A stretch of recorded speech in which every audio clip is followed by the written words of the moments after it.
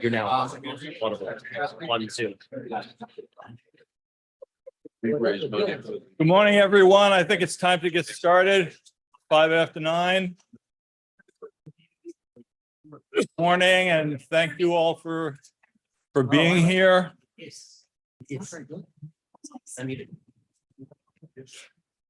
Can everyone hear me okay? Yes. Okay, thank you. Everyone here remotely on the Zoom, can you hear us? Yes. Yes, indeed. Okay, very good. Thank you. Just so you know, I can hear you, but I can't see you. And that's why we have these elaborate rules, which I'll go through later, about how you seek recognition and vote and those sorts of things. But I'm happy to see so many people here. We've got a good turnout both here and remotely. So I welcome you. And I now call to order, therefore, the 80th plenary session of the Administrative Conference of the United States, and we are in order. This is, in fact, our 80th anniversary, and accordingly, we're doing a number of things to celebrate and mark that milestone. For example, you may have noticed some additional anniversary material in your booklets, and the whole thing sort of has a new retro look that we kind of like. We will have a panel discussion of former chair Paul Burkile, former acting chairs Sally Katzen and Matt Weiner, and there'll also be a special award presentation after that panel. And in just a few minutes, he's due at 9:30. We'll have a talk from Cass Sunstein. And finally, we have a special cake that will serve at the end of the day, which will happily be an incentive and a motivation to move along. The sooner we finish, the sooner you get cake. I'd like to welcome some folks specifically, the council members who serve us so well. All of their names are listed on the screen, and several of them are here. Senior Council Member Ron Cass, Fernando LaGuardia, and Matt Morgan. Thank you all for coming. We expected 2 council members on the Zoom. Are you there yet, Nathan and Jonathan? Yes, this is Nathan Shaw. I'm here. Okay, hi, thank you for joining. Jonathan, Sue, not yet? Okay, well, he'll join us later, hopefully. I did see Jonathan. He might just be having trouble with audio. Okay, all right, thank you, Nitin. So thank you to all the council members for the tremendous contributions to ACUS. As many of you know, regarding council members, the president has recently announced his intention to nominate 2 council members. One of them is Shakuntala Baya, a co-owner of a law firm in Delaware, and the other is Neil McBride, who is the general counsel of the Treasury Department. And they'll be joining us on the council as soon as the president signs their commission certificates. What that means, of course, sadly, is that we'll be saying goodbye to 2 much valued council members and friends, one of whom is here, Matt Morgan, and the other is Adrian Vermeulen. And we and I thank them very much for their service, for their friendship, for their support. And Adrian and Matt have both been on the council since 2020, so it's a few years. And thank you, and we'll miss you. I'll miss you, Matt. Miss you, Adrian. Want to also thank the committee chairs who led the development of recommendations for this session. And list them off, please. They are government member Nadine Mancini, who is here, chair of the adjudication committee, public member Eloise Pasikoff, who, there she is. Hi, Eloise, and thank you for your service as chair of the administration and management committee. Government member Helen Serasio. Hi, Helen, good to see you, thank you. She chaired the regulation committee for us and has a recommendation, and this is her first go around as chair. So we welcome her to that. And finally, government member Ray Limon. Is Ray here yet? Okay, he was the chairman of a special ad hoc committee, and we'll meet him later. Thank you also to all our consultants and in-house researchers whose in-depth reports inform the development of the recommendations and the draft recommendations that we will consider today. And finally, thanks to GW Law School for hosting us again, and to Alan Morrison for arranging it and opening the closet this morning, which was essential. And new members since the last plenary session, we've been joined by 5 new government members, 7 new public members, 2 new liaison representatives, and 6 senior fellows. And the names of all the new people are on the screen. It's nice to have some new people coming in to complement and supplement the work of people who have contributed for sometimes decades.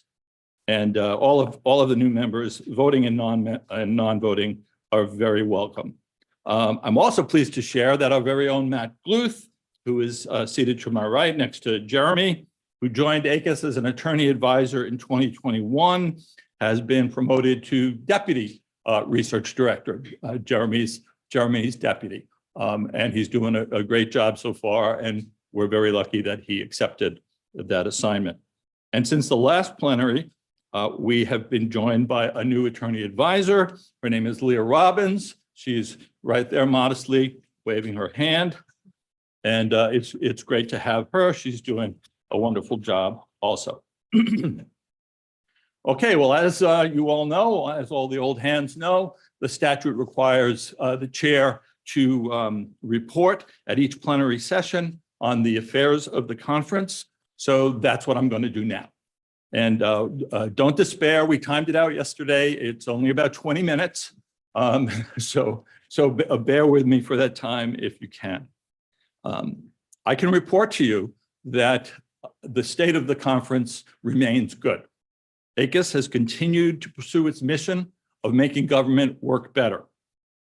We have a robust, ongoing research agenda with 4 strong recommendations proposed for your consideration today.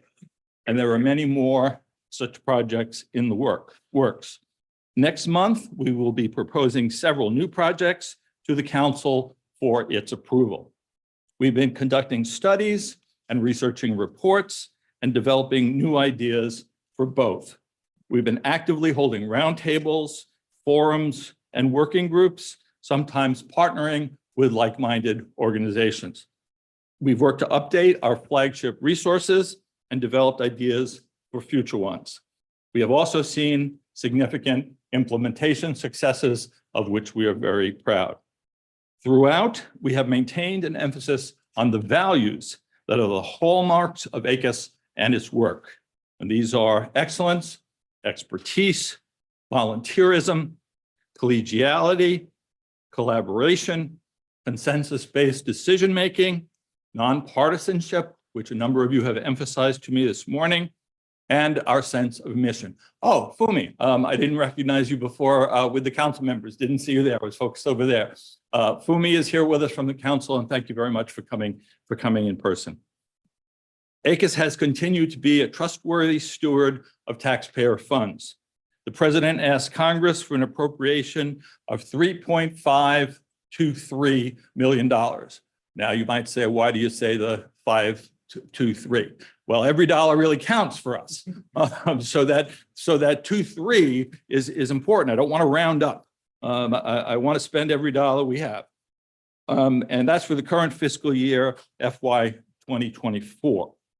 This is a modest increase from FY 2023, and it's mostly to absorb cost of living increases for staff.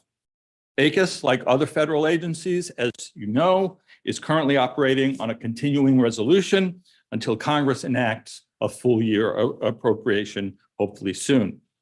Our conversations with both Hill appropriators and administration officials have been overwhelmingly positive. We remain optimistic that ACUS will receive its full year appropriation sufficient to undertake a full program of projects and initiatives. At the same time, we have already been working with OMB on the president's budget request for FY 25. I'm also pleased to report that once again, ACUS received a clean, unqualified opinion from its independent auditor for fiscal year 2023. As in prior years, the auditor concluded that ACUS's statements are presented fairly and accurately, and that the independent auditor also found no instances of non-compliance with any laws or regulations. All our budgetary success, of course, is due to, is due to the skillful work of our CFO, COO, Harry Seidman, who's standing in the back with his back to the wall, and our budget analyst, Nathan Tomaso. Nathan, where are you? He's outside, okay. As to communications, we continue to actively communicate our work to our target audiences with the able guidance of our consulting group, the Amplia Group.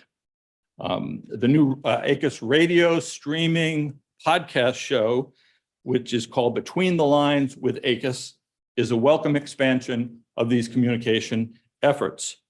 Several people have mentioned to me that they have listened to the podcast, and I'm happy to hear that. Anything you can do to help get the word out about it would be appreciated. The most recent episode is on Chevron deference and became available on Tuesday. The next episode on administrative burdens will be available on January 9th.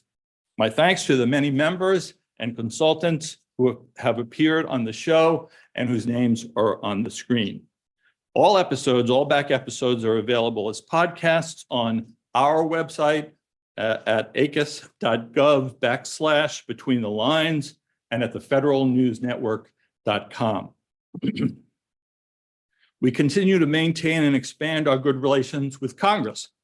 Attorney Advisor Conrad Dryland, to my left, does a comprehensive job of monitoring congressional activity, responding to congressional requests, and most importantly, actively promoting our work on the Hill. And I hope that we've been successful in engaging with all of you, the membership. We continue to provide monthly email updates on our activities. And in September, we had our third midpoint meeting to update members on ACUS activities, discuss our ongoing work, and solicit input between plenary sessions. These sessions seem to be, based on the reaction and attendance, seem to be a welcome addition to our calendar. 6 projects are now underway, which I expect will be put before committees next year for the development of recommendations. The list is on the screen, and I won't read each one, but I can direct you for more information on each of these projects is available on our website, and we will continue to provide updates each month as they progress. Additional recommendation projects will be announced as soon as next month. And among these future projects, ACUS will continue to explore how emerging technologies, including AI, will affect and be utilized by administrative agencies to improve their procedures and processes. Several studies are also underway. Consultants are currently finalizing 2 reports for us on important questions regarding judicial review of agency actions. Professors Mila Shahoni, Jed Stiglitz, and Zach Clopton have submitted a draft report examining how nationwide injunctions and similar equitable remedies affect the administration of federal regulatory programs. And that report is on my desk. I've read about half of it, and it seems to be stellar. At the suggestion of the Judicial Review Committee, Professors John Duffy and Aditya Bomzai are drafting a report examining the timing of judicial review. And I expect both of those reports will be released in the next few months. We've also launched a new project to re-examine international regulatory cooperation. The issue was the subject of an ACUS recommendation in 2011, and President Obama issued an executive order a year later, based in part on that recommendation.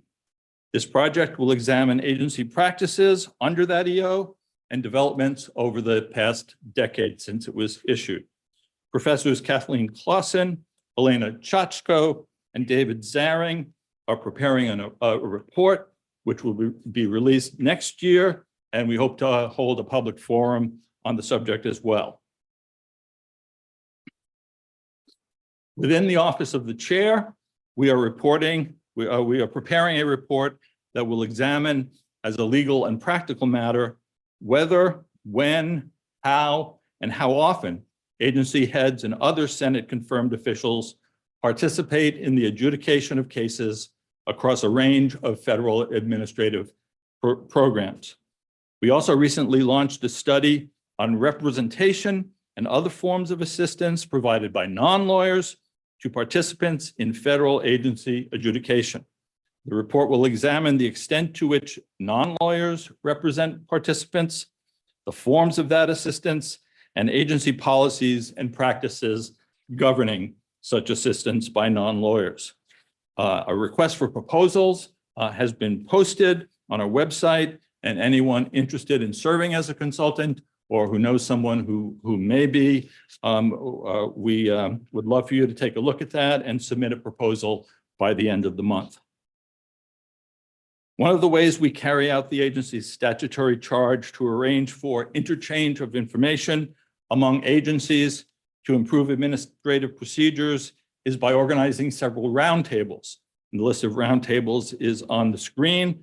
I will not read them all again, but I will just point to the Council of Independent Regulatory Agencies, a long-standing roundtable that we call CIRA.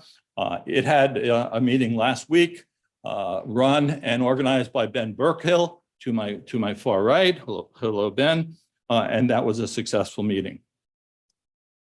We also form working groups. The Office of the Chair brings experts together to develop model materials.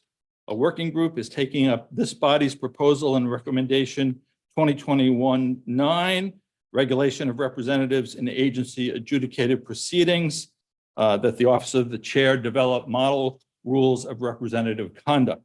This working group is chaired by Aaron Worth, the Chief Administrative Law Judge of the Federal Maritime Commission.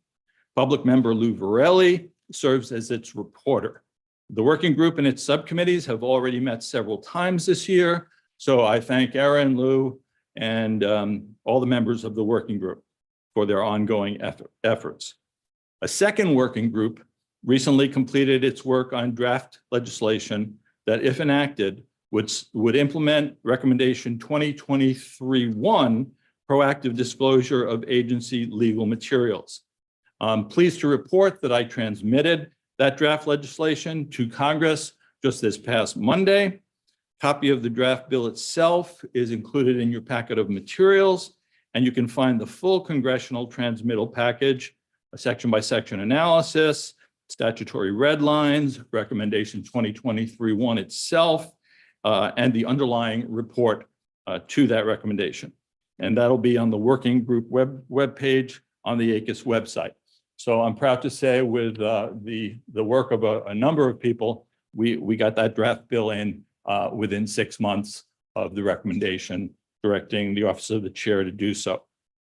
So thank you to all members who participated in that working group, particularly the chairs, Roxanne Rothschild, and who's a government member, and public member Jennifer Dickey for co-chairing it. Are either of you here or on the Zoom? Roxanne, Jennifer? No, but thank you very much nonetheless. And a special thank you to Liaison Representative Toby Dorsey for lending his expertise in legislative drafting, which is his specialty, and to Professor Margaret Quokka for serving as a consultant to the working group. And as of course to Conrad Dryland for serving as ACUS staff counsel for the project.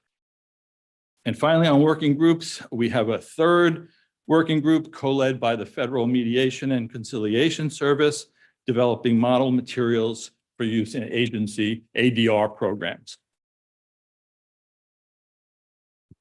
Another working group that is very important to us and that we've been very active on is the White House Legal and Interagency Roundtable, which is known as LAIR. The president reconvened LAIR 2 years ago under the leadership of the Attorney General and the White House Counsel. And we are one of about a dozen members, agency members of the roundtable.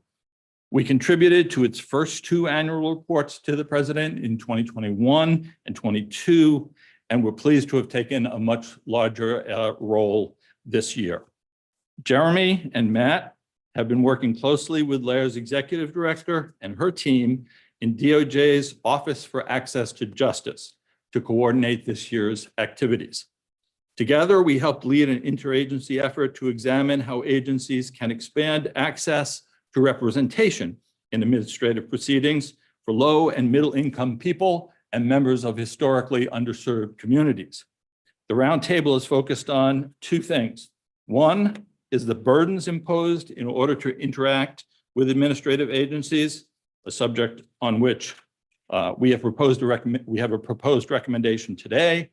And the second issue focuses again on ways qualified non-lawyers can help expand access to representation and assistance, which is a topic we are investigating and will continue to research in the future. These efforts resulted in a report to the president, which highlights several ACUS recommendations and reports. The report was released at the annual meeting of Roundtable Principals, which was held last week or the week before. I was pleased to join the Attorney General, the White House counsel, and other senior administration officials, including the Secretary of Veterans Affairs, and our own council member, Fernando LaGuardia, was there as well.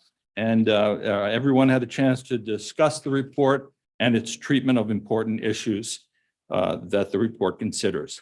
Much more remains to be done in this area, of course, to enhance access to justice in agency proceedings, and we continue to undertake new initiatives to help achieve that goal. Accordingly, we partnered with the Legal Services Corporation on a virtual forum we called Assisting Parties in Federal Administrative Adjudication. This multi-part virtual forum examined ways to improve support for parties in adjudicative processes in which they frequently lack representation of any kind. I reported on the first two panels at the June plenary. Since then, two more panels have been held. One panel, the third in the series, was held just after the June plenary and addressed ways that agencies can assist self-represented parties. It built on previous ACUS work, most notably recommendation 2016-6, self-represented parties in administrative proceedings. And the fourth and final panel held last week focused on the drivers of system-wide reforms that make administrative proceedings more accessible to the public. We also collaborated with LSC on a panel discussion called Access to Justice in Administrative Adjudication at last month's ABA Administrative Law Conference. Jeremy moderated this panel, and we are all grateful to LSC for their partnership in this panel and in the forum, which is now completed for the year. ACUS staff also coordinated 3 other panels at the ABA conference. Matt moderated a panel on administrative burden reduction, and attorney advisor Kaja Novatsky, where is Kaja? Probably working on technical stuff for us, moderated a panel on best practices for developing public engagement strategies in agency rulemaking. Working with Kaja and Conrad, public member Dan Ho moderated a panel on the regulation of AI and other emerging technologies. Thank you to the organizers of this conference at the ABA Ad Law section for including these panels on their program. We also continue to issue publications to keep ACUS members and the public informed about matters of administrative procedure. Information interchange bulletins offer one-page overviews of important topics. Another monthly series keeps agencies, Congress, and the public updated on adjudication-related developments. And Leah has ably taken on that project for us. We also provide updates on relevant congressional and judicial developments on our website. We are, of course, also regular contributors to ARLN and to the Notice and Comment blog. And with your input, we have published our first 2 statements of principles. The latest statement provides a single convenient resource summarizing all ACUS recommendations on public engagement in agency rulemaking. The first statement, you may recall, summarized recommendations related to the disclosure of federal administrative materials. Additional statements focusing on guidance documents and administrative adjudication are currently under development. I also want to acknowledge Jeremy and Matt's success on an outside project. The ABA just published the 3rd edition of its Guide to Agency Adjudication, and Jeremy wrote several chapters and edited it single-handedly. And Matt Gluth contributed a full chapter as well. And they did this all on their own time. Many other ACUS members and current and former ACUS consultants also contributed to the volume. This publication is an important addition to the literature on adjudication, and we congratulate everyone involved. In addition to these initiatives, the Office of the Chair has provided technical assistance to agencies and Congress and promoted the implementation of the Assembly's recommendations across all branches of government. We all believe that following through on ACUS recommendations to try to see them to implementation is a vital function for ACUS. We thank our implementation working group, which is co-chaired by public member Hai Feldblum, who is here with us, and special counsel Andrew Emery. Andrew, are you on the Zoom? No? Okay, we'll catch you next time. No, I'm here. Oh, Andrew, hello.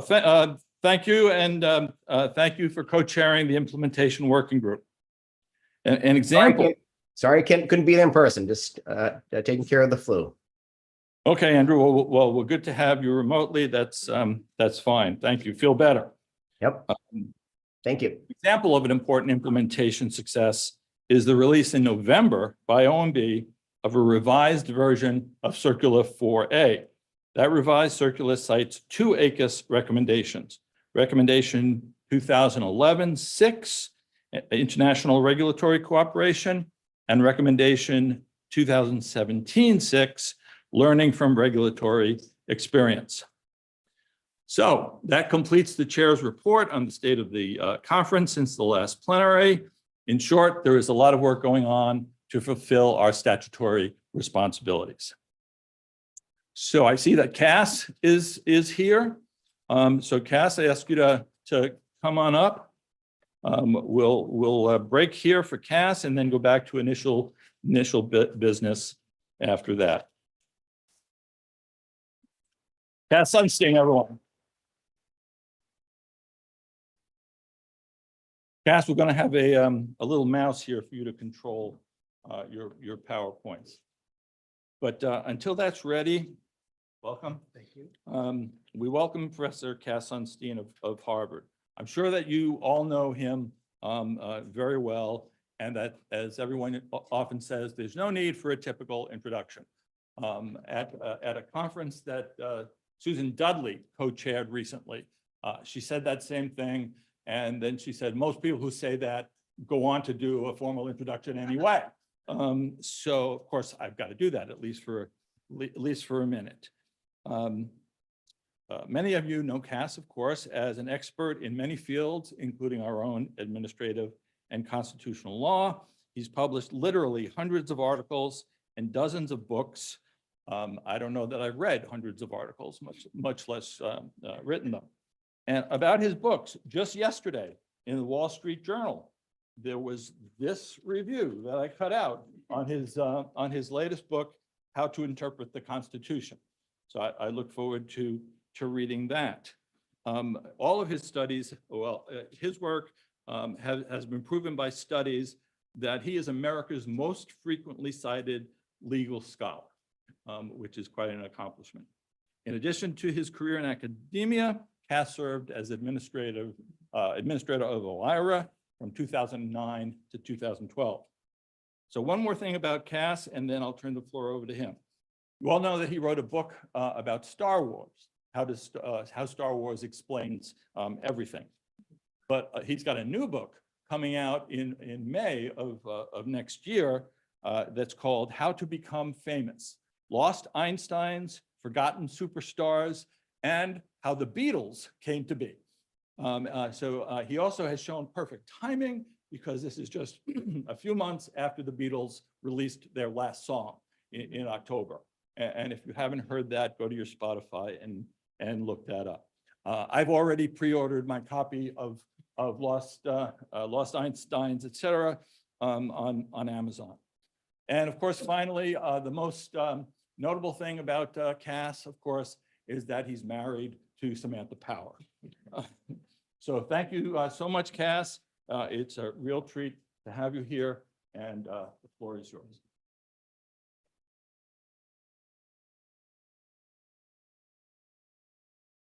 Okay, so it's a thrill to be here for several reasons. Number one is the amazing people in this room, some of whom are longtime friends. Hi, Paul. Some of whom are like 3 or 4 year heroes. Hi, Don and Pam. Some of whom wrote the book. Hi, Jeff. To everyone here, thank you for the amazing work that you do, that ACUS does, that reverberates not only through the US government, but internationally. And really a tribute to all of you. This is about sludge, these remarks. And there's a little kind of technical sludge. I think you're only going to see one slide. It's not a bad slide. It's a good slide, isn't it? Maybe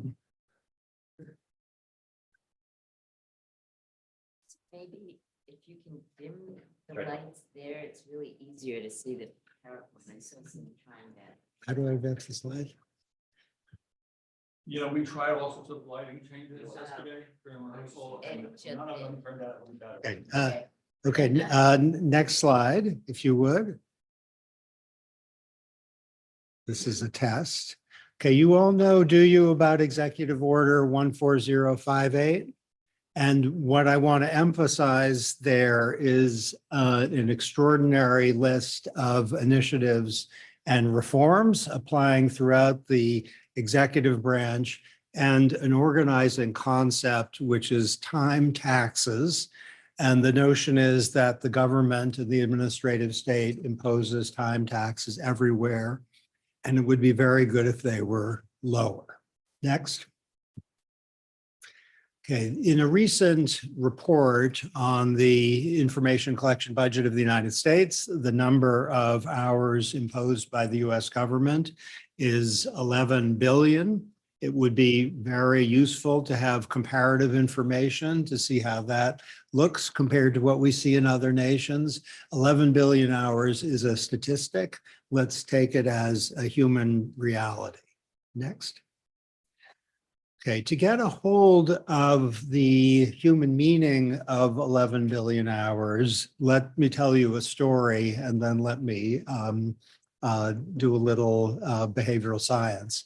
A number of weeks ago, I was called by an important person in Washington, D.C., who isn't a US citizen, but who is well-known and well-connected, who said that there was a problem in her family and her son needed something from the Department of Homeland Security with which I have a connection. And the question was, could I facilitate that? And the answer was no, that there would be an ethics violation, and she had to navigate a significant amount of sludge. And she's a wonderful person and was disconsolate at what was happening to someone in her family because the Department of Homeland Security wasn't able to process something. It was heartbreaking. And she called me 3 times and I couldn't help.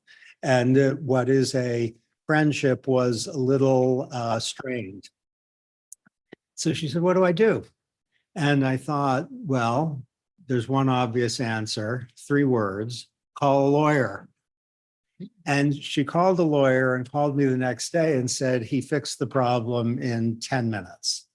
And then she said, but what about other people who don't know that you should call a lawyer and don't know how to do that? What happens to them? Okay, that's a tale that doesn't, with a question that doesn't have a good answer.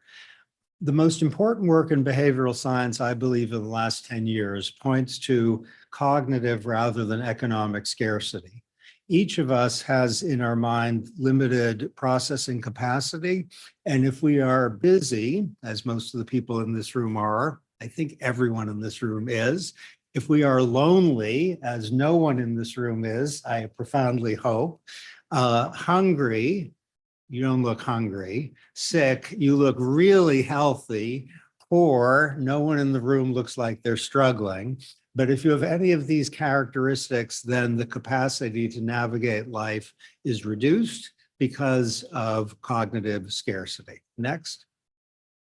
If we are facing cognitive scarcity, bandwidth is limited, it is taxed. We tunnel on particular things we are now focusing on.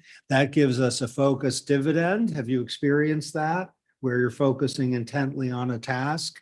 It means that we are focused on the short term, present bias. Planning becomes extremely challenging. Next. Here's some evidence. If I posted on the screen here a bunch of letters, let's say A, G, C, P, K, E, L, my prediction is that you would all have diverse judgments about what words emerge from that assortment of letters.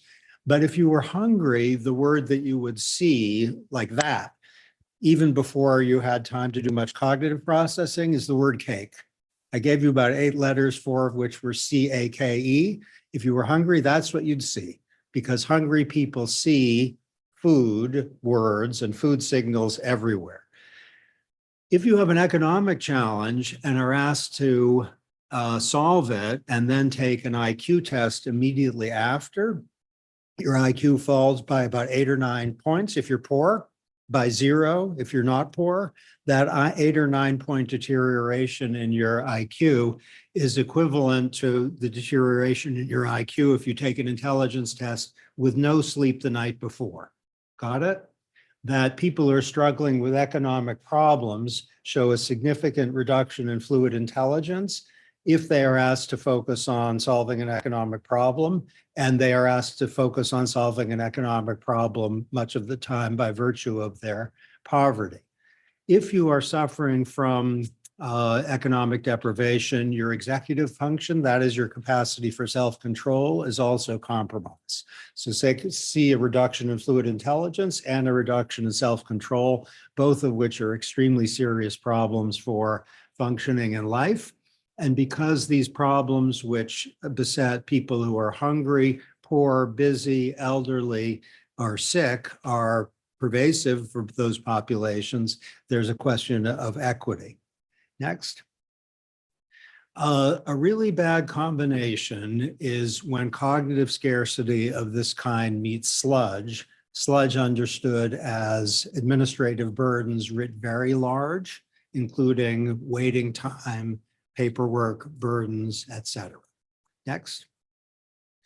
Okay, here's an intervention to test the effect of sludge reduction in Michigan, and take this as a metaphor for something that could be done in many federal agencies. The idea was in Michigan that students who have a lot of money are going to the great university, the University of Michigan. Maybe some of you went there. Yes. If students who don't have a lot of money don't go to the University of Michigan because the University of Michigan looks like something in the sky that some people visit, but not you.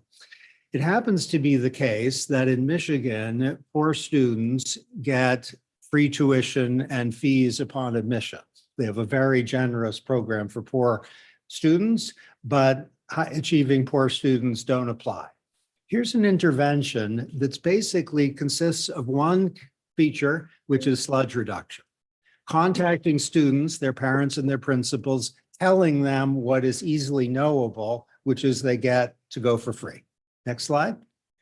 The reduction was to, the effect of the sludge reduction was to double the number of students who applied and double the number of percentage of students who enrolled, an effect that persisted through 2 years of follow-up.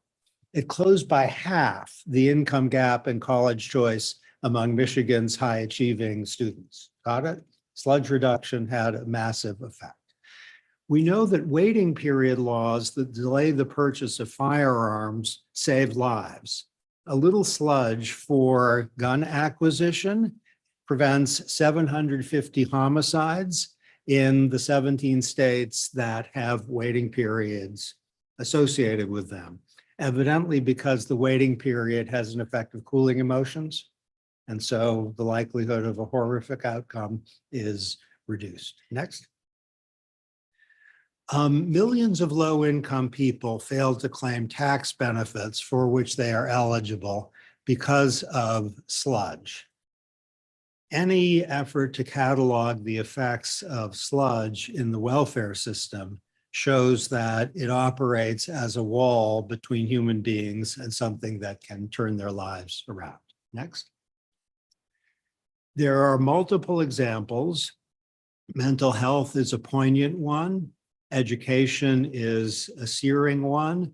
Occupational licensing and permit requirements are not poignant and searing perhaps, but they're associated with reductions in economic growth. Next. Okay, the article with the best title of the last 20 years, I say, is called "Everyone Believes in Redemption." And it's like a fairy tale, but it happens to be true, replete with implications about the consequences of sludge. If you get a product, let's say an iPhone, and it says you mail in this form and you get a $200 rebate, as a first approximation, 100% of people think they're going to mail in the form, but 50% of people do mail in the form. There's a big disjunction between anticipated mail-in and actual mail-in. And that is something that companies exploit.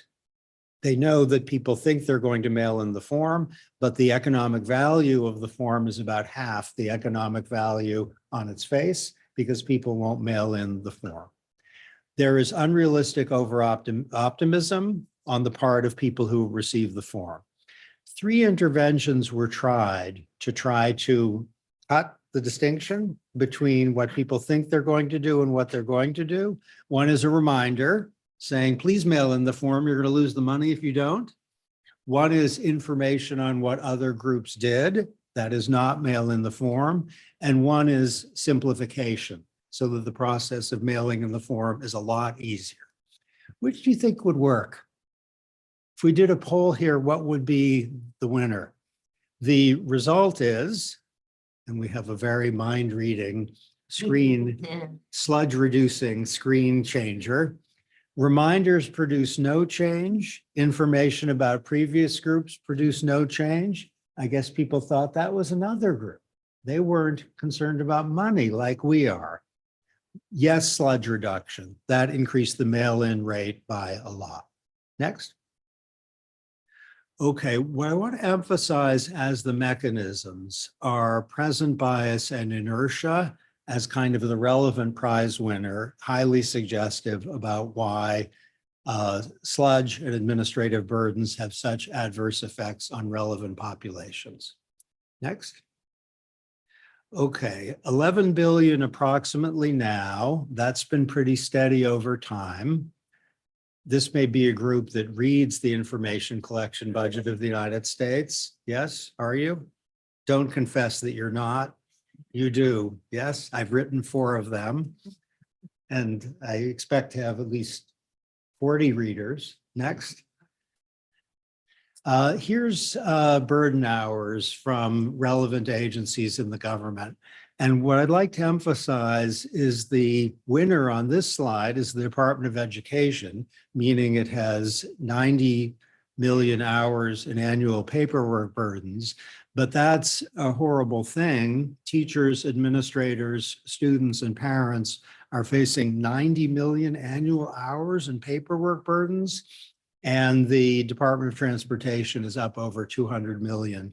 That includes people who are struggling, many of them with problems of cognitive scarcity, because they're really busy, they don't have a lot of money, or they're not young, or they're not feeling well.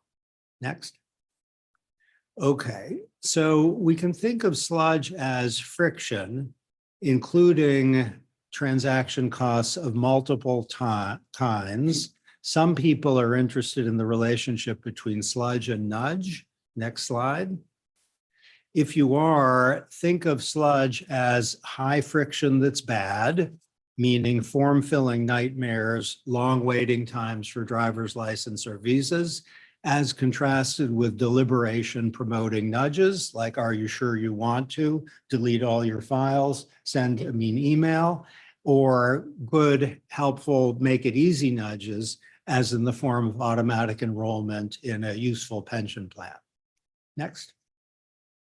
Okay, we want to notice, I suppose, that administrative burdens have justifications that range from the interesting to the important to the pragmatic to the boring to the provocative. And the interesting one is sludge as promoting reflection and deliberation. Are you sure you want to? Program integrity is the important reason. The pragmatic justification to acquire useful data is significant. Privacy and consent are, in my view, essential, but a little self-evident. Often ordeals are described as a sorting mechanism, but they're really not a good sorting mechanism. They tend to be random or perverse. Next. Okay, consistent with some of the work that's done here, we can think of an assortment of remedies to reduce the stock and flow of sludge. To reduce the flow, we might have a vague standard or a specific requirement. We might use tools like pre-population, electronic rather than paper, and we might have cost benefit and tests and cost effectiveness tests for the imposition of sludge. Next. USCIS asked for comments on barriers and burdens, asking the public for their thoughts. And there were over 7,000, of which a large number turned out to be identifying reforms that were ready for prime time. And you can see an example on the slide of an extension of the automatic period for employment authorization from 180 days to 540 days. Next. Okay, Biden's effort to cut time taxes, an executive order that's received bipartisan enthusiasm, has a large number of particulars. Next. Including online passport renewal, no mailing, automatic enrollment in programs designed to help poor people from the Department of Agriculture, simplified loan application processes. Next. Various efforts by HHS to do what is directionally the same, including the magic word pre-population. Next. And that's Administrator Power, my wife. We have something highly relevant in the next slide. But with respect to the introduction, I just have a story for you, shall I? When she was UN ambassador, we lived at the Waldorf Astoria, which was where the embassy was. And the concierge at the Waldorf Astoria called me Mr. Power for a long time. And he became a bit of a friend. So I thought after 3 months of Mr. Powering, it was time to set him straight. So I said, actually, my name's Cass Sunstein, and you can call me Cass or Mr. Sunstein or whatever you want, but that's my name. And he looked at me and he said, that's amazing. That's incredible. You look exactly like Mr. Power. Which I thought was a good lesson in Bayesianism. He was rationally updating, and he thought it was more likely that there were two identical people in his hotel than that Ambassador Power's husband had a different name from her. Okay, next slide. USAID is now Storm Central for many development efforts, including in the Middle East. Not sure if the word development is quite right, but aid is certainly there. All the trucks are going in. And the instruction from the president is to reduce sludge of multiple kinds. Next. Okay, you may know about OMB's work on paperwork reduction and equity. Next. Where there's an emphasis on psychological costs in particular, which may include frustration and learning and a sense of indignity. And the effort here is to reduce that psychological cost. Next slide. With an emphasis on the customer experience when responding to a burden collection. Next. Okay, I'm going to conclude with a single question, which is, what is the most precious thing that human beings have? And this could be a very sentimental response. It's going to be sentimental, but not very sentimental. In the period when a number of us have experienced losses, either proximate or pretty proximate from COVID, in which the drain imposed by illness and death on our country has been unprecedentedly severe, at least in our lifetime. There's a candidate answer to this question that trumps, I think, all others, and it is a four-letter word. Next slide. No, that's not it. Next slide. Okay, here's the answer. Time.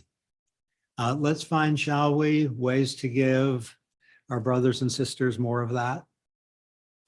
Thanks.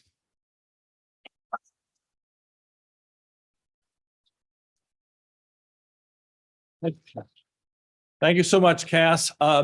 When I asked Cass whether he'd speak to us, when I first met him 6 months ago, he immediately accepted. So I think that shows the respect he has for all of you to make himself available. And here he is as promised. Thank you. Ricky Rivez spoke to us in June, and I had a gift for him, was an ACUS mug. And I'd like to give you one, except we ran out of them. It took 13 years of these ACUS mugs, and finally we ran out of them. So I'm sorry, I have no gift for you. But thanks for your talk, because we're doing a recommendation later on administrative burdens. So that's a fantastic lead-in. So again, everyone, Cass on scene.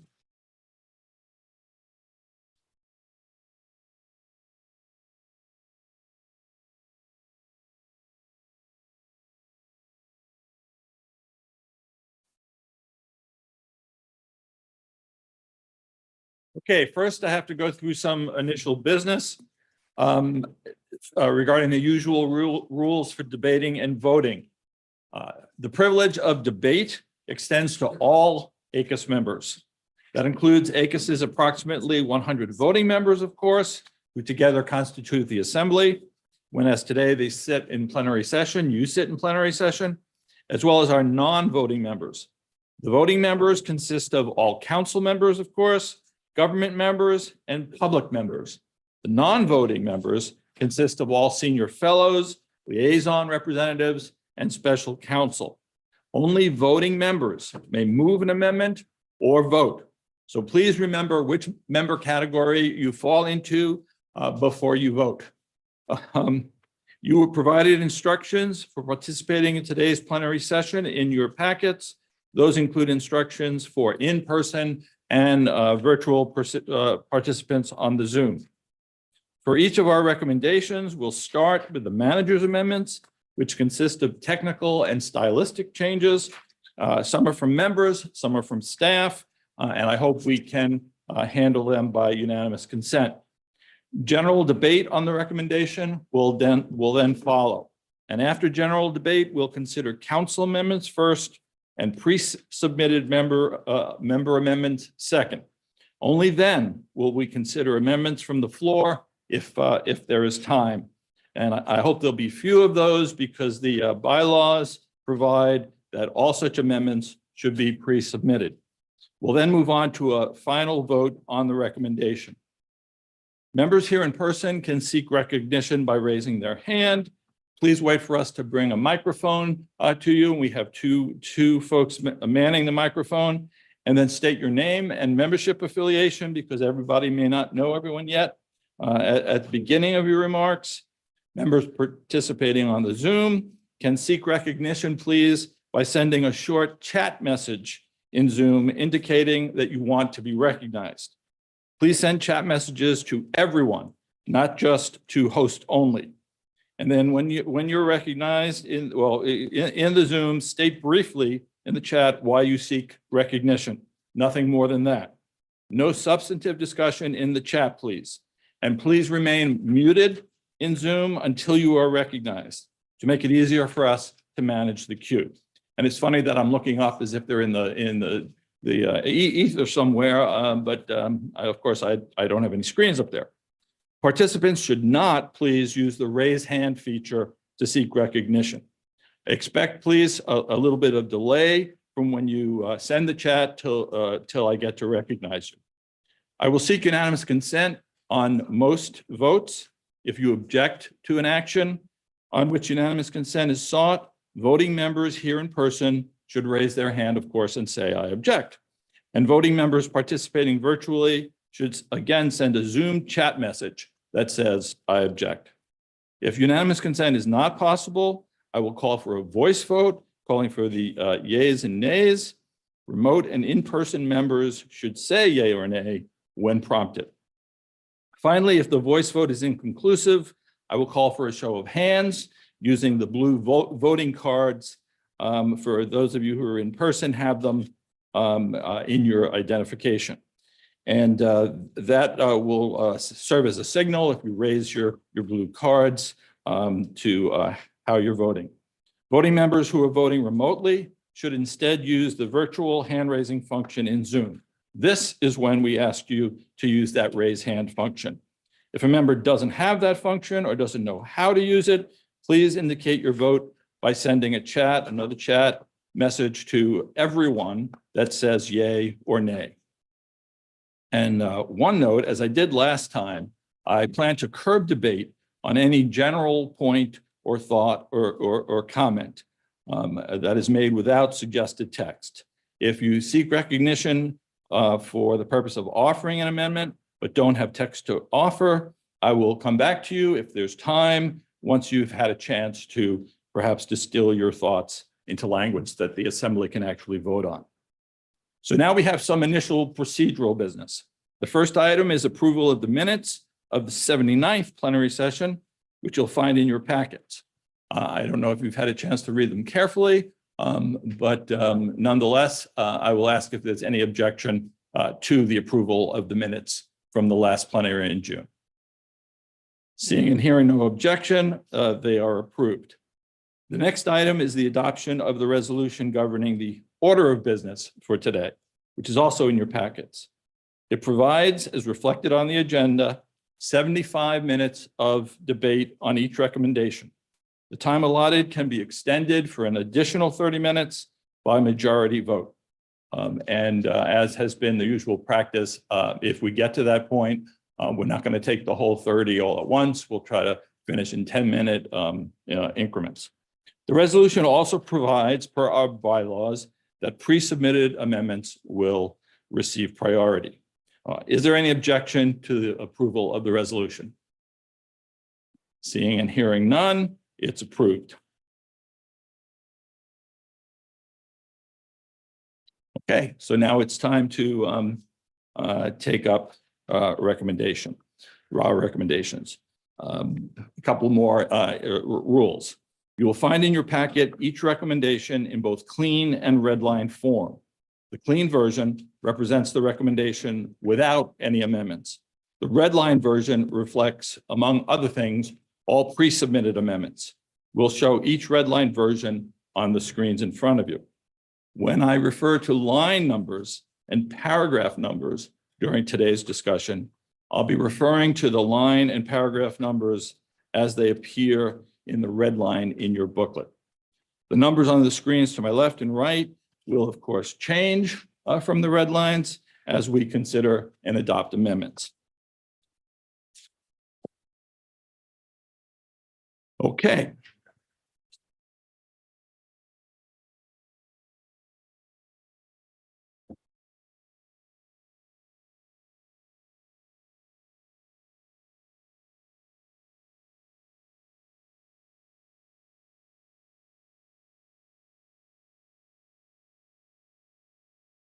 Our first recommendation for consideration is best practices for adjudication not involving an evidentiary hearing, which comes to us from the Committee on Adjudication. For their work on this recommendation, I'd like to thank Nadine Mancini, Chair of the committee, and our staff counsel, Matthew Gluth. I'd also like to extend particular thanks to our consultant, Michael Asimo. His work on this project marks another anniversary for him. This marks the 50th anniversary of the first time that Michael served as an ACUS consultant. So I think that's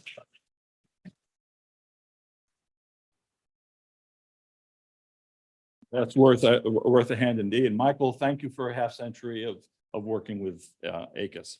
And we'll hear from you first, Michael, on the report, and then Nadine on the committee proceedings. Michael?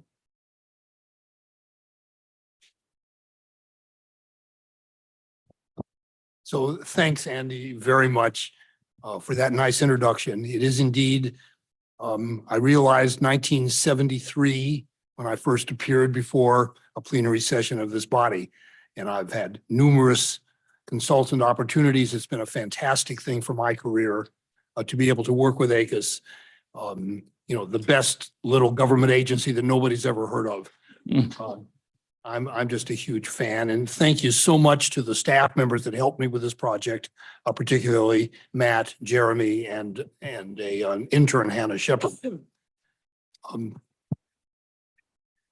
So it's natural that we pay a lot of attention when we talk about administrative adjudication to what we're most familiar with, well, which are the adjudication provisions of the Administrative Procedure Act, and which I refer to as type A adjudication. Very important, but not the subject of today's consultant's report. Type B adjudication is very similar, except the APA doesn't apply to it, but it still requires formal evidentiary hearings. And there's lots and lots and lots of that. And that was the subject of recommendation 2016-4, which I also worked on. But today's subject is what I call type C adjudication. Adjudication without an evidentiary hearing. There's tons and tons and tons in the federal government, but it's so incredibly diverse, heterogeneous, that it's really hard to get your arms around it. And yet these are decisions of tremendous importance to both to the government and to all of the ordinary people that are subject to this type of adjudication. This is adjudication without the formal trial proceeding that we're accustomed to. It's being done through arguments and document submissions and exchanges, negotiations, public comments, public hearings, all kinds of things other than formal trials. There's an enormous variety of these schemes. There's no way to even find out where they all are. And that's why I'm asking all of you to read my report, particularly part 2, where I try to give you a survey of a couple dozen particularly interesting type C adjudication schemes. But those are only a tiny, tiny fraction of the total. And if you, especially government members, know of interesting type C adjudication schemes that I haven't discussed, I hope you'll let me know about them, because they're hard to find. Where do you go to find these? I mean, it's very kind of random process. And so that I need all your help. And especially if I'm commenting on a program you're familiar with, let me know if I got it wrong. How do I know? Unless you tell me. So the stakes range from extremely important to the people involved and to the government, to the public, down to the quite trivial, but it's all adjudication. That is a legally binding decision involving a dispute between an individual and the government. So just to get a sense of what are we talking about here? So every time there's a FOIA request, there's a dispute. If the agency turns it down, we have a binding type C adjudication has occurred, but there's no trial. Request for a waiver, millions of them, right? If denied, we have a dispute. Very important proceedings such as approval of new drugs, licensing of banks, auditing of banks. Loans and grants, enormous field. Disputes about loans and grants are legion, but they're not settled through hearings. Land use and national forests, great number of immigration decisions, national security decisions, tax collection, decisions by inspections. We could go on and on. And I hope particularly you'll read part 2 of my study where I try to organize them. It's fair to say that most of these involve discretionary functions, not all, but most do. So once we realize there's this universe of federal decision-making out there, well, how could we make it better? And the answer is obviously not through a statute, because no statute could capture the variety of programs that we're talking about. There'd be endless fine distinctions that are very difficult to draw. So instead, we're going the route, as ACUS often does, of best practices. And it's understood that these various proceedings are so diverse that the best practices that we'll be talking about today have to be tailored through an individual cost-benefit analysis by each agency. More procedure is appropriate when the stakes are higher, or if there are credibility disputes, or if there's application of law as opposed to discretion. But each of these recommendations, although I hope they're all valuable, need to be always tailored to each circumstances of each agency. So the recommendations are rooted in the case law about consultative due process. Or there's quite a number of due process cases involving relatively small stakes decisions and what the Supreme Court has called for in those situations, as well as in a couple of provisions of the APA, particularly sections 555 and 558, which do apply to type C adjudication, and other federal statutes relating to integrity and representation and so on. So I've tried to root this recommendation in existing and respected sources of law. So basically, what are these? I guess we have 8 or 9 distinct recommendations about informal adjudication. Part of them are just the rudiments of decision-making, the requirements of fair hearing, requirements rather of notice, opportunity to present evidence and argument, although not through a trial, a statement of reasons by the decision maker, impartiality, and representation, the subject that Andy was talking about before, very important issues of self-represented and lay represented individuals in these adjudication.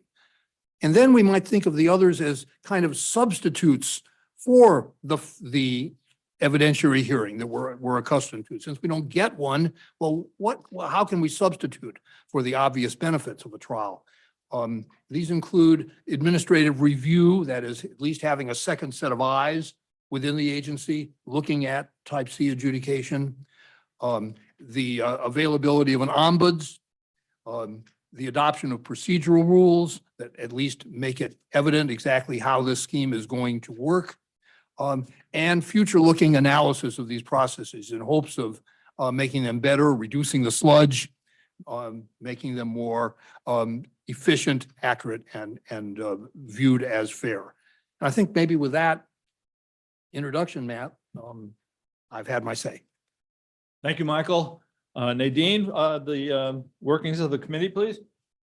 Thank you. I first want to thank Michael. It's been a pleasure working with you again. We got to work together on your prior project, and I really want to thank you for your great work on this and your assistance to the committee in our deliberations. I also want to thank Andy, Jeremy, and particularly Matt, along with everyone else at ACUS who supports the committee and makes our work possible and all the more successful. And my gratitude to the contributions of my fellow committee members is boundless. They teach me something new on every project we tackle and continue to inspire me with their dedication to good governance. So a little bit about the committee's deliberations. We met twice this fall, and our deliberations were extensive. This recommendation is related to 2016-4, as Michael said, but it draws strategically from other recommendations on recusal, quality assurance, and ombuds, tailoring those concepts to adjudications without an evidentiary hearing. The committee took great care from the outset to avoid crafting a recommendation that imposes the same level of formality that we see in adjudication systems that involve evidentiary hearings. The challenge was to capture best practices flexible enough to be workable in adjudications that range widely, as Michael said, from matters implicating national security to an application for a campsite.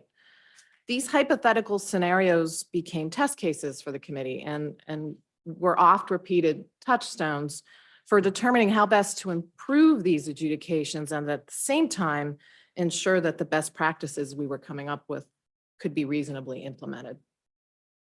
We discussed how best to convey that these adjudications should be fair and provide as much due process as possible. We found consensus around ensuring that the decision-making process, whatever that looks like for each agency, is explained and understood by those involved. And this means creating, for instance, opportunities for a party or an applicant to cure or address deficiencies before a decision is made, or to have a family member assist them throughout this process. So I want to thank you again for being here. I look forward to hearing from the conference, and I'll turn things back to Andy. Thank you, Nadine. Thank you, Michael. And Conrad just told me that there are 65 people on the Zoom. So with the in-person attendance here, that puts us well over 100 participating members, and that's a terrific turnout. So I'm very grateful for that. First off, the first order of business is to consider the manager's amendment, as I said in the instructions. That's stylistic, technical changes. Is there any objection to adopting the manager's amendment? Without objection, it's adopted. Before we get to pre-submitted amendments, this is an opportunity for any general discussion on the amendments and report. Does anyone seek recognition to comment on either of those? Don't hear anything from the Zoom either, so we will move on to amendments then. We have 12 council proposed amendments to consider. Council Amendment number 1 moves references to types A, B, and C adjudication as used in recommendation 2016-4, called evidentiary hearings not required by the Administrative Procedure Act, and other recommendations and publications. It moves those references from the text of the recommendation at lines 7 to 13 into the footnotes 2 and 3. Parallel amendments have been made throughout the document to remove references to type A and B adjudications and references to type C adjudications.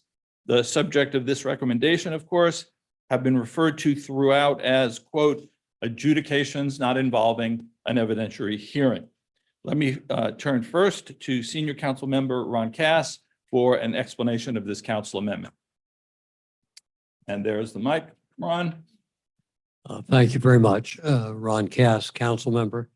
I think this amendment helps the readability and the clarity of the recommendation. Although many of us have type A personalities, not few of us have type C personalities.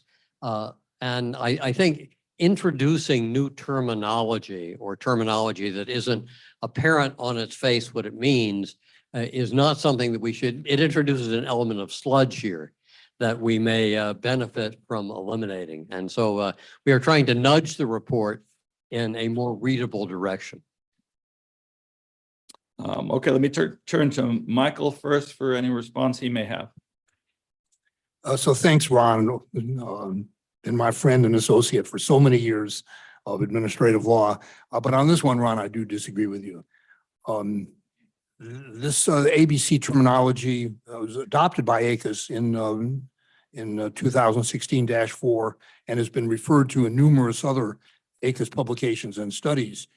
And it's a concise way of expressing the differences between these three types of adjudication, which is a very, very fundamental difference between types A, B, and C, and very helpful to people to use. So it looks strange to me to put it into a footnote, but in the body of the recommendation to speak of this much wordier phrase of adjudication without an evidentiary hearing. So I would myself much prefer, for reasons of conciseness and accuracy, to use the type A, B, and C language in the text of the recommendation. Thank you, Michael. Nadine, did the committee consider this at all? I don't recall that we had any discussions in depth on this topic. The terminology is used in 2016-4, and so it made sense to use it in this recommendation. It's a shorthand way that reflects the prior report that Michael did. And so I don't think that it's something that the committee fully considered at the time. To the extent that the language Ron's suggesting accurately reflects the type of adjudication we're talking about, that would obviously be fine. I think it's just really a matter of preference and how, in terms of how we want to continue referring to these. I also think it's, like I said, consistent with 2016-4, which we always aim for consistency here. Michael, I caught you looking at me. Do you want to say something more? No? Okay, this is the time to open it for general discussion. Warren Belmont. I support Ron Cass's, Microphone, please, Warren. I support the council's proposal to make it clearer. And I point to recommendation 16 of the report itself, which says agencies should ensure that their notices, statements, procedure instructions, FAQs, and other documents that contain important information about their type C adjudication without, and the proposal is to eliminate type C and substitute adjudications without evidentiary hearings. And this is the important part of that provision, are made available in languages understood by people who frequently appear before the agency. I think using the phrase type C does not convey to people who frequently appear before the agency to understand what we're talking about. But by substituting, as the council has suggested, the actual title of the recommendation, I think it is more effective. So I think the form is clear just by looking at what the objective is in paragraph 16. Okay, thank you. Does anyone else? Hi.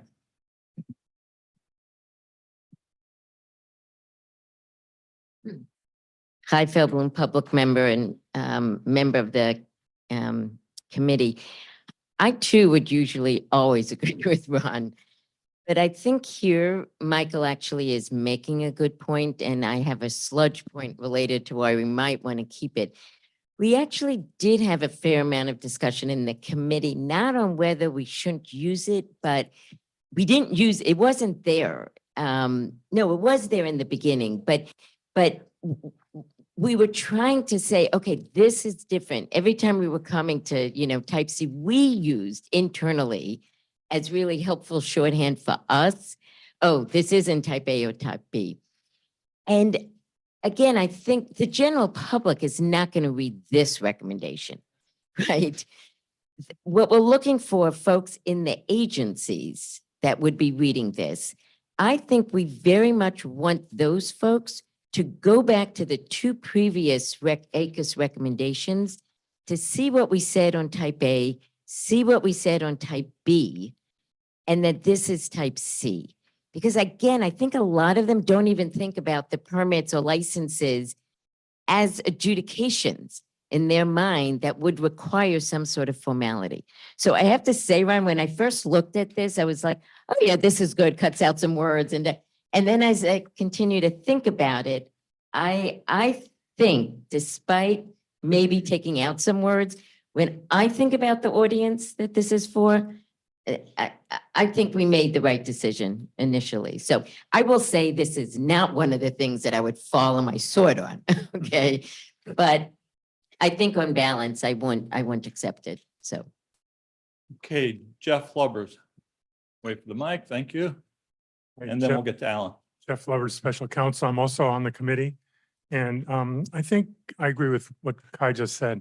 I think that it's something that I use in my class to teach students. And I think the students find the type A, type B, type C dichotomy useful to understand the wide range of administrative adjudications. And so I think it's really just a question of whether we as a group think that that type A, type B, type C dichotomy makes sense going forward.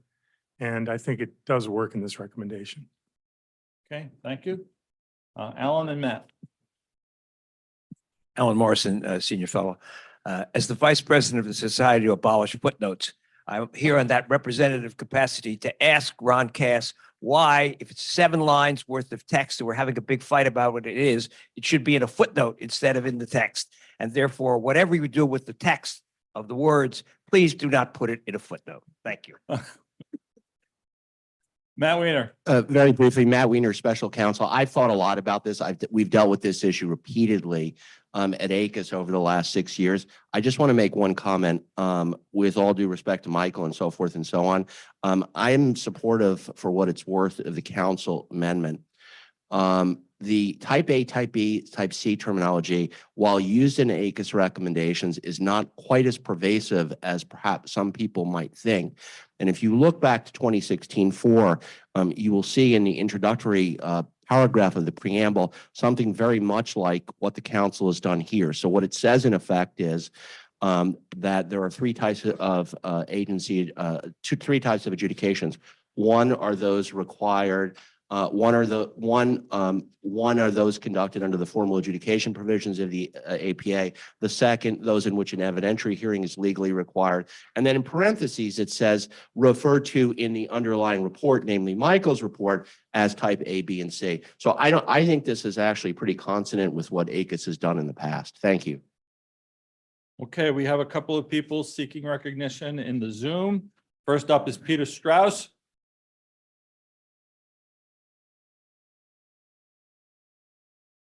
Peter, we can't. There you go. you're got me. So this is more of a general comment, but basically type C is too broad. I don't at all object to there being a sense of type C, but there really is something like a type D. And when I read in the preliminary discussion that Freedom of Information Act decisions are part of type C, I start wondering about, well, what, prior notice and an opportunity to submit evidence? And I suppose the same thing is true for a variety of other adjudications that really do not fall into the evidentiary category. And I'm not sure how to deal with that except to suggest that the Committee on Style might wish to review that list of things that are described as type C to eliminate things like Freedom of Information Act requests that really aren't. Thank you, Peter. Jack? Hi. I lean in favor of Ron Cass's and the council's proposed amendment, and I looked back at 2016-4, and we never used the type phraseology in the actual recommendations.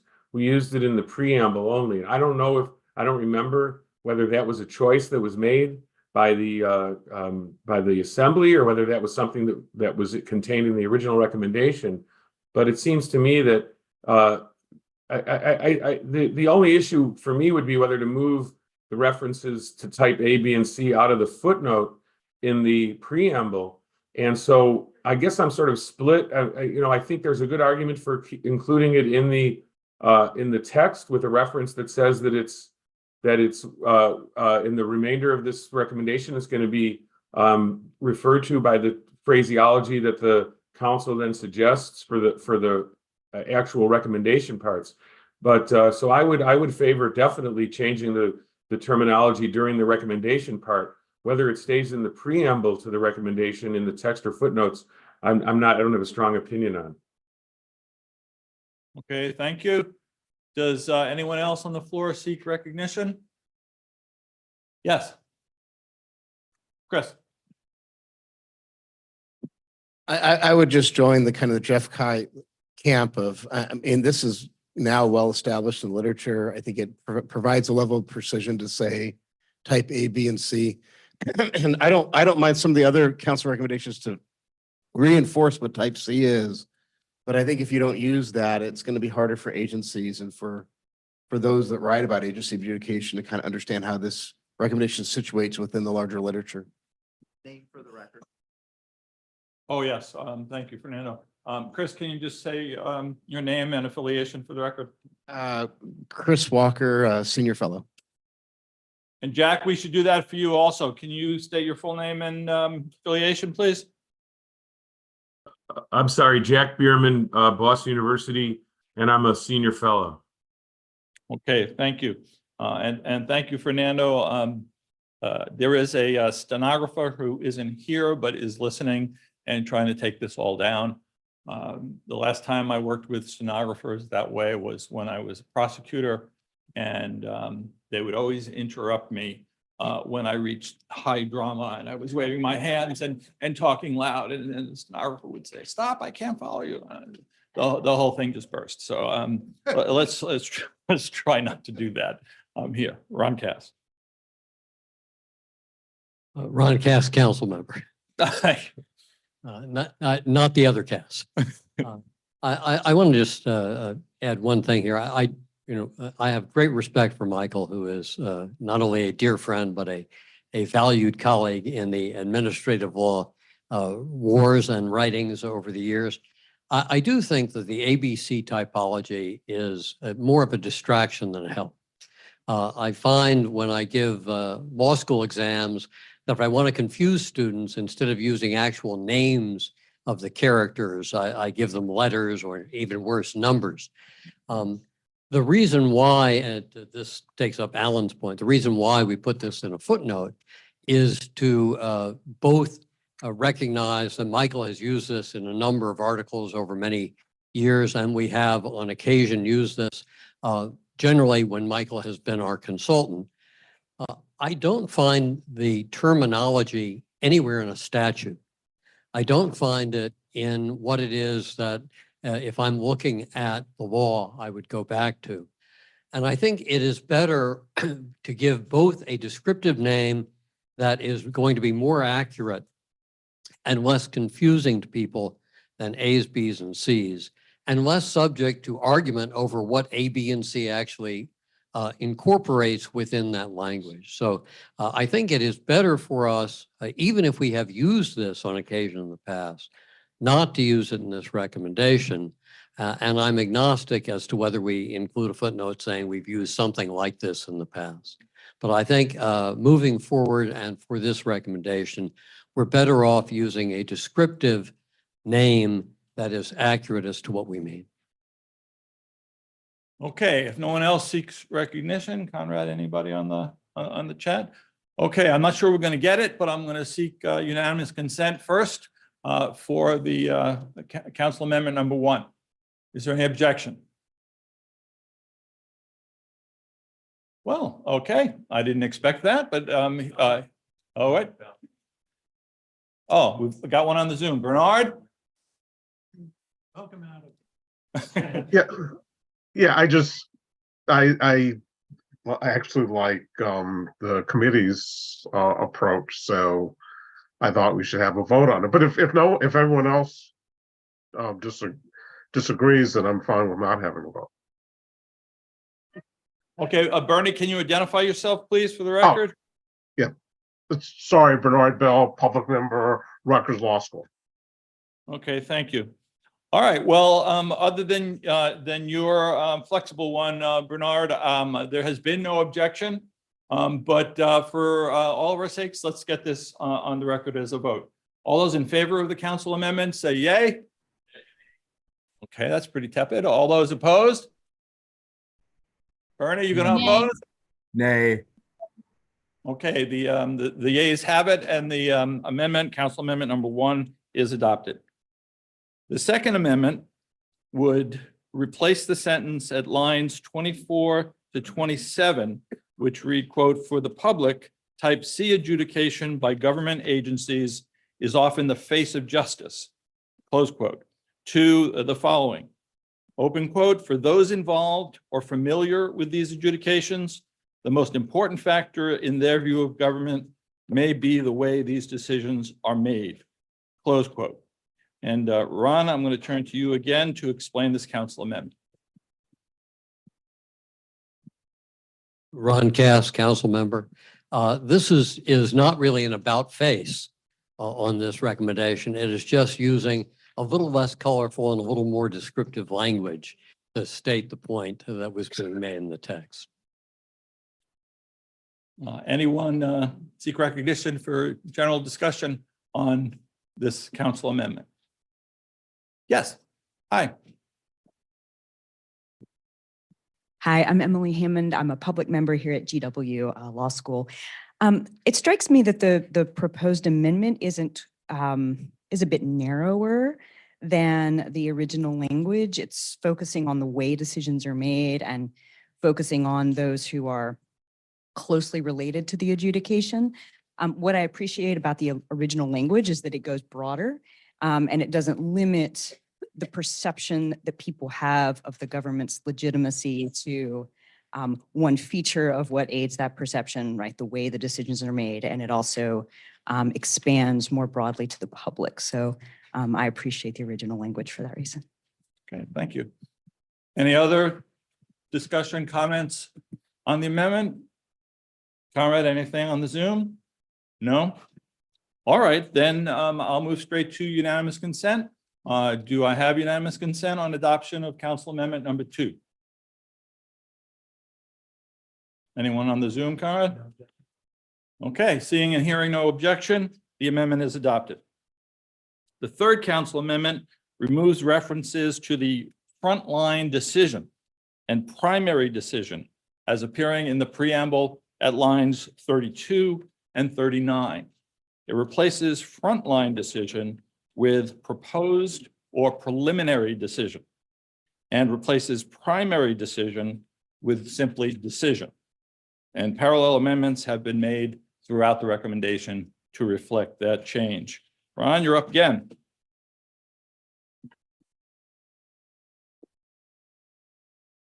I'm glad, by the way, that I get paid by the intervention. Again, this is designed to be descriptive and to use terms that are a little bit more easily understood by those who will read this. Frontline, although I know it's a great title for a TV show, is probably not as easily understood by people who will be reading and implementing the report. Okay, let me go to Nadine for the committee view first. Nadine? This particular terminology was a subject of great discussion by the committee. We spent a great deal of time trying to find the right words to capture each stage of what we saw as a type C adjudication process. We did use the terminology quite a bit in our deliberations, I'll just say. So to the extent that we had already as the IE a proposed or preliminary decision, clearly that's what we meant by frontline. So as long as it accurately reflects that stage of the process, I think the committee would be fine with that. We did struggle a little bit with finding the right word, the adjective to use there. I'm not sure that we had a full-throated endorsement of frontline in our deliberations. I didn't know if we were going to talk about, well, I guess we're holding off on the next aspect of, I don't think you covered primary decision yet. Ron, do you want to speak to the change on primary decision to just decision?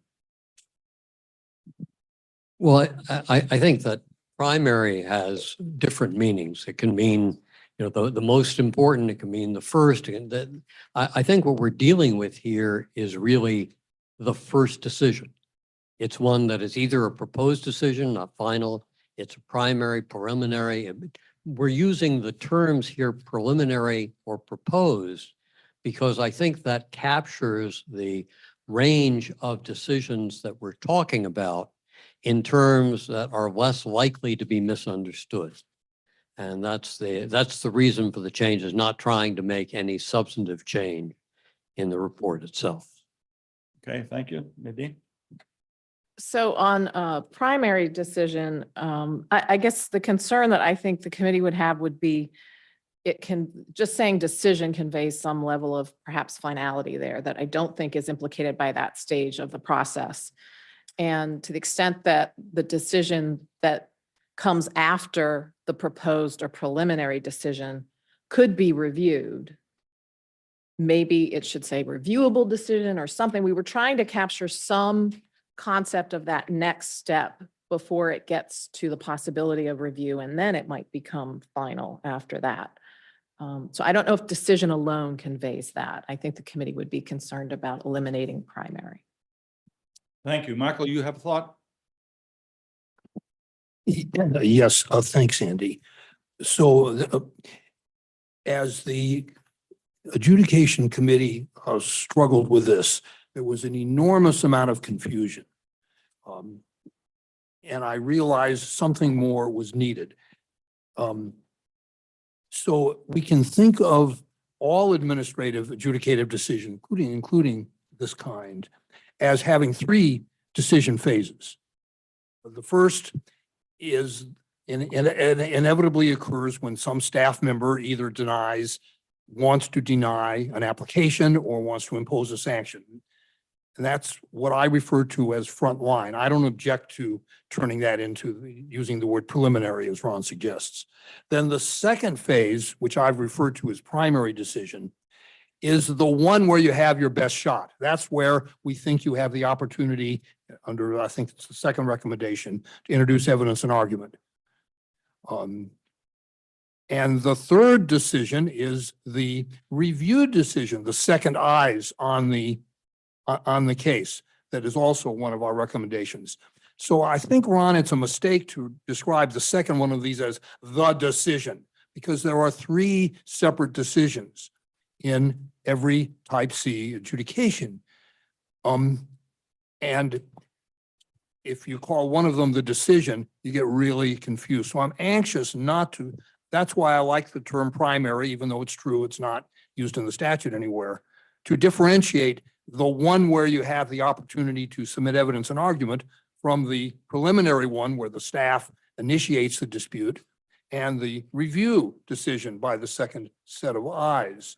I think it's very important to keep these three separate to prevent confusion. Now, in type A and type B adjudication, these three phases are sharply distinguished from each other.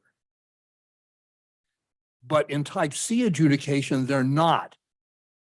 It is often the case in many of the schemes discussed that the staff member that makes what I call front line, or Ron wants to call preliminary decision, also makes the primary decision. These are sharply separated in systems of evidentiary hearing, but they're often not separated here. Nevertheless, it's two separate things. You need to have an opportunity to introduce evidence and argument to counteract and to rebut the initial frontline or preliminary decision. Anyway, I want to keep these three phases as separate as possible. Otherwise, it becomes extremely confusing to somebody who's confronting this for the first time. Okay, thank you, Michael. Yes. Alan, then Alan, and then hi. Hi, Nicholas Bagley, public member. I want to thank the committee for all the great work. I worry about this amendment.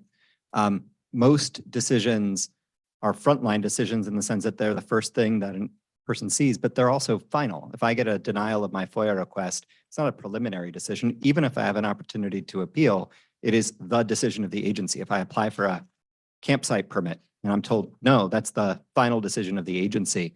And it worries me that it brings to a broader set of concerns that I have about the proposal. The category of type C adjudication spans everything from relatively formal adjudications for a grant or a license to a procedural request to submit paper on a different type of paper, or to submit by paper instead of electronically. Every time an agency says yes or no to even a request as banal as that, you're engaging in a type C adjudication. And the proposal suggests there's a bunch of best practices that comes along with each of those. And I think that might not be appropriate for decisions that are ministerial, fairly modest.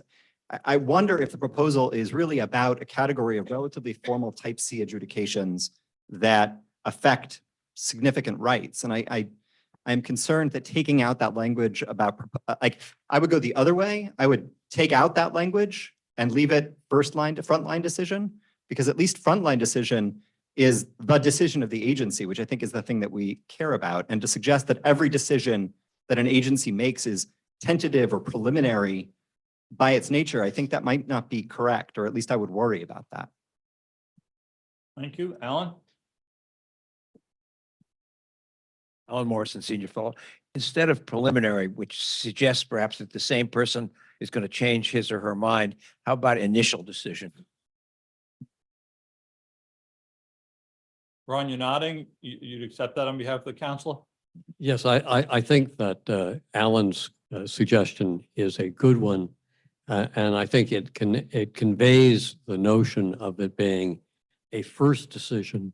And if you want to have that as something that is distinctive from preliminary or proposed decision, I think initial is a better way of doing it than frontline. Frontline conveys a notion of things that may be more physical and less in terms of the concept than we want to use here. So I would favor supplanting the term frontline, and I think initial probably would be a useful addition here. So it would, this first degree amendment would strike proposed or preliminary decision and just put initial substituting for frontline? Is that right? And then the end, okay. All right, any council member have a thought on that first, on that first degree? Any council members on the Zoom want to be heard on this? Okay, then to Heidi Feldblum. Heidi Feldblum, public member. So this one, I think it's really not a good amendment.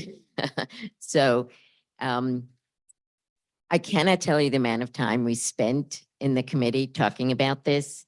I think we used the word, we talked about initial decision maker. We talked a lot about campsite denials. And actually, I mean, there really was disagreement, and it was something, Michael, that you felt strongly about, which is why we kept going on this. And a lot of us were sort of uncomfortable with this completely new term, frontline decision maker. That's part of what was difficult. But again, we kept going back to the campsite and sometimes, FOIA. And what Michael had said to us and what I think we got, if you look at the language without the amendment, what we were saying is by contrast and I'll do now the amendment that's been accepted, by contrast, in adjudication without an evidentiary hearing, often the frontline decision maker issues what we're referring to as the primary decision, because that frontline decision is simply sometimes the decision that is then reviewed by the same decision maker. That the person is coming back to the same person, which is really not usual when you think about fairness. And then it says, and that because the person just considered additional information, not usually in the campsite, but denial of a license. And then, well, but you didn't realize, I mean, there was stuff about fish, I think, but in any event. And then it says, typically that person is entitled to seek review of the primary decision by a different decision maker within the agency, but not always, right? And these fundamental differences are reflected in the recommendation. So I think we were really trying to take into account what Michael said in his intro. You cannot believe how broad the range is of this. And in our recommendation, we sort of was saying in terms of like notice and stuff, and this, you really should decide first whether it's the type of decision that you want to give notice that there is a second level, et cetera. So we're really leaving that up to the agencies, but I think this was something that we really worked through, and it's the type of thing where I'm concerned that an amendment on the floor, despite really the good feeling behind it, is just not going to be helpful. Ron, do you have a response to that? And then we'll go to Peter Strauss. Ron Cass, council member again. I do think that we need to change what is in the report. I think coming up with a new term, frontline, which isn't a term of art, is not going to be something that holds up long-term. I think the second wave that comes behind the front line will have trouble with it. I also think the term primary, again, is a term that we should avoid because it suggests that there's a secondary, a tertiary, some other number of decision. I don't think that's what we want to say. If we want something that covers initial, preliminary, and proposed, I would not object to having all three words because we are dealing with a variety of different settings in which there are different types of decisions. The way the term frontline is being used here is, I assume, the first. And that's why I think that Alan's proposal to use the term initial is helpful here.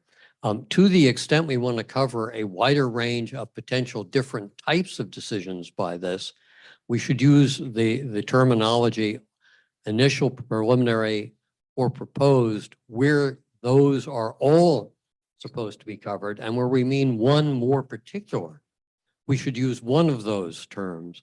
But I think primary and frontline don't do it. I think they will be sources of confusion in the future. And I think we have, having the council, having looked at this and been confused about this, that is at least a data point on what may happen with others saying this in the future. Thank you, Ron. Let me go to the Zoom for Peter Strauss. He's been waiting. Well, it's in some respects the same comment. I typically is good and often is good. But surely there are quite a few minor decisions or Freedom of Information Act decisions. The campsite's a good example.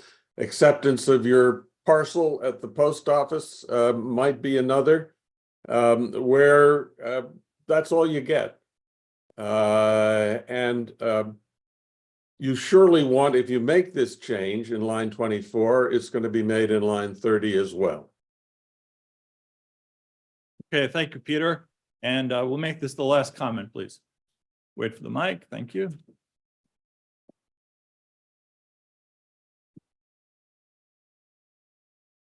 I'm Kent Barnett. I'm a public member from the University of Georgia. I like the change that Ron has just proposed by using initial, preliminary, or proposed. And the reason is it is more inclusive. My concern over using just initial by itself is that, at least in the context of what we refer to as type A adjudications under 556, an initial adjudication is one that can have finality for purposes of judicial review if there is no internal review within the agency. And I'm not sure that's true of all of these type C adjudications. And I wouldn't want to cause confusion over how that nomenclature is used with the APA in section 556, even if it doesn't apply with these type C adjudications. So I think this more inclusive terminology is going to prove more useful and accurate. So are you proposing a second degree amendment? No, I'm supporting the change that Ron has suggested. Initial. Okay, thank you. And all right, this will be the last, please. Jennifer Dickey on the Zoom. Just, I think if you're starting with initial, you still need the and instead of a. Yes, initial and. All right. So does everybody understand what we're voting on? It's the council amendment number 3 with the first degree amendment proposed by Alan and accepted by Ron on behalf of the council to change proposed or preliminary decision in the amendment to initial and. So first, let's, one last hand back here. Question? Nina Mendelson, Senior Fellow. I see a number of places on the screen where there's still a reference to proposed or preliminary without initial. I assume you just want to conform that throughout. That's the proposed amendment. Yeah, we'll fix all those through committee on style cleanup. Yeah, thank you for pointing that out. All right, all those in favor of the amendment as amended, please say yay. Yay. Yay. All those opposed, nay. Got a nay? Yay. A nay on the Zoom. All right, let's go to a voice vote. Oh, we just did a voice vote. The yeas have it. I'm sorry. So thank you very much. The amendment as amended is adopted. The fourth council amendment removes 2 sentences at lines 47 to 50, which the council deemed redundant of the sentence that follows. I'll start with Michael. Any thoughts on this removal?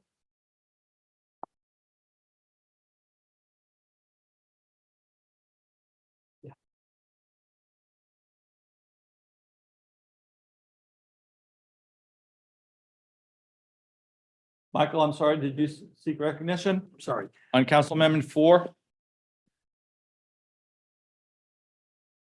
I don't object to this one, Andy. Okay, Nadine, would these changes be consistent with committee consideration? Yes. Okay, any general debate on this one? It's not, doesn't seem controversial, so we'll move right to unanimous consent request. All those in favor of council amendment number 4, please say a yay. Okay. Okay, can we try again? All those in favor say yay. Okay. All right, that's better. All those, Yay. opposed- Yay. I'm sorry? Do I have a nay? Did that come from the Zoom? Yes. Okay, so there is a nay. So let's go to Just did it again. yeah, no, a counted vote. Do we, oh, no. We, The yeas. the yeas won, of course. I'm sorry. Council Amendment number 6 adds the following language beginning at line 78. We didn't do 5. Okay, I may need a break or something. Council Amendment number 5 revises a sentence at lines 66 to 68. The sentence originally read, quote, "These legal requirements, however, may provide minimal protection," close quote. It would now read, quote, "Statutorily required procedures and judicial review, however, may be insufficient to ensure fairness, accuracy, and efficiency," close quote. Nadine, let me start with you. Would these changes be consistent with the committee's intent? Yes, I believe so. I'm sorry, I didn't hear you. Yes, sorry.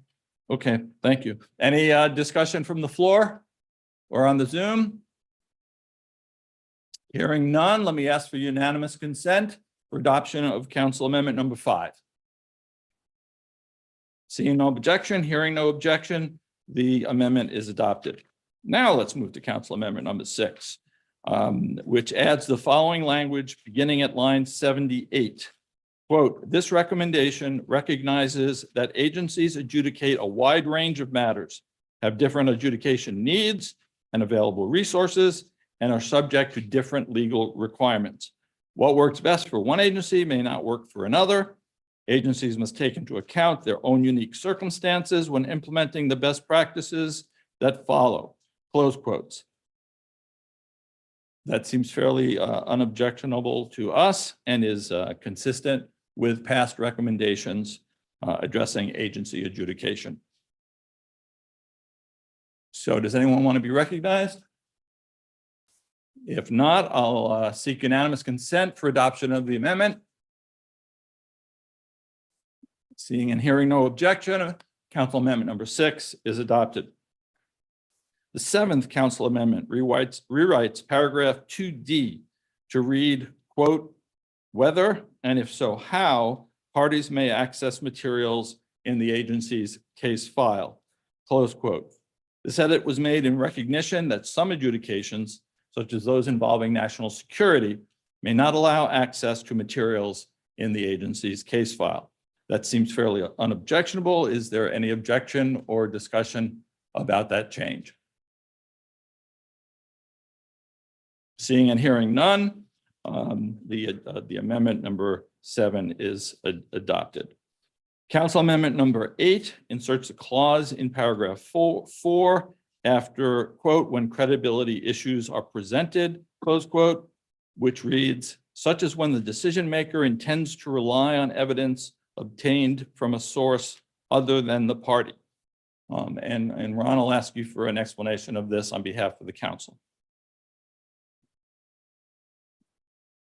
Yeah, I'm actually going to ask if I can lateral this to Jack Bierman, because Jack pointed out that we're dealing in the phrasing here with what may be 2 different sorts of issues. One is when there are issues of credibility, and the other is when there is evidence that is introduced that is not from a party and a party may want to comment on.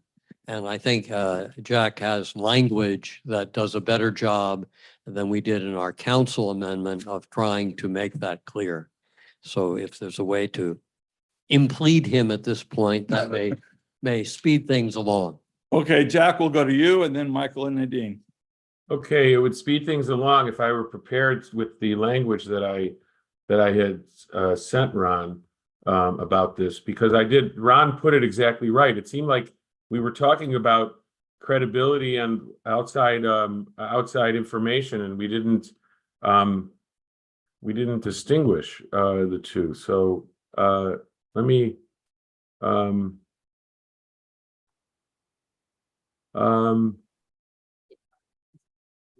Okay, Jack, why don't you take a minute? If I can here's take what it, here's what I have. I have my language.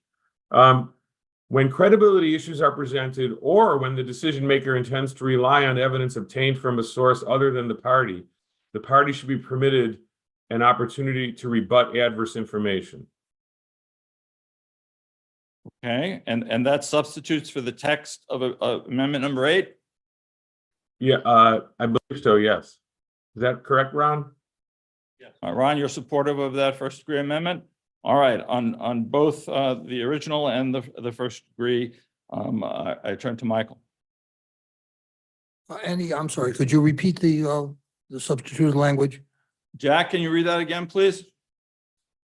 Sure, 1 second. It's on the screen if you can twirl your head.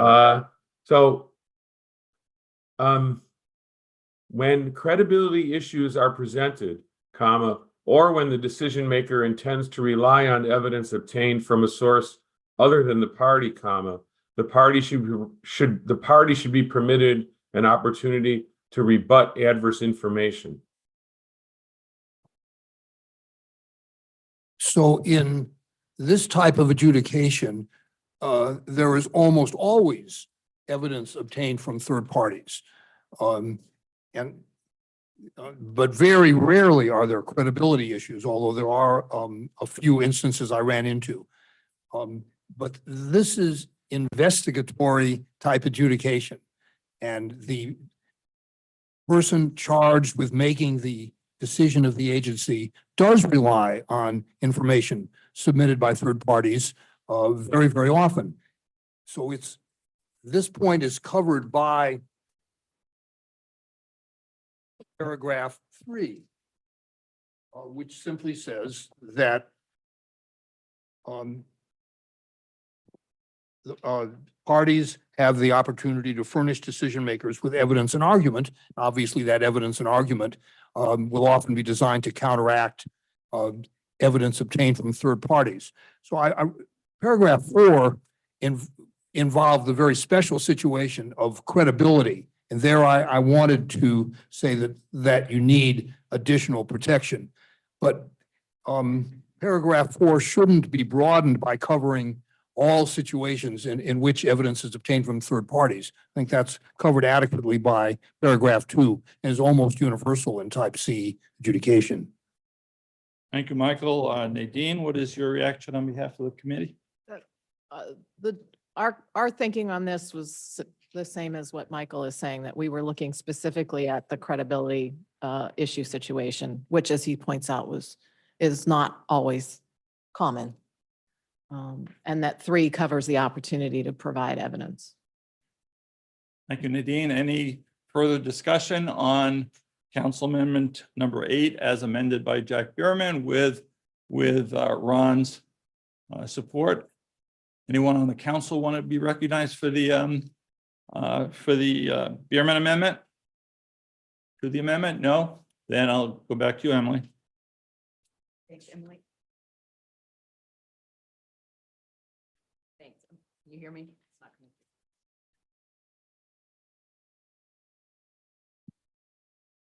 through. Thanks, Emily Hammond, public member, GW Law. I just wondered if I could ask a clarifying question.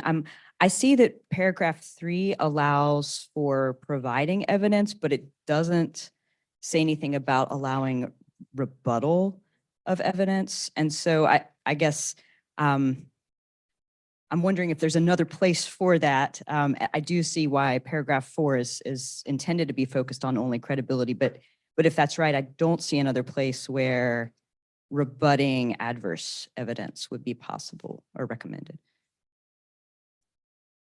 Emily, does that result in a thought on an amendment, which I'd like to do after we vote on this second degree? or first read? Well, I guess it's a question to help clarify what information we're taking to account and deciding about number 4. Okay, question to Michael or Nadine? Either one. Okay, Right. So paragraph 3 is the general statement, very, very critical, maybe the most important in that says that after there has been a preliminary decision, if you're not happy with the preliminary decision, you have an opportunity to introduce evidence and argument. That's broad statement, and it obviously is intended to cover the situation where the decision maker is relying on evidence coming from third parties or from files or all kinds of, or his own investigation or inspection, all kinds of things. Paragraph, the present paragraph 4 was only in there to deal with the very special situation of credibility conflicts. And that does call for additional protection. In fact, it probably should require an evidentiary hearing in many cases. Anyway, additional protection. But simply, but adding the language that says that paragraph 4 covers any time you get information from a third party, broadens it too much. That's already covered by paragraph 3. Nadine, anything to add to Michael? No, I think he's captured it pretty well, that we viewed 3 as very broad. Emily, does that help? I guess I'd like to suggest a proposed amendment to 3, which would be at the end of the sentence on line 102, comma, including an opportunity to rebut adverse information. And, oh, I'm sorry, my lines are different here. Point of order, I think that it's fine, but it's out of order right Okay. now. There's an amendment on the floor that's been modified that needs to get voted on. The comments are on a different point. Can we move to a vote on the amendment? Absolutely. Fernando is right. I'm going to do that as soon as we hear the final comment from Jack Bierman. Yeah, I just want to say that I agree with what was just said about a proposed amendment in number 3. My proposal was reacting to the council's amendment in number 4, which broadened the scope of number 4. But I think if we would amend number 3 along the lines that was just stated, which I know is not in order right now, but could happen later, then I would withdraw my proposal. And I'm not sure, and maybe that Ron would also withdraw the council's amendment, but I'll let Ron speak for that. I also need to clarify, since I'm a senior fellow, I can't offer any amendments. So Ron was sort of endorsing my amendment because he knows I can't actually offer it. Absolutely, Jack. Ron, I assumed was offering the amendment that you proposed. Ron Cass, council member. I hear the point that you're making, Michael, that what you're intending to do in this particular paragraph is to deal strictly with credibility issues. I think what we were doing in council was trying to figure out what the range of evidence was that was at concern here. Was it any credibility issue with respect to anything? Was it a subset of credibility issues? Was it an issue where there was an objection to evidence that was being considered by the decision maker here without an opportunity for a response by the party? From my own standpoint, I think it needs something to make clear what is being done here and what the entire range of issues are that are intended to be covered. If it's anything about credibility, if it's any hearing that, not hearing, anything that is said or submitted that the first decision decides on the basis of an analysis that says, I'm going to count this and not count that. Is that what's being, is that intended to always give a second bite of the apple here? And if so, is credibility the right term? And so the council was trying to pin this down and to clarify what it was. We may not have gotten the exact terms right. So I would be comfortable either with going back to just when credibility issues are presented and then dropping the next phrase, or going with something that clarifies more precisely what it is that this is intended to deal with. Yes, Fernando. Fernando LaGuardia, council member. I was obviously in favor of the amendment as proposed, and now I'm not for the reasons that have been elucidated in the discussion. I do think, especially the explanation about the breadth of paragraph 3 and the specificity of paragraph 4. And so if Ron, on behalf of the council, is opening the door to eliminating or taking down the amendment, I do think saying something that does more to specify the particularity of paragraph 4 would be helpful. So using if as opposed to when, if credibility issues are presented, the party should be permitted an opportunity to rebut adverse information would more appropriately narrow paragraph 4. Okay, thank you, Fernando. And Emily, just to come back to you, the proper order for your amendment would be when we get to floor amendments, since paragraph 3 is not opened here. All right, there seems to be a lot going on, so let's try to take it one at a time. Let's vote first on council amendment number 8 as written. What do folks think? I don't imagine we'll have unanimous consent on that. All those in favor say yay. Opposed, nay. Nay. And the initial amendment does not pass. All right, should we then go to the language as proposed by Jack with Fernando's change from when to if? And Ron, that's still acceptable? Okay, all those in favor of that amendment to the amendment, say yay. Yay. All those Yay. opposed? All right, then that's what we're doing. That amendment as amended twice has been adopted. Thank you very much.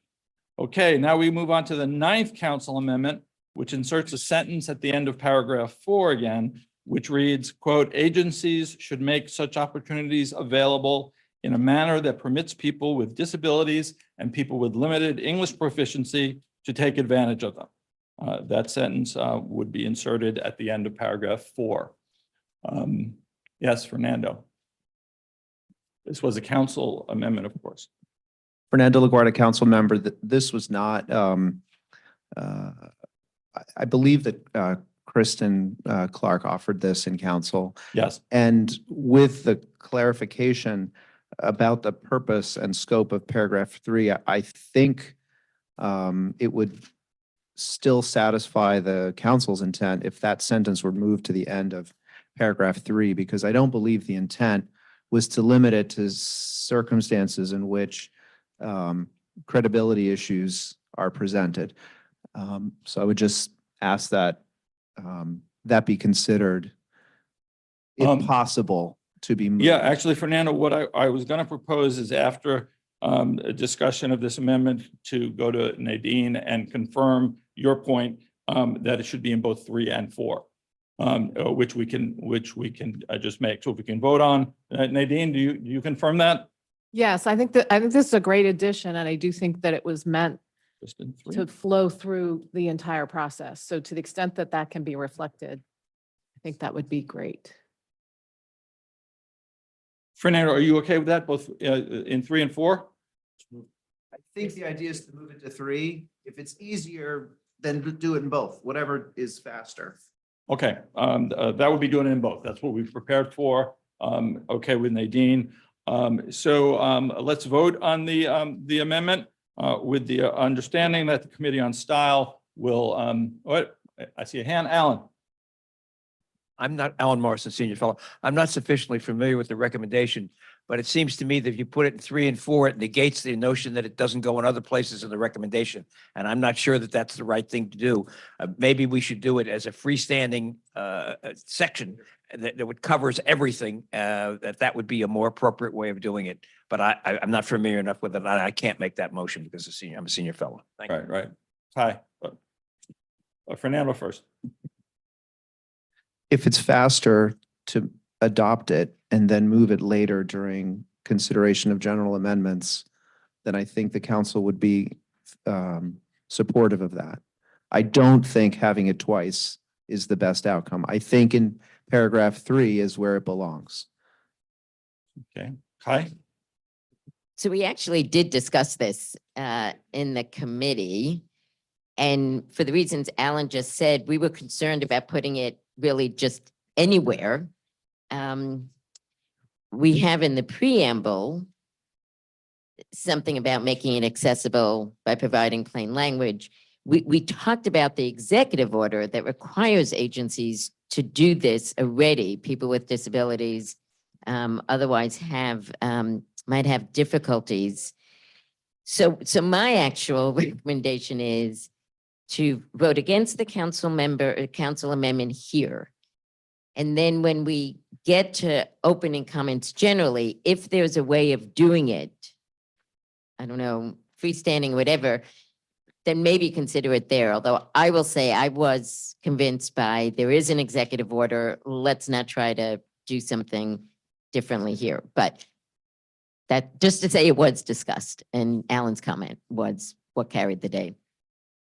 Okay, folks, I just want to let you know that we've got 5 minutes out of the 75 here and several more amendments to get through in 30 minutes or less. So let's just keep that in mind. Any other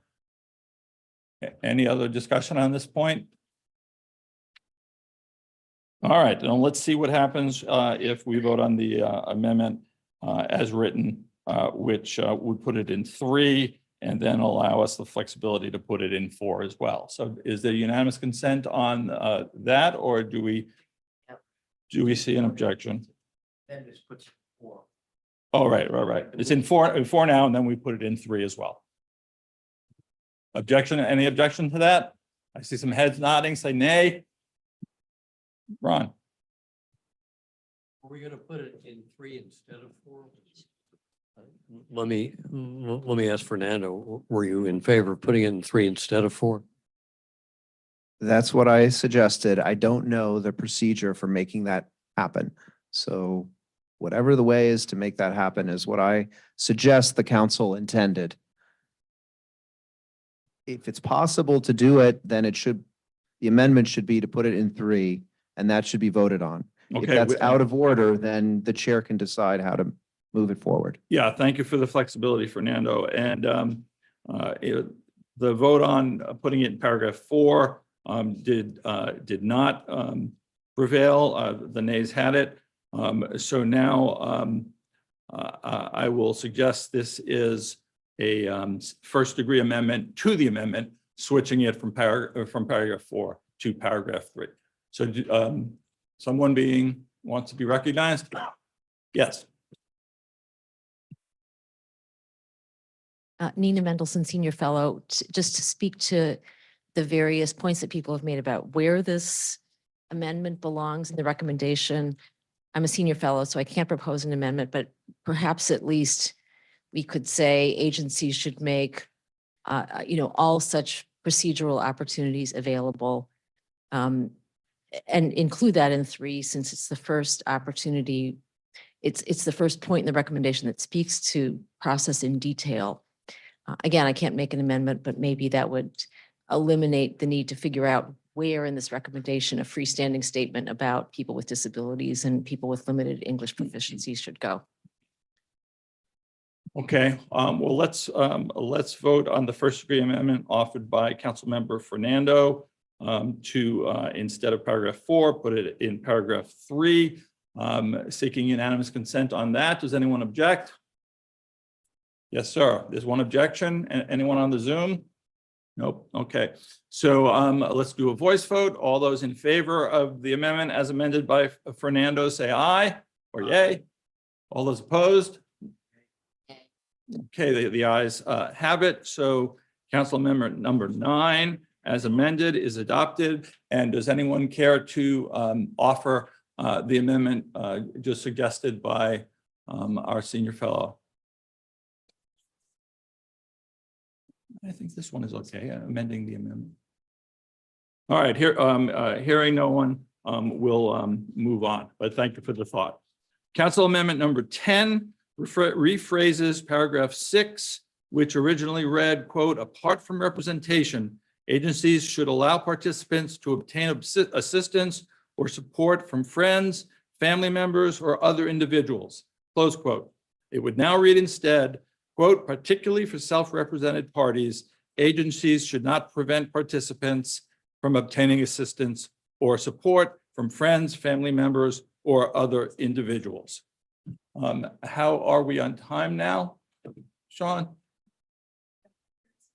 30 seconds. All right, so let me seek unanimous consent to extend the time for this recommendation by 10 minutes. All those in favor, say yay. All opposed?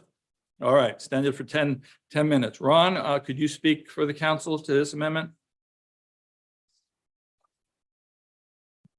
Now, this is not intended to make any substantive change, but when it says apart from representation, I think we don't really mean that. We mean something different. And I think the council amendment just tries to make it more clear.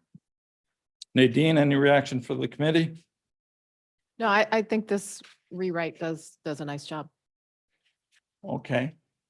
Any discussion from the floor? Zoom? Okay, then I'll move for unanimous consent for adoption of this council amendment. All in favor, say aye. Or yay. I see a lot of heads nodding, but no one's saying. Hear no objection to you. Okay, any objection? Then we'll move on. We're at the 10th council amendment, which rephrases paragraph 6. Oh, no, I just did that. We are now on the council amendment number 11. The 11th council amendment would remove, quote, and limitations on ex parte communications from paragraph 11. Is Ann Joseph O'Connell? There she is. Okay, would you speak to this, please? Ann Joseph O'Connell, council member. So this was because of OIRA's July 2023 memo on broadening public participation and community engagement in the regulatory process. It encouraged ex parte communications and agency rulemaking. I understand this is not about rulemaking, but about adjudication.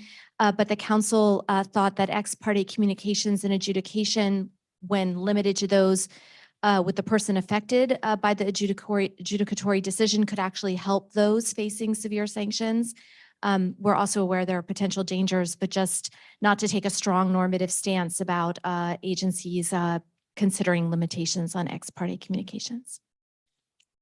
And let me, of course, recognize Ann as a council member who I didn't see when I introduced, and thanks, council member. So thank you, Ann. Michael Asimov would like to be heard on this. No, I have no problem with this one. Okay. Removal of the language on ex parte communications. Any general discussion? Anyone want to be recognized, be heard? Seeing no one, is there any objection to this amendment? Council number 11. Seeing and hearing no objection, it is adopted. Council amendment number 12 would add a sentence to paragraph 12 that would read as follows, quote, the level of detail in the statement should be consistent with the stakes involved in the adjudication. Any discussion on this? No one seeks to be recognized. So is there any objection to the adoption of council amendment number 12? Seeing none, so adopted. So that ends the council amendments. We have two pre-submitted member proposed amendments. Jeff Lubber's amendment number 1.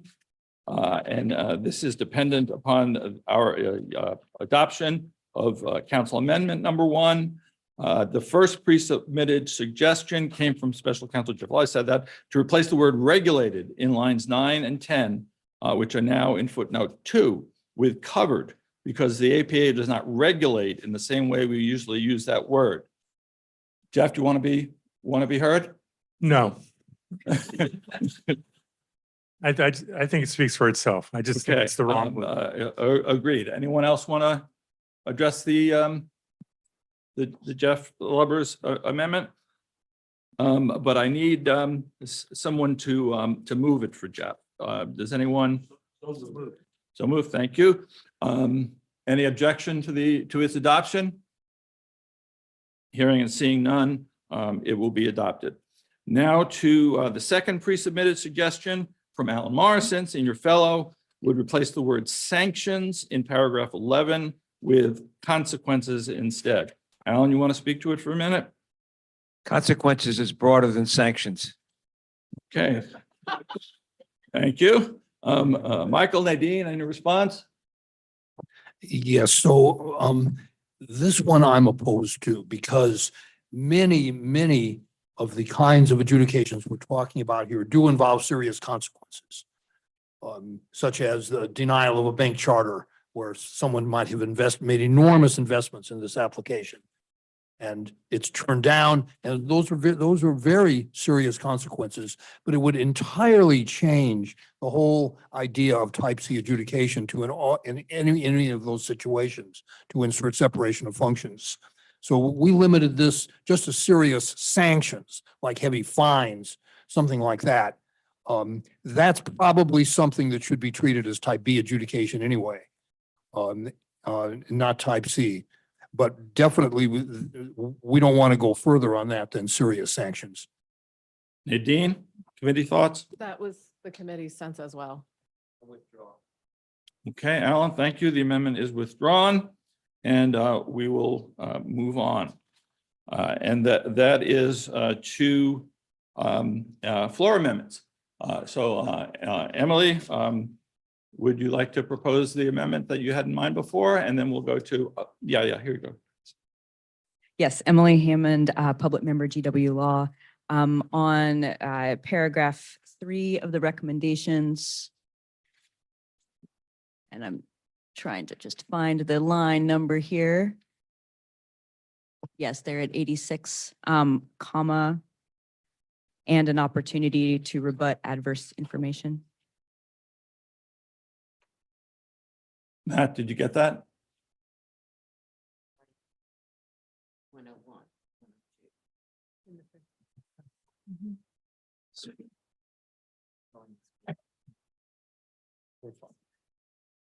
All right, well, while we're figuring this out, Michael, Nadine, what are your thoughts at this point? We talked about it before. I think what we had there was broad enough to include that, but I don't think it hurts to specify it. Okay, all right then. I see people still struggling to figure this out. Emily, yeah? I just wanted to say, I offered it to say, and to rebut adverse information as opposed to them. Okay, that makes more sense. Other hands? Yes, John. All right, then hold off. Let's do this one first, please. Any other discussion on this? Fernando, you okay? Bernie on the Zoom.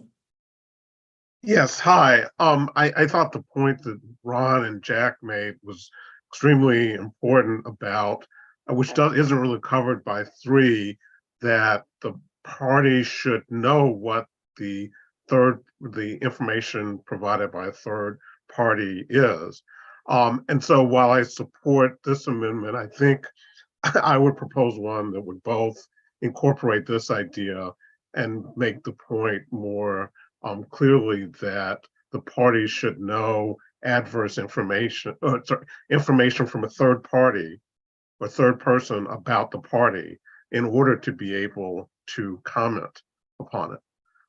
So if I may, what I would propose is after the first sentence, I would add agencies should advise parties if it intends to rely on evidence about the party obtained from a source other than the party. And then you would strike Emily's amendment and an opportunity to rebut adverse information, or keep that? I think that becomes unnecessary because I think what I'm proposing covers that. But I'm obviously willing to hear from Emily on that because I think we're trying to do the same thing. Yes, Emily. If I could suggest an adjustment to my proposed amendment. How about, and the opportunity to be made aware of and rebut?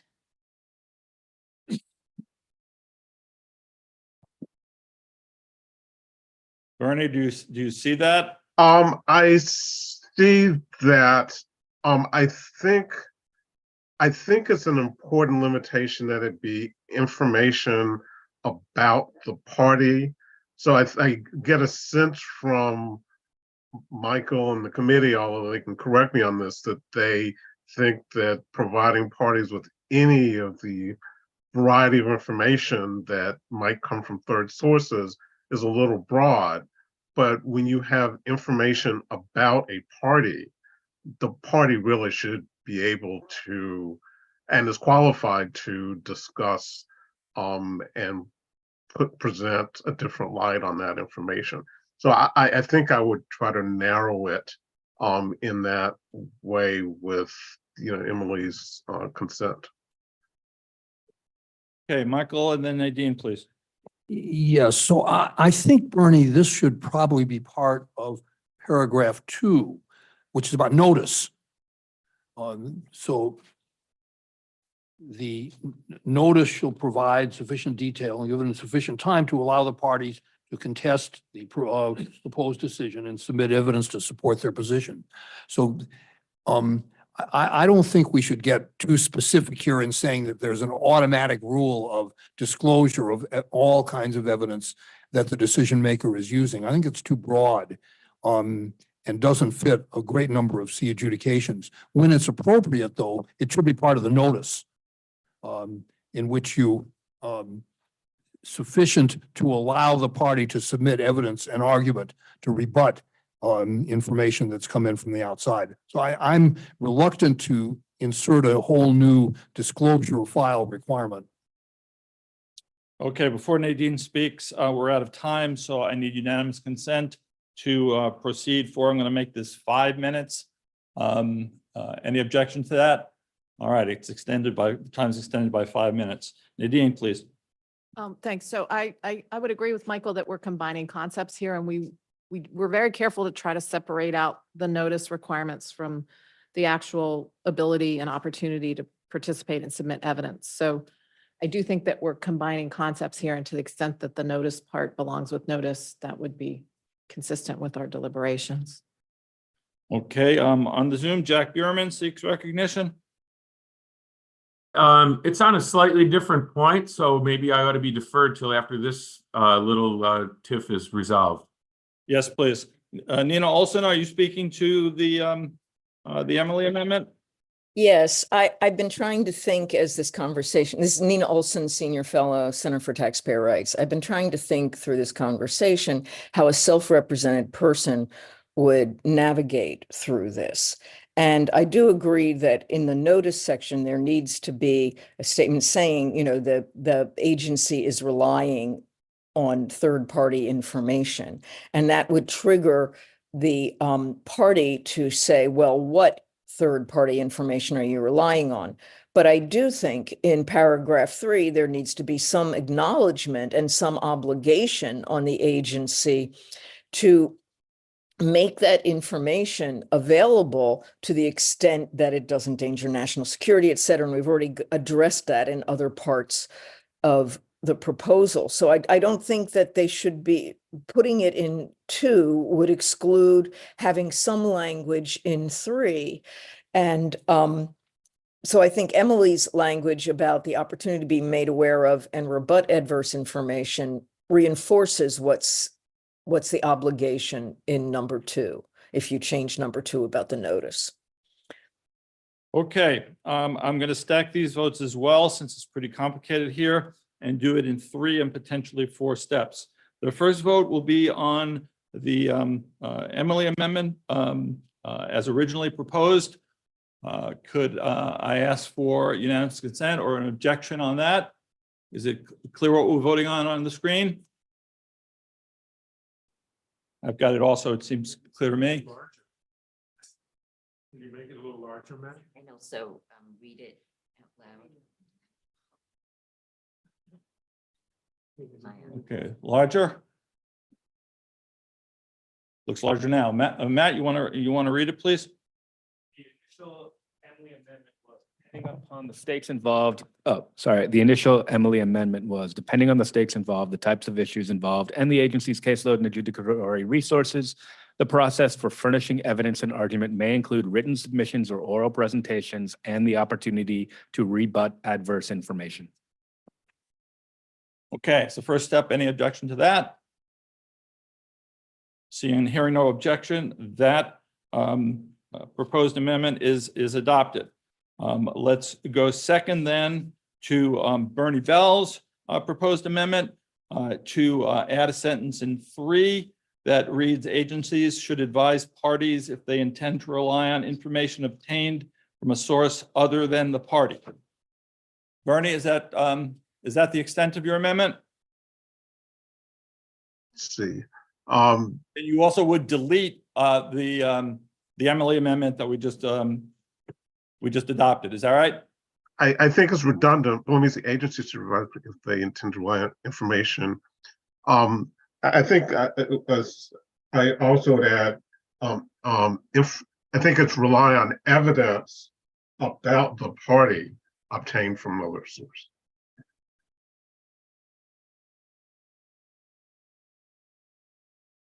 Better? Yeah. Okay, so this vote will be on the Bell amendment to insert that second sentence after the first sentence and to strike Emily's that we just adopted. Do we have unanimous consent for Bernie's amendment? No. No, okay. So let's have a voice vote. All those in favor of Bernie's amendment say yay. Yay. All right, Bernie, we heard you loud and clear. All those opposed, no or nay? Nay. All right, sorry, Bernie, that pretty clearly did not pass. And is anyone offering an amendment to move all this to paragraph 2? Was discussed, no amendment, okay. And Nina proposed an amendment. Would any voting member care to adopt that on her behalf? Oh, you proposed that? Oh, okay, back to Emily then.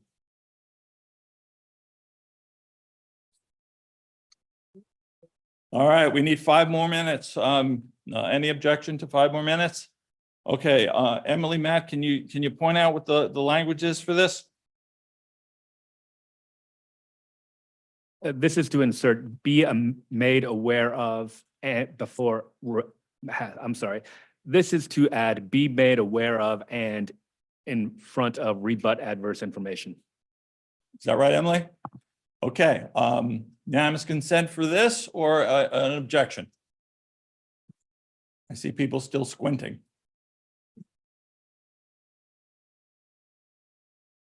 Give it a minute. Ron. Ron Cass, council member. Is that not implied in the opportunity to rebut adverse information?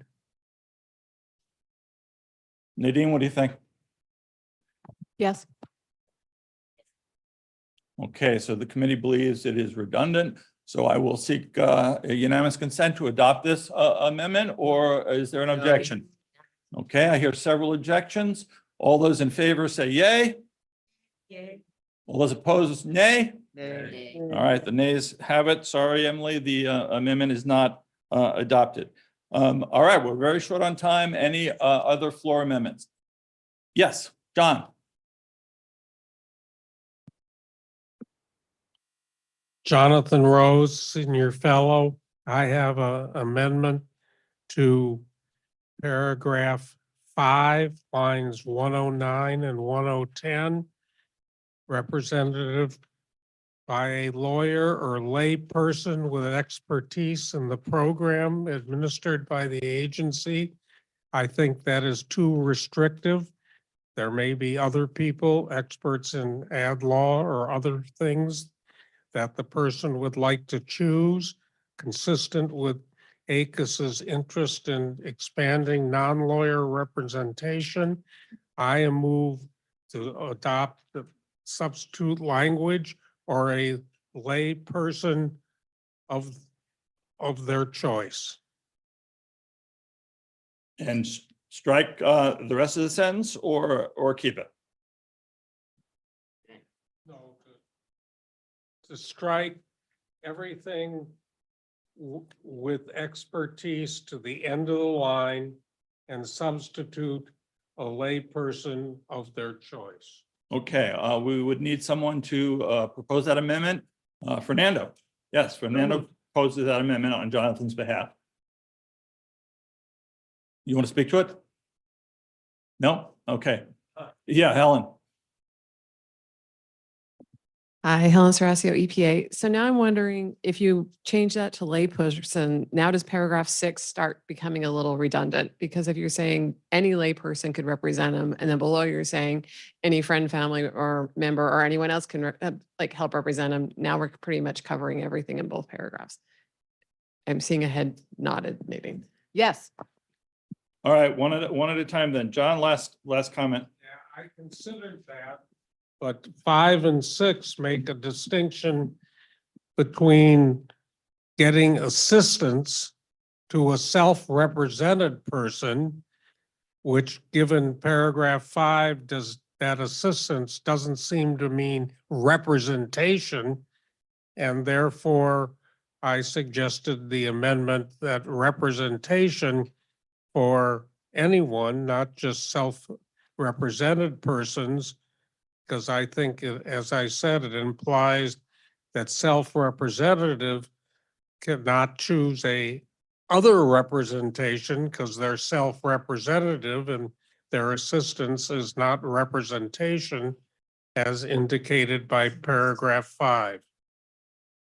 Okay, well, let's do them one at a time. Is there unanimous consent for John's wording as proposed? Oh, we've got lots of hands. Helen. Okay, I want to propose an amendment to the amendment, sorry. I guess my one concern with just saying any lay person could represent someone, they have to have some level of experience or expertise to actually represent someone, right? I mean, that just shows kind of a different level. So I would say like maybe a person with relevant expertise. So that way, whoever the decision maker is can at least say, this person knows nothing about what's going on here. They cannot effectively represent you. So I would recommend including relevant expertise and just. Okay, John, Fernando, is that acceptable? Acceptable? Fernando, no. With all due respect to Helen, I don't like the narrowing of choice to the party. So no, I wouldn't consider it a friendly amendment. Okay, we need another 5 minutes, and this is the final 5 minutes. Any objection to the extension of time? Hearing none, we'll go 5 more minutes. Anyone else seek recognition on this? If not, I'm going to do it in 2 steps again. First, is there any objection to Fernando's amendment picking up on Jack's language, which is just of their choice? Any objection to that? Hearing objection, let's go to a voice vote. All those in favor say yay. Yay. Yay. Who's that? Do we have a yay on the online? Yes. Okay. All those opposed say no or nay? Nay. The nays have it, Jonathan. I'm sorry. So then, does that make your amendment, Helen, moot? I'm sorry, say again? Yeah, I want to try the amendment. Let's see what we can do. Okay. Okay, so Matt, would you highlight what the Helen amendment is?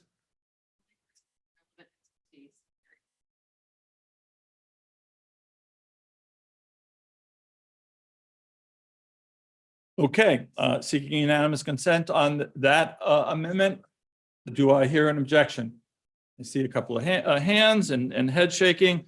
All right, then voice vote. All those in favor of Helen's amendment say yay.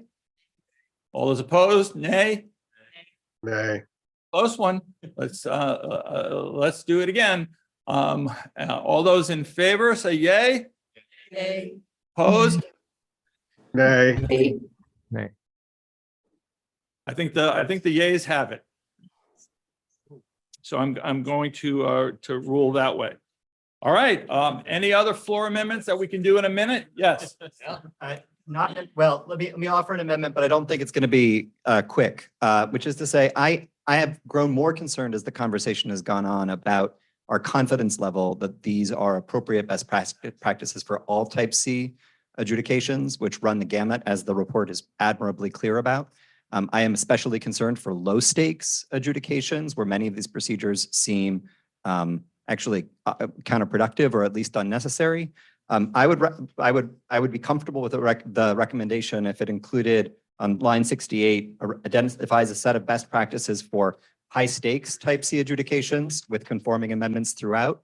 But I recognize this is a substantial change introduced at the last minute. I don't expect it to be adopted, but I did want to go on the record as explaining my concerns about this particular recommendation. Okay, fair enough. Thank you. Any reaction to that, Michael or Nadine? I would just say that I think the language that was added by the council at the end of the preamble, it recognizes that, and that agencies will be able to discern what works and what doesn't. These are recommended best practices, and the agencies know best their process. Okay, any other? Yes, Paul. Can we get a microphone? Paul Verkyle, Senior Fellow. I just want to reflect on this and say to Michael and to everybody, Nadine, how hard this is. I think, Jeff, it's almost 50 years ago that I did a project for the conference on informal adjudication, right after Kohlberg versus Kelly was decided, and we found out that most agencies did procedures that are something like the informal rulemaking procedures: notice, comment, and statement of reasons. 3 procedures, not 10, which Goldberg called for. And so now we are finally coming together, maybe 50 years later, but it's, and I appreciate actually some of the things Nick said, but I do think we've achieved something here. And I want to just say 50 years is not too long. Thank you. Great, thank you for that, Paul. Nick, so what's your wording again? High stakes and then conforming amendments throughout. High stakes type C adjudications. And if I can respond directly on the agency discretion, I hear you. I've seen that language. I just don't think it's true that these are best practices for all type C adjudications, or I fear that it is not true. And instructing agencies that these are best practices, it strikes me as maybe not correct. And that's what gives me pause, even if they have discretion not to implement them, as is true with all ACUS recommendations. Okay, then let's go to a vote on the amendment that inserts high stakes in just the one place or both places. Matt, you took it out. Conform. All right, second, and then conforming without. I was going to say the 2 and then conforming without. And this is our last vote. All those in favor? Well, unanimous consent. Any objection to this? Okay, then let's voice vote, please. All those in favor of the amendment say yay. Yay. Opposed, nay. All right, the nays have it. All right, then we're going to move now to a final vote on the amendment. Is there a motion to approve? Not on the amendment, on the recommendation. Is there a motion to approve the amendment, the recommendation as amended? Someone needs to move it. Okay, all the unanimous consent on the approval of the recommendation. Any objections? C1. All right, all those in favor then of adopting the recommendation say yay. Yay. Yay. All opposed, nay. All right, the yays have it. Congratulations. We've approved the first recommendation. Congratulations, Michael and Nadine. Thank you both very much. All right, no break now. We're going right through to the next one.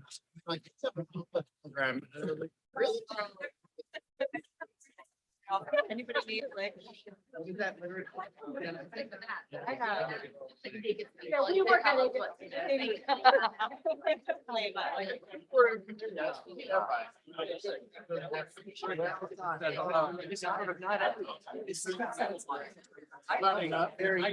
Hi, I'm with GF.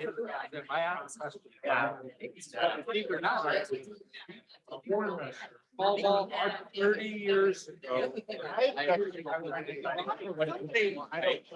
Yeah, nice going, Matt. Thanks. Okay, good.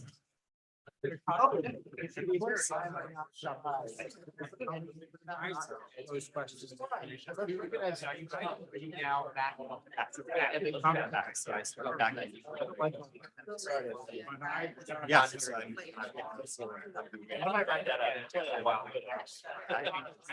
I don't know, I could tell you that here. What you do. Yeah.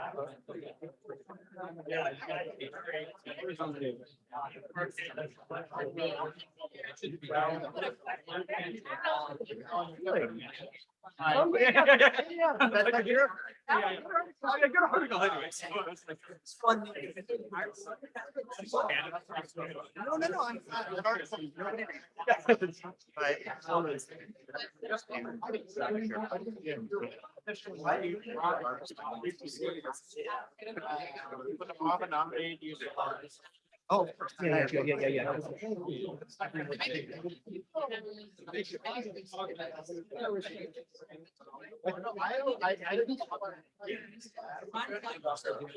The person who wrote that.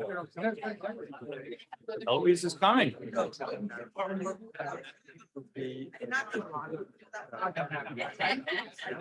Michael. Well, I don't know.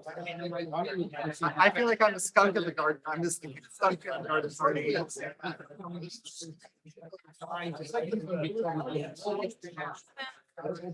We're here with the campus. I get the west hand side. You just.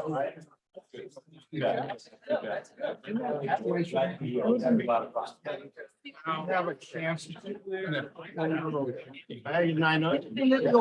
Might, although, what if you're signing up?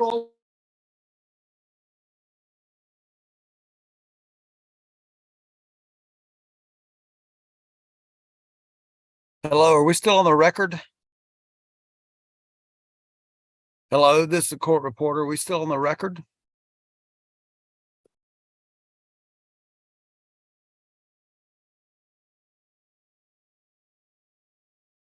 Hello? Anyone?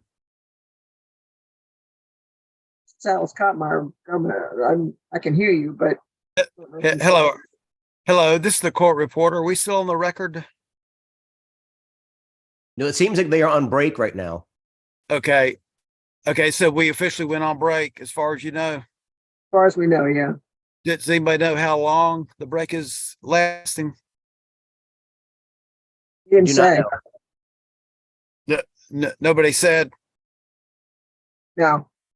Okay. Thank you. Thank you, everybody. Yeah, the last thing I heard was we're going to go straight through and then right. happen after that. Right. That's what concerned me. Yeah. Okay. Same. Okay. I'm going to get up from my position here and I'll be back in about 2-3 minutes. Okay. Okay. Thank you. Thank you both.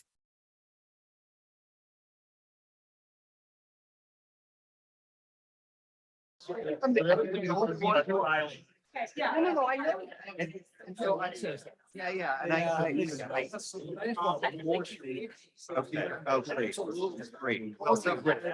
I appreciate that. I feel like I Okay, Eloise, hi. want us not. All right, everyone, we're not really on break. No, we can't start because the court reporter is taking a break.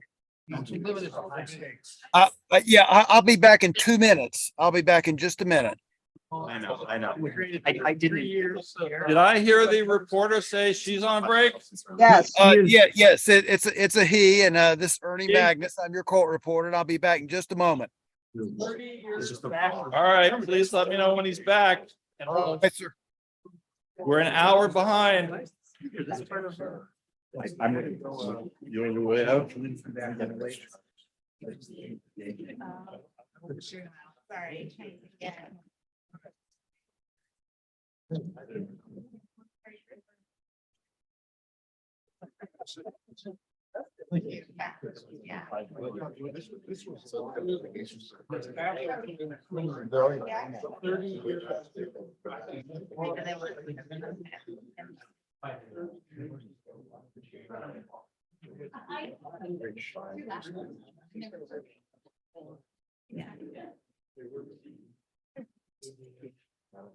Bye, Michael. Thank you very much.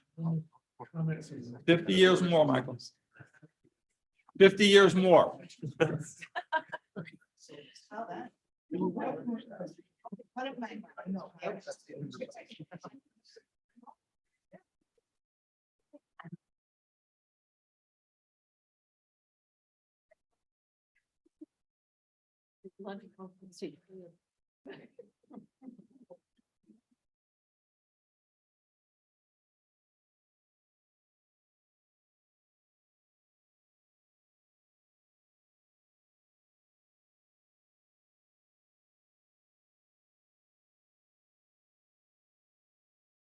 We continue to wait for the court reporter to come back.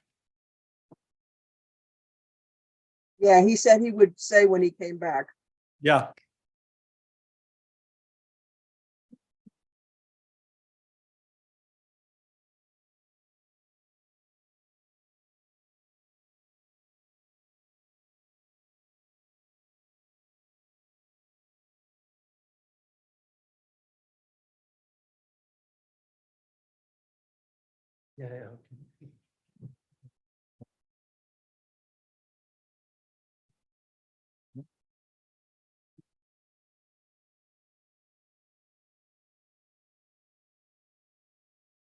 Well, thank you all for being here and being ready to go.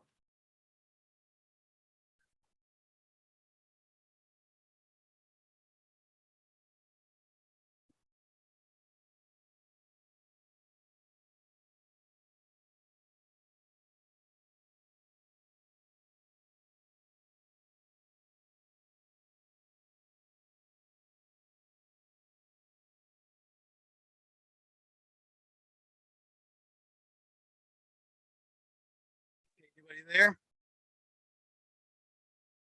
Hello? Yes, are you the reporter?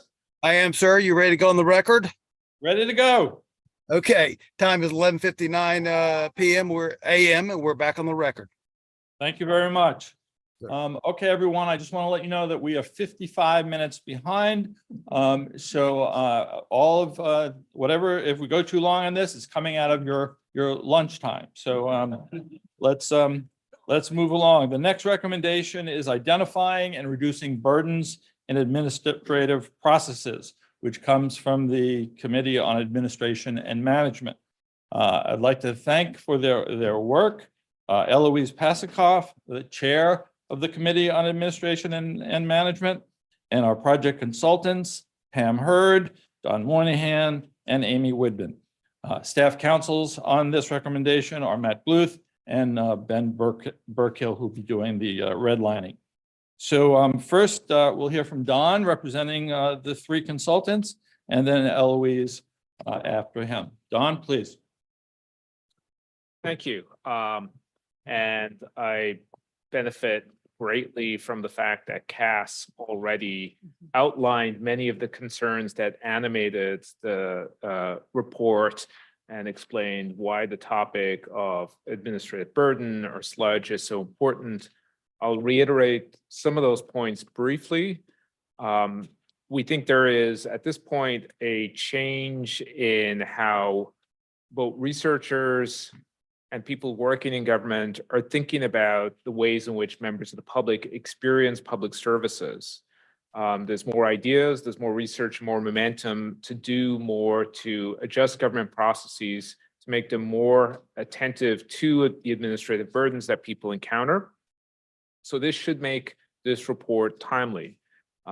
Cass mentioned the customer service executive order. There's also been new Paperwork Reduction Act guidance that has been released.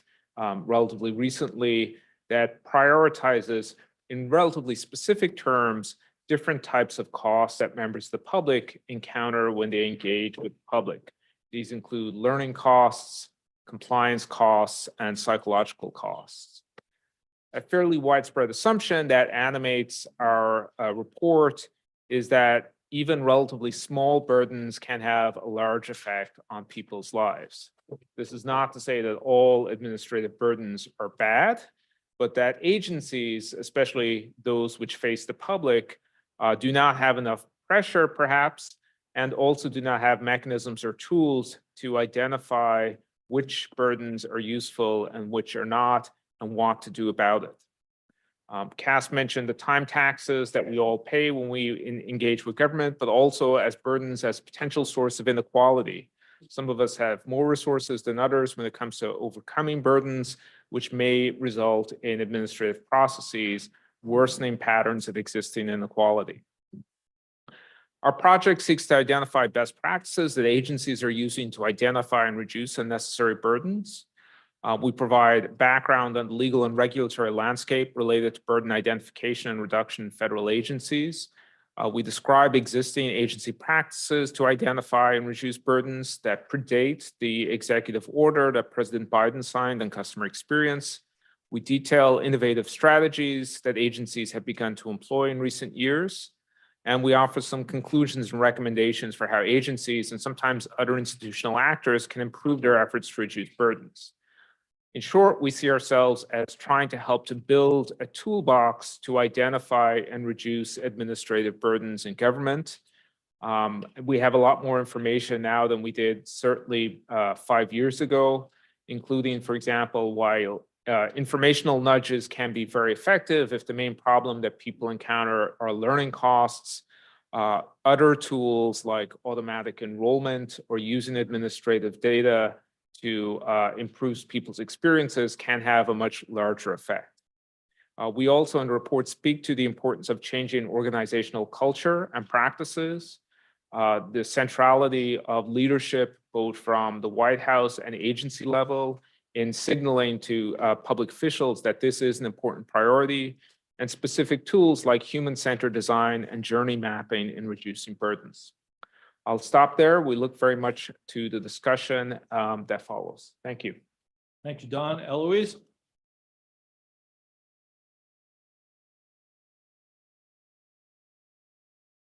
Thanks for that great introduction. What a pleasure to work with these wonderful consultants on this great project. The committee was also wonderful, very, very engaged committee. We had 3 lengthy, detailed conversations pursuing every line, every sentence, got better each time. And I look forward to the discussion today. I'll just say very briefly that we were focused on capturing trade-offs. So when are burdens actually valuable? We were focused on trying to attend to which agencies we wanted to be especially urging to take up our considerations.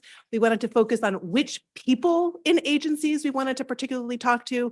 And we also spent a lot of time thinking about what are the right jobs for Congress? What are the right jobs for agencies? Where are the levers that agencies have?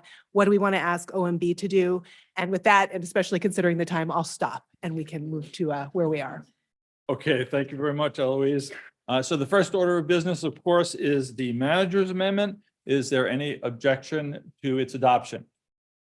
Seeing none, it is so adopted without objection. Is there any general discussion about the report, the recommendation? Yes. Thanks, Kevin Stack, public member. First, I wanted to commend ACUS. I think that too often excellent work in political science and public administration doesn't come into or hasn't yet percolated into this sphere. And so it's a great, I think ACUS has a really unique role in putting this work forward. I'm an admirer of this work. And so great. I have a question though, which is to what extent does the possibility of curing rejected applications come within the scope of the recommendation, which is you could, to me, it seems like a form of administrative burden that if your application is rejected, you should receive timely information about why it's rejected and the ability to have information about means to correct it. And so before getting later into our discussion, I just wanted to ask, to what extent do you view the recommendation as encompassing providing information in a timely way about the grounds for rejections and means for correction. And whether, to me, that seems like a form of administrative burden that could translate across learning costs, psychological costs, and otherwise. Well, Kevin, on behalf of everyone, I thank you for your kind words at the beginning, and ask if any of the consultants have a reaction to Kevin.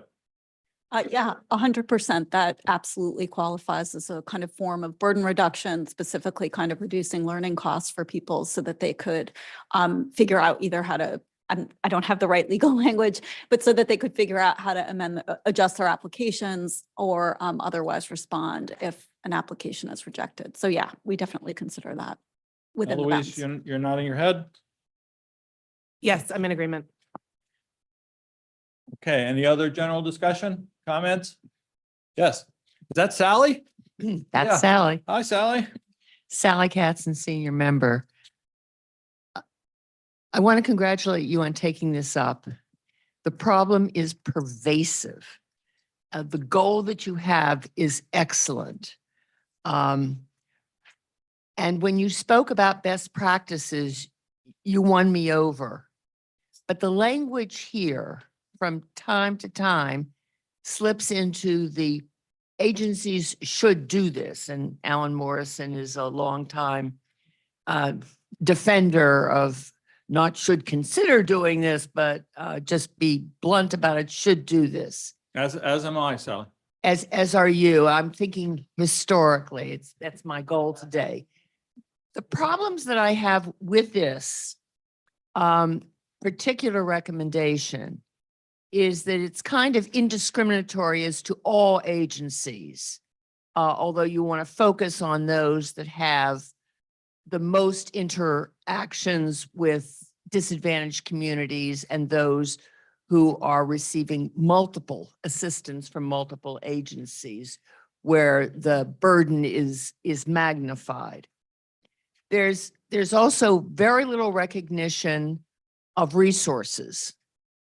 They should spend more time doing this. They should spend more effort doing that.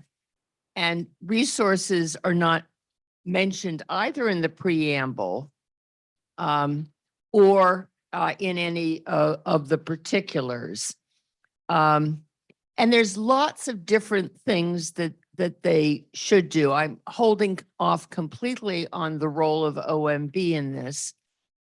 Again, I mean, I was back at OMB 30 some years ago, and we wrestled with this then. I do not minimize the problem. But if it's going to be a best practices, maybe it should be formulated as best practices rather than telling agencies what they should, as in have to do. That's an opening general comment. I leave for others some of the particulars. Okay, thank you, Sally. Any reaction to Sally or other general comments before we turn to the First Amendment? Oh, I'm sorry, Eloise. So just to respond to that, I'll respond in two ways. Thank you for both the kind words and also the global best practices suggestion. I do just want to point out in the preamble, in the published, sort of in the book version at lines 61 to 65, we tried to speak to that so that those lines talk about the primary focus of burden reduction efforts should be with those federal agencies that have and then there's an amendment proposed, frequent or consequential interactions with the public. The tools discussed are intended to reduce burdens on the public and not become a reporting burden on agencies for which they are less relevant. So we tried to capture that. And then I will confess, although I don't know if it's a mea culpa or a proud claiming of it, but the agencies should consider versus agencies should. We talked about that. And I think I came pretty firmly down on the agencies should throughout. I don't, just because of the should consider, and then when are you modifying? But I don't mind a reframe somewhere to address it as best practices if that's what the sense of the room would like us to do. But we're trying to caveat, I think, the concern that you're getting at in the preamble. Okay, thank you, Eloise. Well, of course, if we're going to do any of that, then please start jotting down amendments that we'll take from the floor at the end. Okay, so I'm sorry. Oh, yes, I'm sorry. Thank you. Please. Dave Rosker, Small Business Administration, Office of Advocacy Liaison to ACUS. I'd like to ask about the use of the word individuals in the recommendation, because vernacular, it would seem to exclude businesses. And small businesses obviously have an interest in reduction of administrative burden. Is the use of the term intentional where it's used, or would that be a term that we could be expanded to include other kinds of entities? Anyone, consultants, Eloise? So I think there's 2 points. One is much of the initiative is driven by the assumption that there is relatively sophisticated regulatory models when it comes to burdens that are imposed on businesses, where we don't see the same attention to the experiences of individual citizens. And so that's partly why you see language that puts emphasis on the public or citizens or individuals rather than on just generically on organizations. I do think the second point is, I do think when you're looking at small businesses in particular, that is where there is, if you can imagine the Venn diagram of overlap between regulatory burdens and administrative burdens on members of the public, because small businesses, you often have an individual or a small number of people who are dealing with burdens and they're not hiring lawyers or accountants or specialized sources, they're managing them themselves. And so they are experiencing many of those burdens as individuals. I'll just add that we didn't specifically spend time in committee talking about this, but as an aside, a lot of my work as a scholar involves the federal grant regime. And there's a ton of burdens in that regime. And this was not addressed.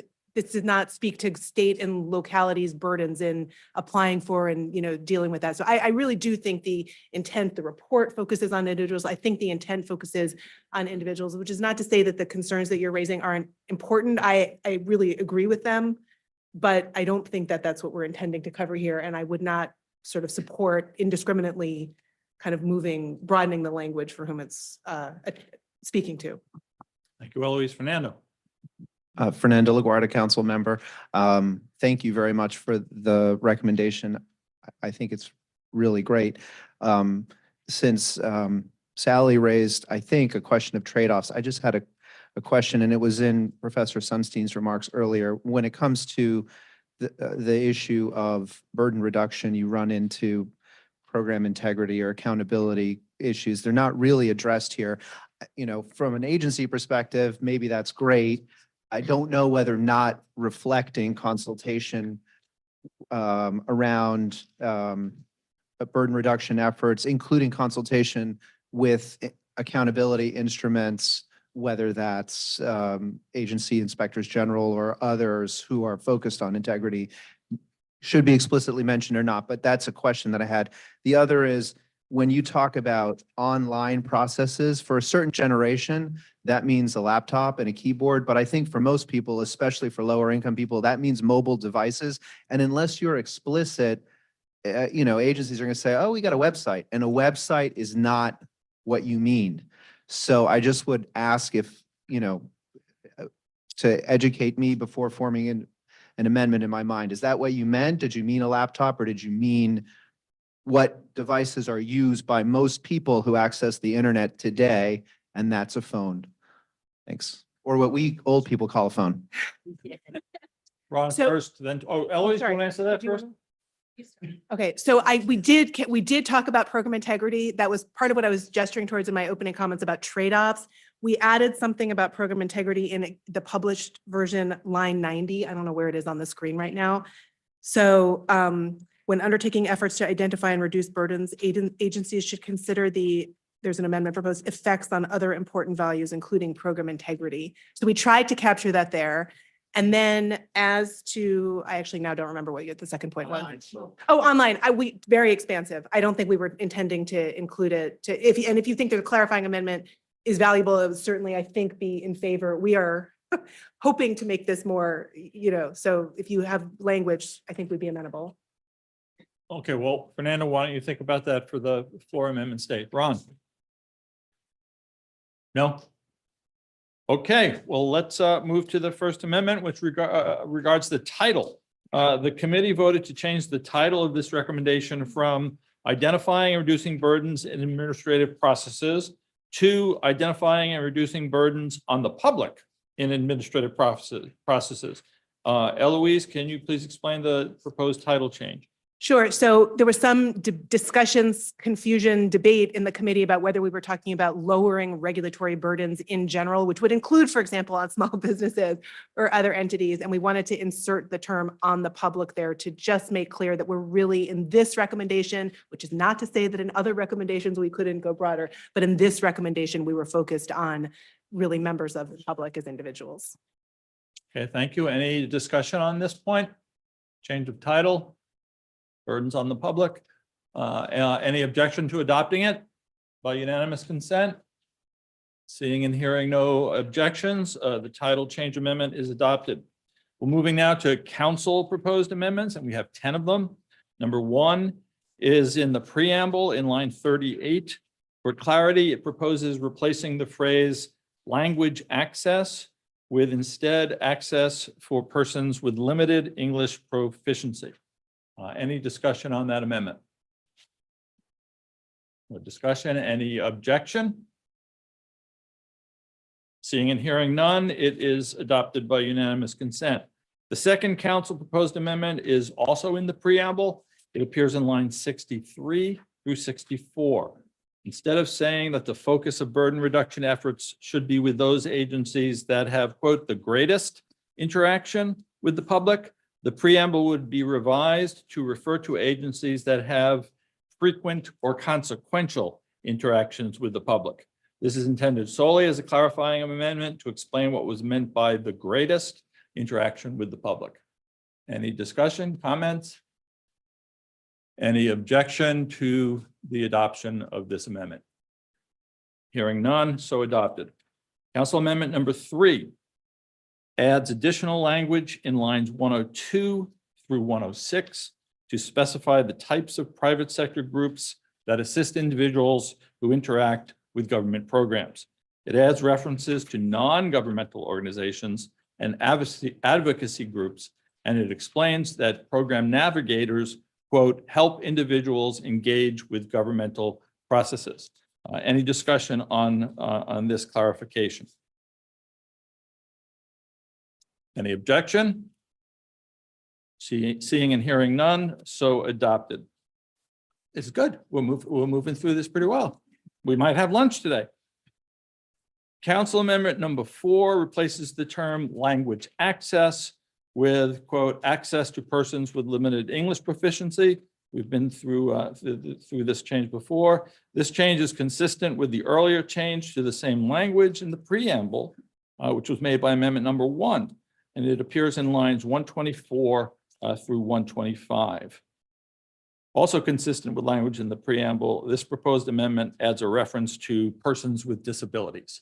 So it's a two-parter. I Any hate to discussion do on that? this. Yes, Helen. I hate to do this, but the previous language only said limited English proficiency. So I don't, if you want to be consistent, I think you need to add and people with disabilities in both. And I was actually going to catch that, but we flew by so quickly. So on lines 38, when we say improving language access, it says for persons with limited English proficiency, but we don't add disability there. But in the other one, we do have both. So I would recommend that we keep both in both. So sorry to backtrack us for a second. Okay, so if I understand it, you're offering an amendment to delete the addition of persons with disabilities. Well, no, I would say include it in the other one. Oh, included in the other part. Oh, okay. Right. Okay, Council Amendment number 1. Fernando, you have any thought on that? Okay. There would be an objection from the council. Okay, good. Thank you. So we will amend the amendment to put persons with disabilities in Council Amendment number 1. Objection. With any objection to that amendment to the amendment, the full amendment as amended? Any objection? Hearing none, the amendment as amended is adopted. Council Amendment number 5. The fifth council proposed amendment rephrases paragraph 10A to clarify that, quote, digital or telephonic signatures, close quote, are two specific alternatives to wet signatures, and that agencies should ensure these alternatives are accepted by all relevant agency programs when possible. This proposed amendment is in lines 129 through 131 and is intended solely as a clarifying amendment by the council. Any objection to this clarifying amendment? Seeing and hearing none, it is adopted by unanimous consent. Oh, I'm sorry. Yep, take that back. Again, taking into account Ms. Caston's comments, ensuring that these are accepted by the relevant agencies. I mean, there are simple, especially for small agencies, sometimes a paper wet signature is the fastest way to do something if the person's there in person, and requiring an agency for a relatively simple thing to require setting up an electronic signature system is sludge on the other side. Okay, Ron, do you want to respond to that at all?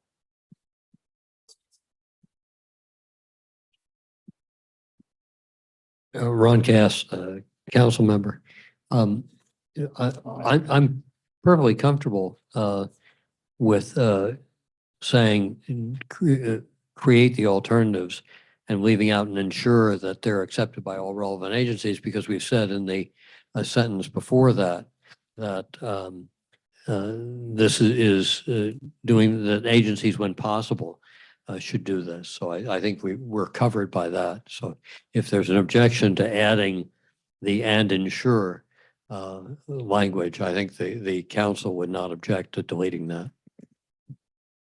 Okay, any objection to that? I've got two people on the Zoom, Jack Bierman, and Jack, I apologize, I didn't recognize you before on the other one. So now's your chance.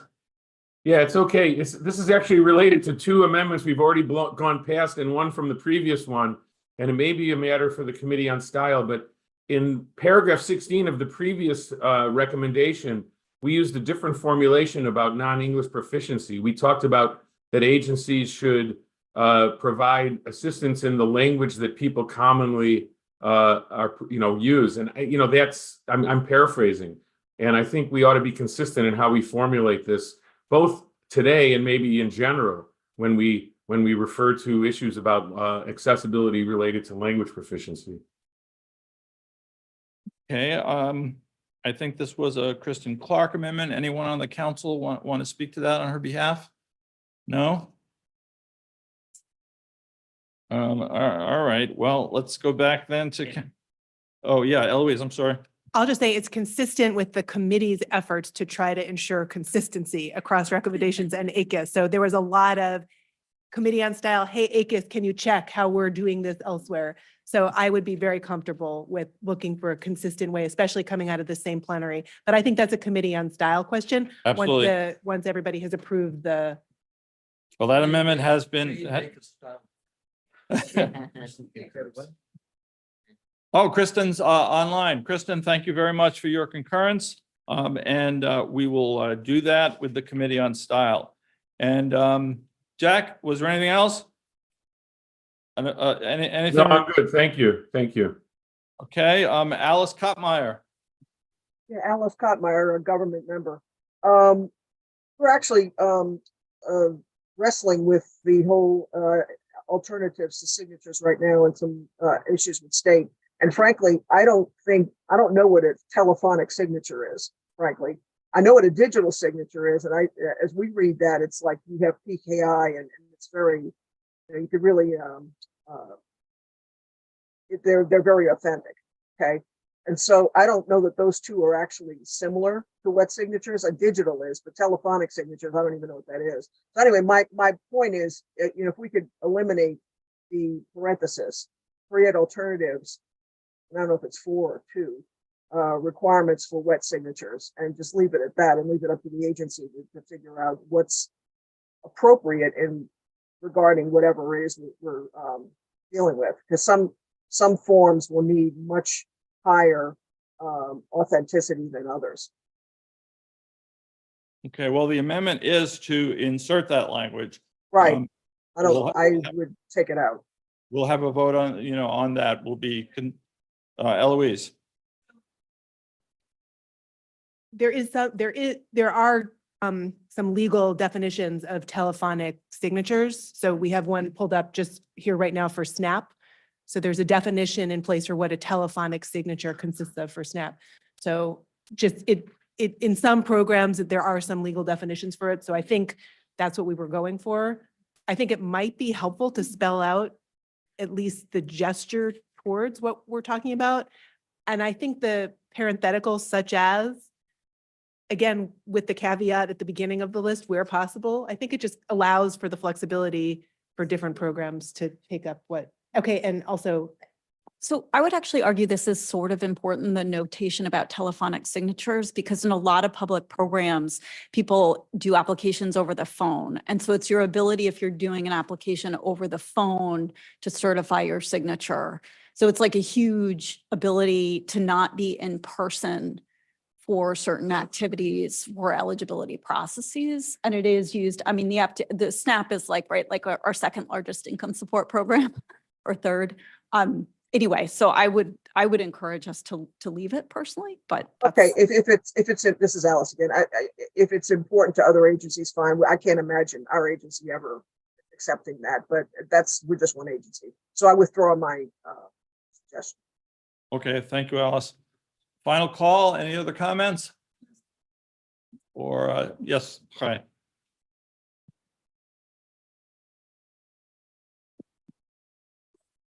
This is just a point of clarification. The council amendment that said and ensure such alternatives are accepted, have we, by all relevant agencies, I know we discussed it, but have we voted on whether to accept that or not? We haven't yet. I'm going to call the vote on the amendment as amended by the deletion. By the deletion. So the amendment is actually, and did we get from the council sort of that, I sort of get what you were trying to do. Did we get your explanation as to why? And are you fine with the withdrawal? Did you say you were fine with the withdrawal? Okay, I'm sorry, thanks. Just want to clarify that. Okay, thank you. Hi, I'm sure others had the same questions. All right, then let's move to a vote on amendment number 5 as amended. All those, do I have unanimous consent on that? Anybody? Nope. Anybody on Zoom? All right, it's adopted without objection. The sixth council proposed amendment, excuse me, suggests rephrasing language in paragraph 14B to clarify that agencies should establish rules that affirmatively authorize non-attorney representatives to practice before the agency, rather than simply establishing rules governing such representatives. And you find this in lines 153 through 154, and it's intended by the council only as a clarifying change to reflect that recommendation 14 addresses increasing the availability of representation. Eloise, is this change consistent with the committee's It better work? reflects the committee's intent. Okay, any discussion then? All right, do I have unanimous consent for adoption of this amendment? Any objections? Without objection, it's adopted. Council amendment number 7 would, in paragraph 14C, replace the term navigator programs with a reference to what those programs actually do. Specifically, they quote, help individuals navigate government processes. This seems straightforward. Any discussion on it? No discussion. Do I have unanimous consent? Any objection? Without objection, it is adopted. Council amendment number 8 replaces the general phrase agency leaders with the more specific phrase, quote, political appointees, senior executives, and other agency leaders. And this is in paragraph 16 and is meant for clarification only. Any discussion? Any objection to unanimous consent? Then it is so adopted without objection. The ninth council amendment deletes the word positive in paragraph 21, which states that OMB should provide certain, quote, positive models and training to agencies. Here, the council was uncertain what the term positive meant in this context. And this is in line 190. And I'm going to turn to the consultants because similar language appeared in the report. Can you please explain what was meant by the word positive here?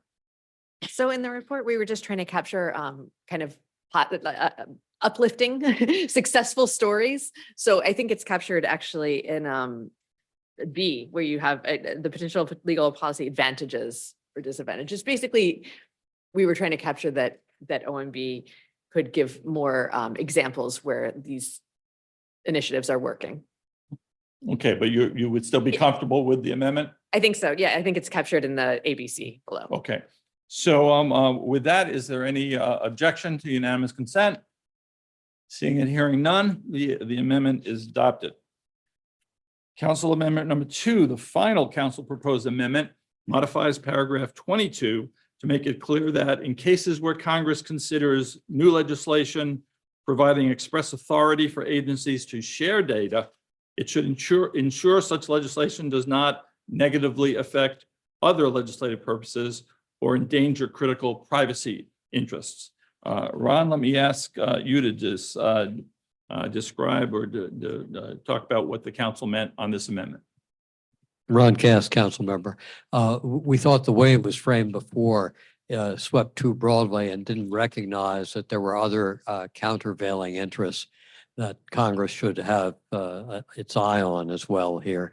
And I think the way that the language is reflected in the amendment doesn't negate attention to what it is that this deals with overall as a recommendation, but it does make sure that we were looking at both sides of the equation. Thanks, Ron. Sally? Thank you. I'm surprised this came from Ron because not cause disproportionate effects that would negatively affect other legislative purposes or endanger critical privacy. It sounds like an enormous number of words for what was achieve the goals of the legislation in the first instance.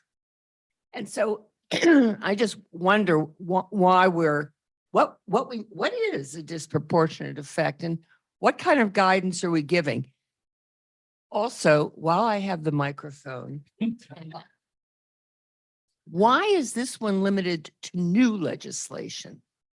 The problem that we encountered 30 years ago and that remains is that most of the specificity of the requirements are already in legislation and need to be removed.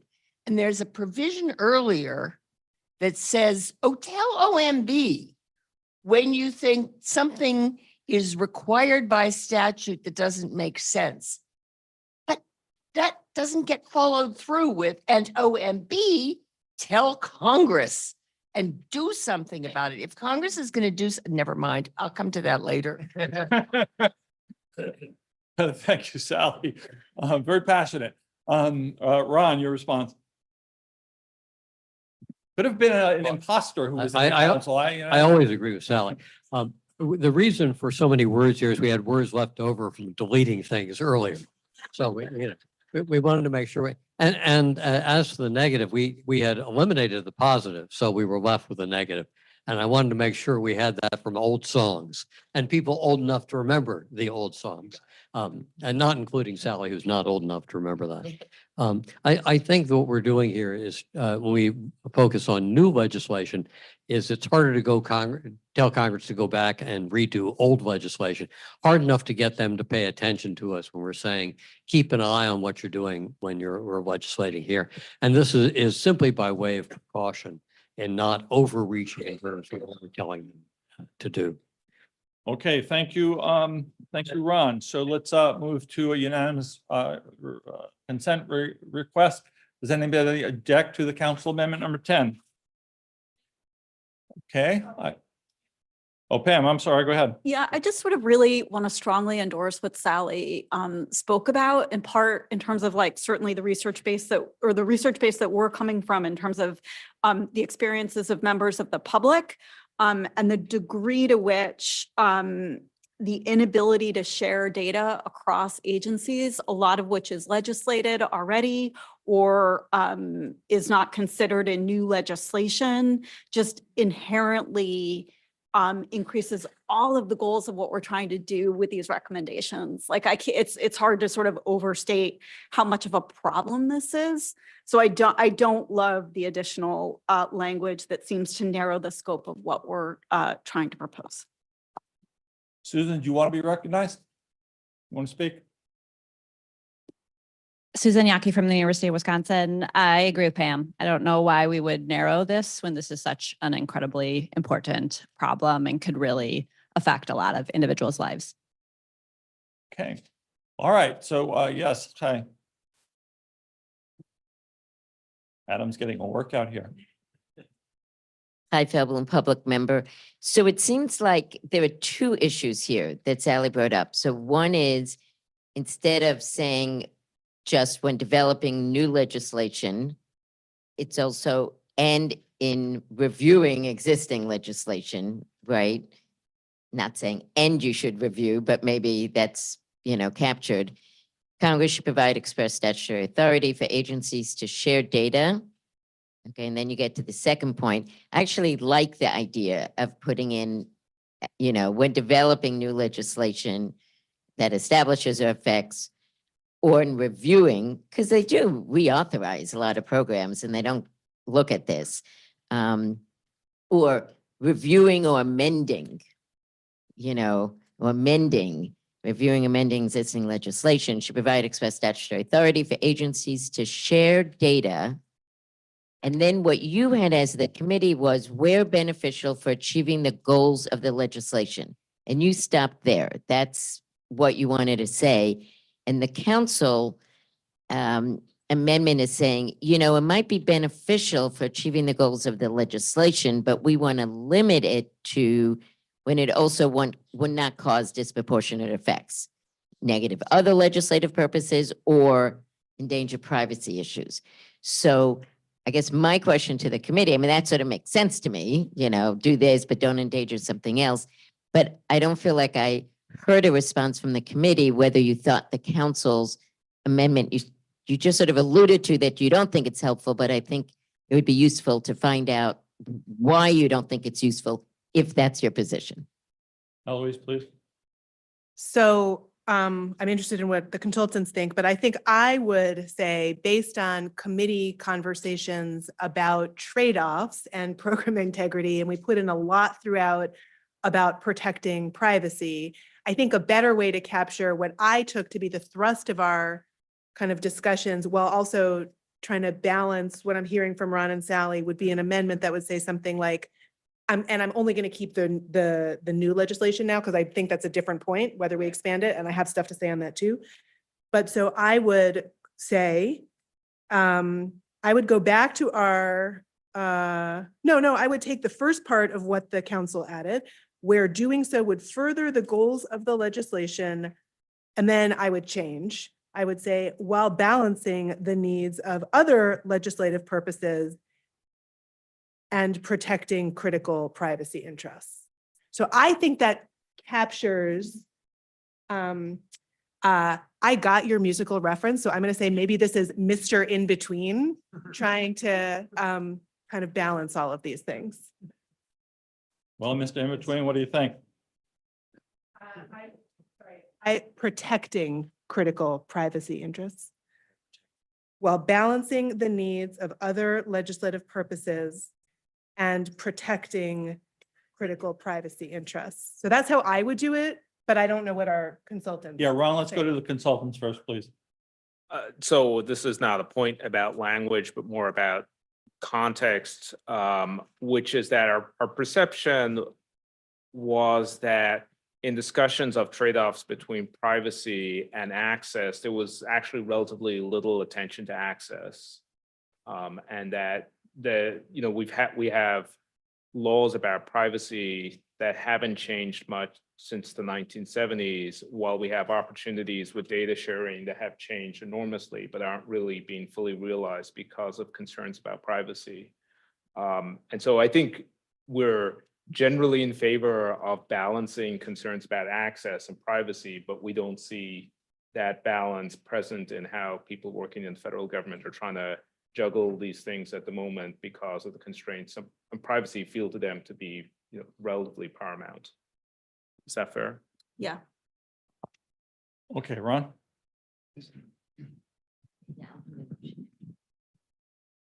I understand that there may not be the right balance you think right now, but I would not support a recommendation that simply says, on the one hand, look at this. I think we need the on the other hand.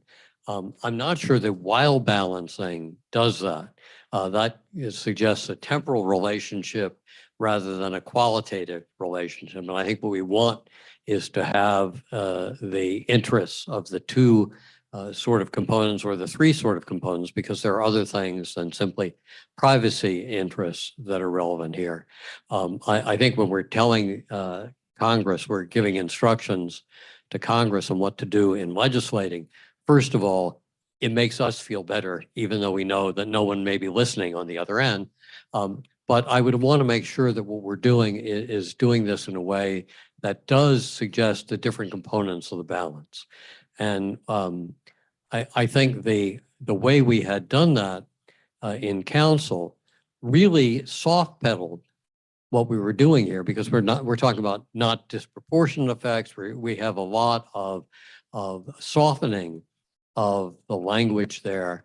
And I would just say, if we were going to make changes to that, I would change in the other direction by saying, clearly, we want to balance, make sure that Congress has balanced these other interests. And it's not just individual privacy interests. It's also other national security and other interests that may be at issue here. I'm not sure what the entire complex of them is, but I think we have to be careful not to simply be emphasizing one part of the balance here. But I do appreciate the Mr. In between thing, even though it's now got to be M period something in between. And we'll leave that to the Committee on Style.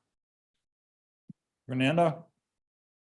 No, back to high. Oh, no. I think that we need to vote on the council amendment and just really trying to get a sense of what the committee feels, that then instead of offering a motion yet on the reviewing existing, to see if the committee wants to offer an amendment, and if it doesn't, just the reason why, which you mentioned. So I think in order, first we've got the council amendment.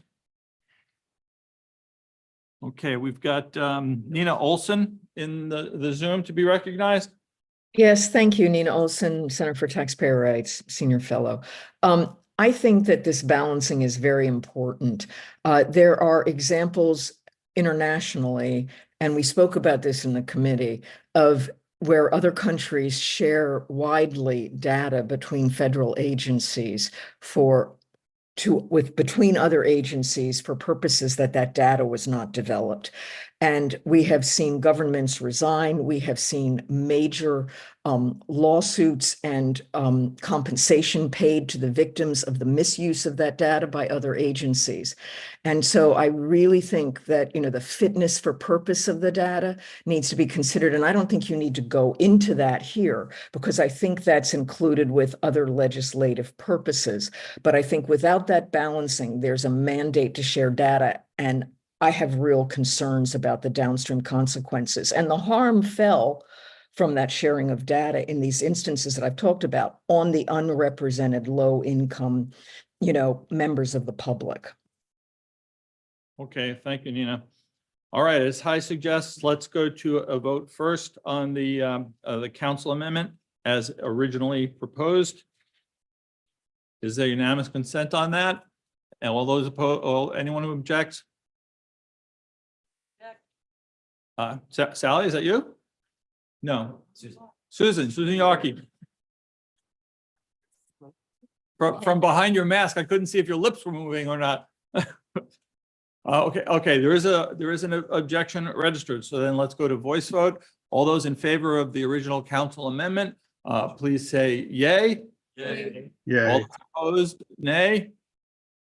Okay, the yays have it. So the council amendment as originally written is adopted. And let's see if there are any amendments to that amendment now. Eloise, I turn to you. I don't feel strongly about offering the amendment that I raised before. I was just trying to think about combining information from committee deliberations to kind of capture this, but I don't feel the need myself to move it. Okay, and I see Pam nodding, so that's a good sign. Pam? Oh, yes, I'm sorry, Helen. All right, so I want to build off the great idea we had earlier. This is Helen Sarasio, EPA. Not limiting this just to new legislation, but also when Congress is like looking at reviewing or amending legislation, I think it would be helpful to include that language here. So it could say when developing new legislation or amending current, existing legislation. And then that's all you need to really add into it. And then everything else stays the same. So that way it opens the door to Congress to look at what already exists too and make these excellent changes there too. Louise, reaction? I think we would all be in favor of that in the committee. That reflects where we were going with the getting everybody to gather there, what they have identified as problems to give to OMB. I think we pulled back on directing OMB. I don't totally remember all the details about why we pulled back exactly on asking OMB to do something with that in particular, but I think it'd be fine to direct it to Congress. Point of order, can we do this now? Do we not need to wait until like the floor amendments? Is this an amendment from the? Is it okay? I have no, sure. We are in favor of it on its merits, whatever procedure needs to go forward. Okay, so the language is when developing new legislation, you would insert or amending existing law.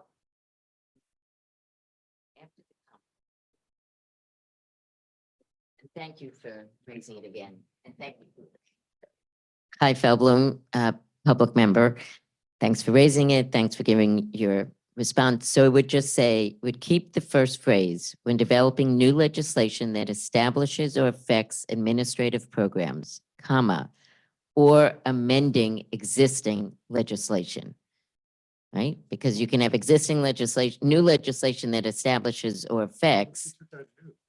Oh, right. You're right. You're right.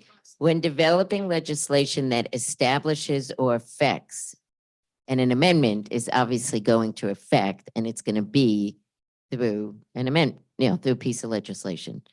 That's exactly right. So that's the motion, which I'm sure Helen agrees with. Okay, Ron. I think all we have to do is take out the word new. We don't have to make any other change. And since any legislation it's going to adopt is going to be legislation, I don't think we have to worry about any other tailoring. I can't imagine that the council would object. Okay, Helen's nodding yes. Hi, you're nodding yes? Yes, that is actually what I said. That's what you said, exactly.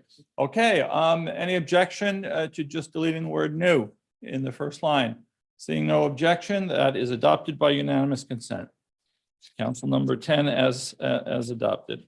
All right, now we're moving on to pre-submitted conference member amendments and comments. We have 3 of them, starting with the first one comes from government member from OMB, Steph Tatham, in lines 45 through 46, and in paragraph 19 at line 183, to say that interagency data sharing should be consistent not just with fair information practice principles, but also with, quote, all relevant law and policy. Steph, you're recognized, please. Hi, thank you. Steph Tatham, government member from OMB. This addition was suggested by OMB's privacy experts because they noted that the fair information practice principles are just principles. They didn't want to leave the suggestion that these were just optional, and so that they felt that the reference to relevant law and policy, which would include the Privacy Act as well as OMB Circular 108 on privacy, just clarified that it's not simply optional, but that data sharing should also follow relevant law and policy. Thank you. Okay, thank you. Eloise, reaction, and then we'll go to the consultants. I think that's consistent with what we were trying to do on the committee. Amy, yes? Yes. Okay. All right, then, without any further hi. Really tiny. Completely agree with you. Okay, this is basically committee on style, but I think you just want to move the footnote then to where it says fair information practice principles. Because the footnote, that's what it defines. Okay, the Committee on Style will take that up. So let's see if there's any objection to the Tatham Amendment, member amendment number 1. Any objection? Seeing or hearing none, with no objection, it is adopted. The next pre-submitted amendment comes from Alan Morrison, and he would amend line 134 and through 135 to recommend that agencies should, when possible, eliminate notary requirements. Is he still here? No. And substitute 28 USC section 1746, which is a provision of federal law that allows individuals to use unsworn statements under penalty of perjury, in some cases in lieu of sworn notarized statements. Before talking about it, does anyone offer that, moves that? Yeah, Ron. Yes, since Alan and I usually agree on everything, I told Alan I would move his amendment. Oh, okay, great. Thanks very much. So in that case, let's go to Eloise and consultants for a reaction. So I think it's in keeping with the spirit of what we're going for, but I don't think it belongs here because I think that recommendation 10 is about interacting with expanding opportunities for people to interact with government programs online. And maybe we'll get something about including telephone, whatever. But this to me looks like a specific requirement for a particular kind of burden reduction. So although I like the spirit, think it would belong better in recommendation 9C, because I think it is an example of the kind of documentation requirements of limiting. So my friendly amendment would have it read something like, so I would now be in 9C, limiting documentation requirements where possible, comma, but I don't know what the consultants think, but including by eliminating notary requirements and substituting unsworn declarations under penalty of perjury. And I would say that whole thing out rather than referencing 28 USC 1746, because nobody would know what that would mean. And in keeping with plain language, et cetera. So then my question becomes, and Alan Morrison, committee does have no footnotes, is not here, but would we need a footnote to 28 USC 1746 there? Would we put the reference above the line? Would we not have a reference in the recommendation? One could move it to footnote 9 in the preamble, but it doesn't totally belong in footnote 9 because that's a summary of their work, not a legal requirement. So I offer it to the assembled crowd that I don't fully know what to do with 28 USC 1746, but I do think we should spell out what we mean by its substance. And I would put it in this documentation requirement place, not in the allowing people to interact online. Okay, I think if adopted, we could deal with the site and the footnote issue in Committee on Style Style. Committee. But Ron, what do you think of, or what does Alan think of Eloise's? As an unauthorized spokesman for Alan, I would accept all of that, including the footnote, which I think would belong here. And it's amazing that Alan is accepting this footnote. But as an academic at heart, I think the more footnotes you have, the better. Because all the truly important stuff you want to bury goes in the footnote, along with citations to your friends. Thank you, Ron. Helen, then hi. Hi, Helen Sarasso, EPA. I am not opposed to the idea of getting rid of notary requirements when you can. My issues with the cite to 1746, because that's about judicial proceedings. That's very specific to a very specific area of law. So I don't know if other reasons and why notaries are required align to that. So maybe it's something more like, like agencies explore if they can even get rid of these notary requirements under like we just can't assume the judicial proceed one applies to this. So that's where I just think we need to think about this a little more. Hi's up next.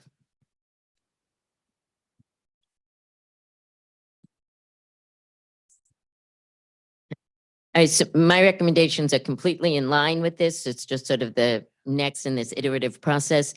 I do agree it belongs in 9. 9 says to simplify as appropriate. So hopefully that will cover. I would just make it as a new D because I see limiting the documentation requirements is more like how much information do you have to give versus then the notary, which is, attesting. So basically exactly what you said, Eloise, but just limiting documentation requirements where possible, semicolon, eliminating notary requirements and substituting. And then again, I would just substitute your plain language, whatever that was, of sworn statements, etc. And then I'm sort of agnostic whether there's a footnote that references, but I definitely like the idea of taking out the USC site. Okay, Eloise, what do you think of? So I have Right. no particular knowledge of this 28 USC provision and would eschew adding specific references on the floor without, I did look it up, but I'm persuaded by the difficulty of that particular reference. So I would even just take out that specific reference but include the substance. What Chai is recommending seems just fine to me. But I would probably say where possible, although I don't know if that's then, we have as appropriate already, but since we have where possible in the previous one, I would put it there. And let agencies figure out what law applies to them in there. That's what I would do. Okay, consultants are nodding. Ron? I was waiting for the other shoe to drop on this, but I'm sure that Alan, being infinitely flexible, would agree. Okay, great. So I'm going to call the vote on the Eloise amendment to add to 9, make it section D. Oh, okay, Bernie Bell. Bernie, you have a thought? Yeah, Bernie Bell, public member, just quickly, I would eliminate the where possible because we already have those words. Identify opportunities as appropriate. I don't think we need to add where possible, Jim, in D. Okay, eliminate where possible. That's fine. Fine. And the positive, yeah.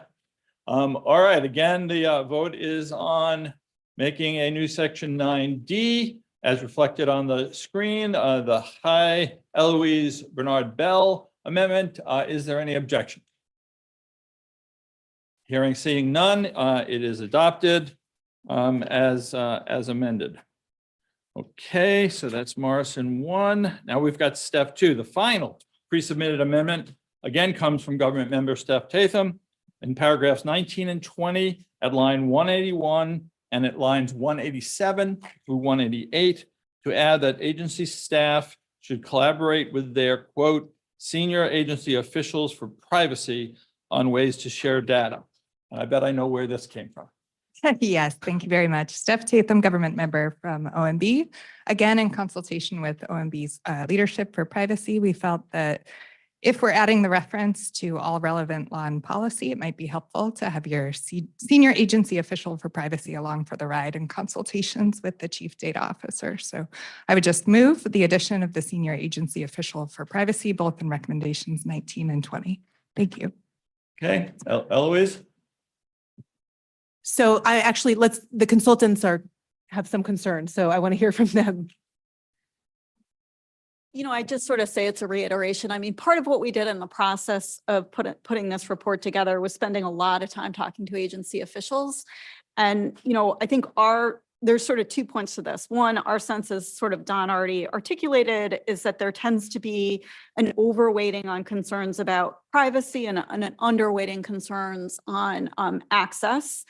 And then I would say generically, like if you talk to members of the public when they're trying to interact with agencies, I think people really struggle to understand when they go and apply for a benefit, say through CMS for Medicaid, and Medicaid says to them, well, you need to give us X, Y, and information. And people will say, but you already have it, because they don't make the distinctions that you all do which is like, well, but that's in a different agency. That's not how members of the public see it. They see the agencies as the government, and they really don't understand this kind of lack of sharing across agencies sometimes of their data. And I don't mean to say that privacy doesn't matter. I don't mean that at all. It's just generically, I do think there's an overweighting of this. And I do want to kind of speak to the point that Nina Olson made. It is absolutely true. Obviously, this stuff can go awry. I think on average, though, when you look at, like, we can all pull out anecdotes when this goes awry. I think what we see, particularly in the US, is that on average, this inability to share data across agencies is disproportionately harmful, particularly on low-income and vulnerable populations.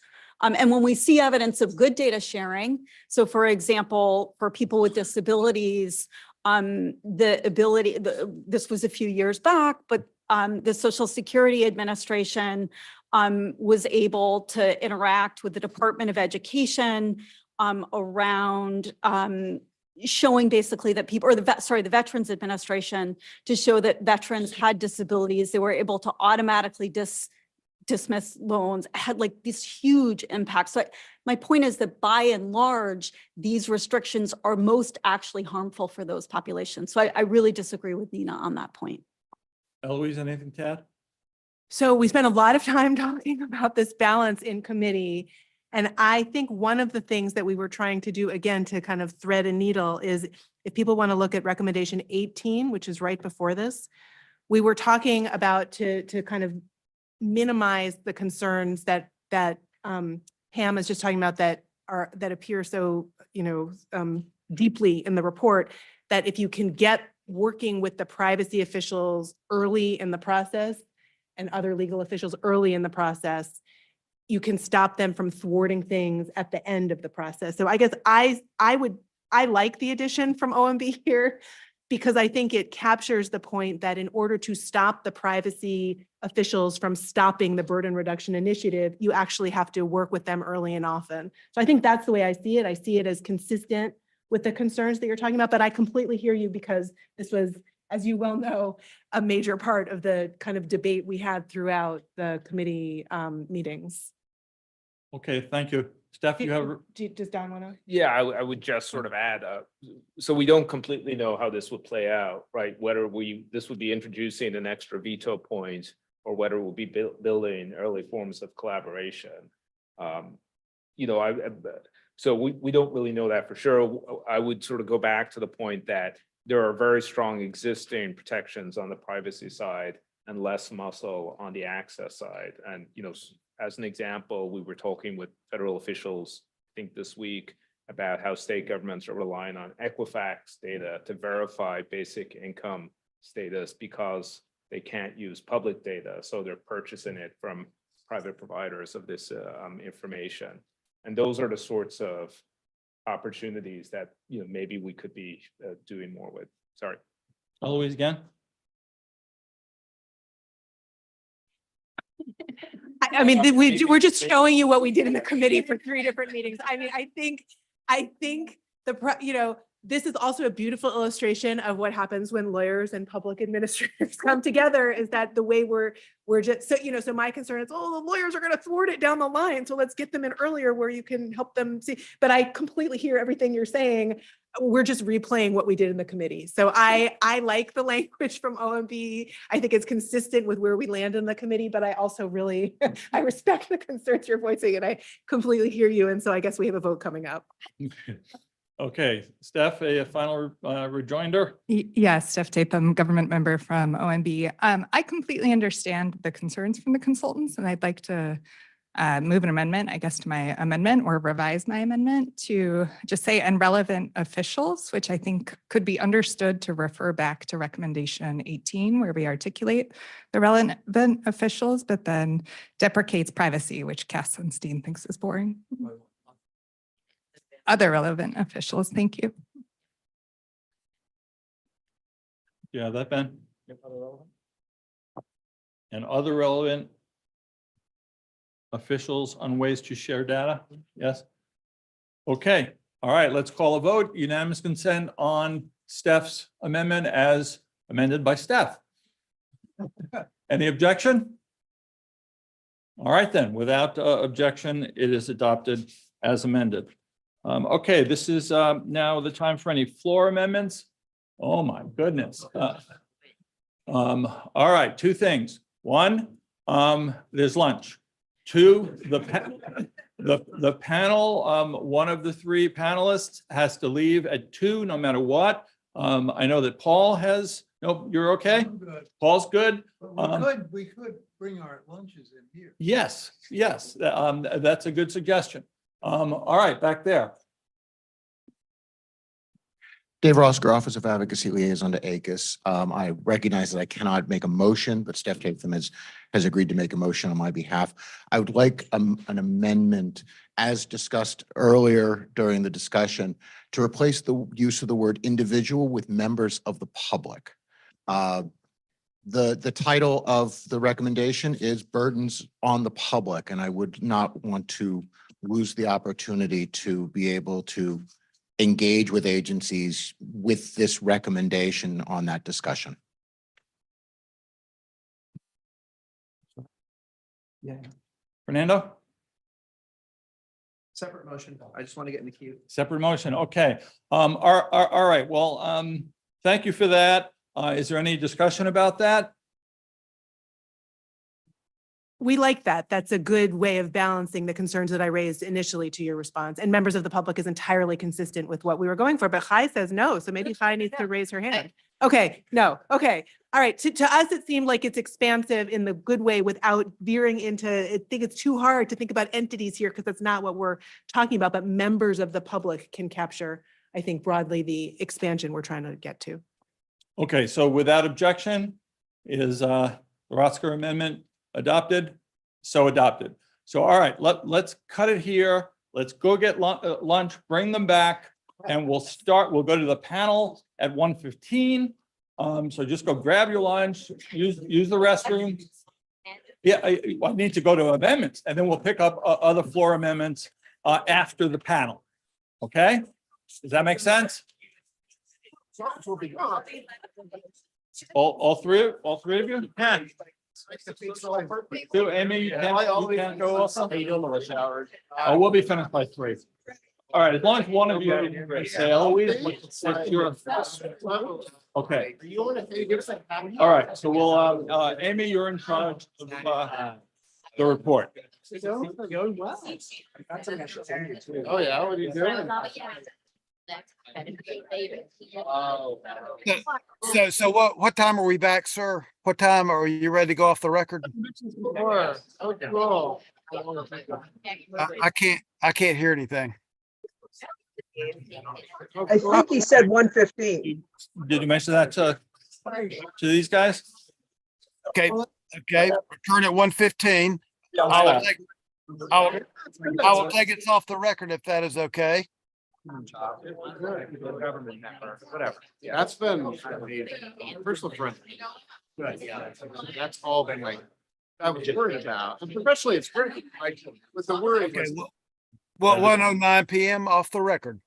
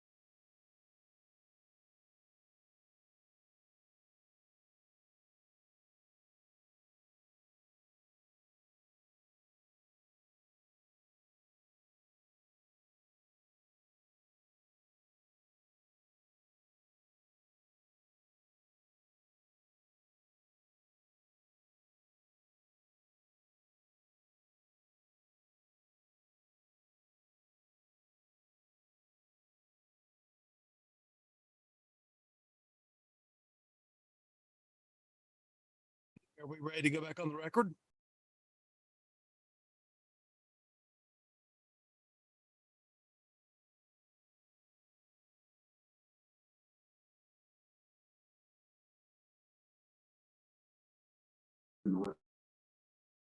From August 1953 through this.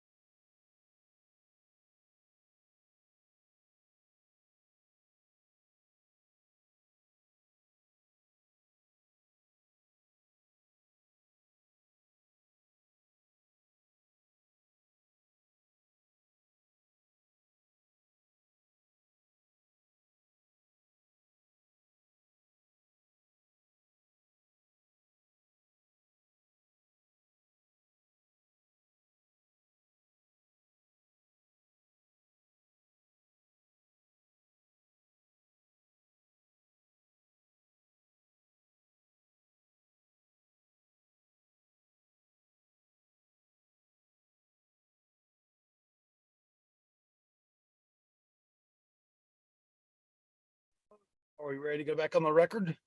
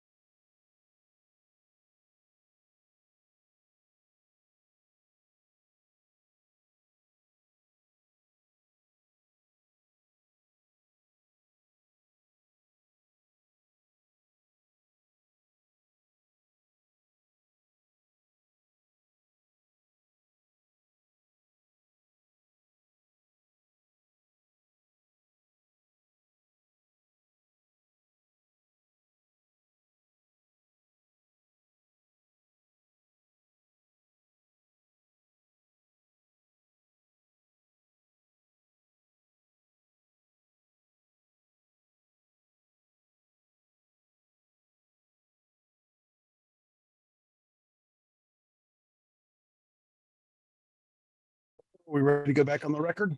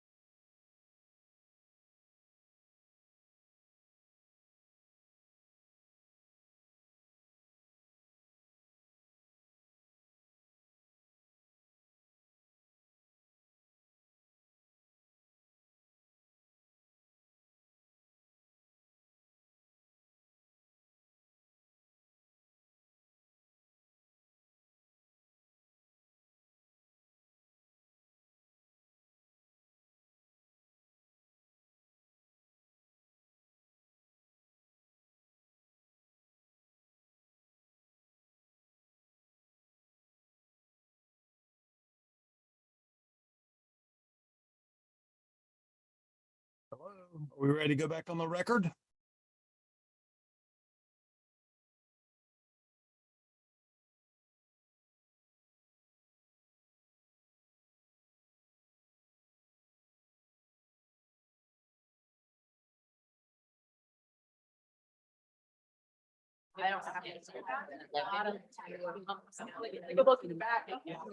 Ready to go back on the Hello, everyone. I call us back to order.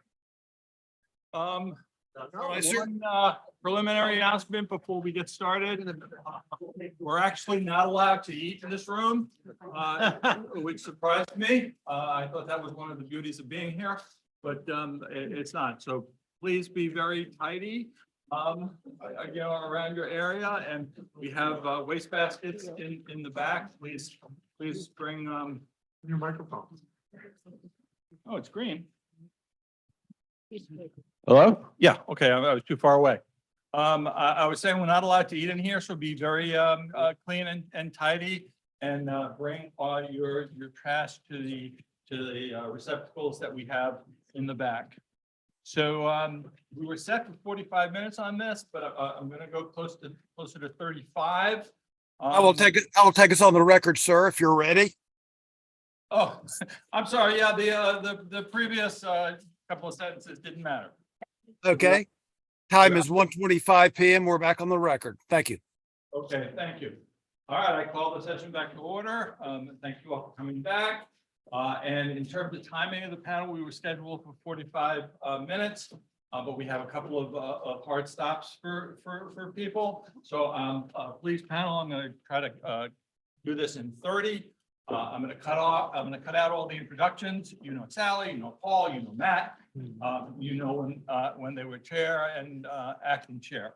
So I'll skip all that. And panel, I'm not going to read the long detailed questions that I gave you the second time, and just please allow you to reminisce about your time as chairs and acting chair. So Sally, you of course were acting in 93, 94. While you were also OIRA director. So what are your thoughts on how you handled that at the time? How I handled it? Well, not very well, but in any event, that was a time, I would call it the age of innocence. We had no idea what was coming. No idea that ACUS was in trouble. No idea that the Hill was about to cut us off at the knees or higher up. It's not working. How about that? Okay, age of innocence, no idea of what was coming. And when I came into the Clinton administration, I was asked if I would be the acting chair until they found somebody. And we did. We found a wonderful woman to follow in my footsteps.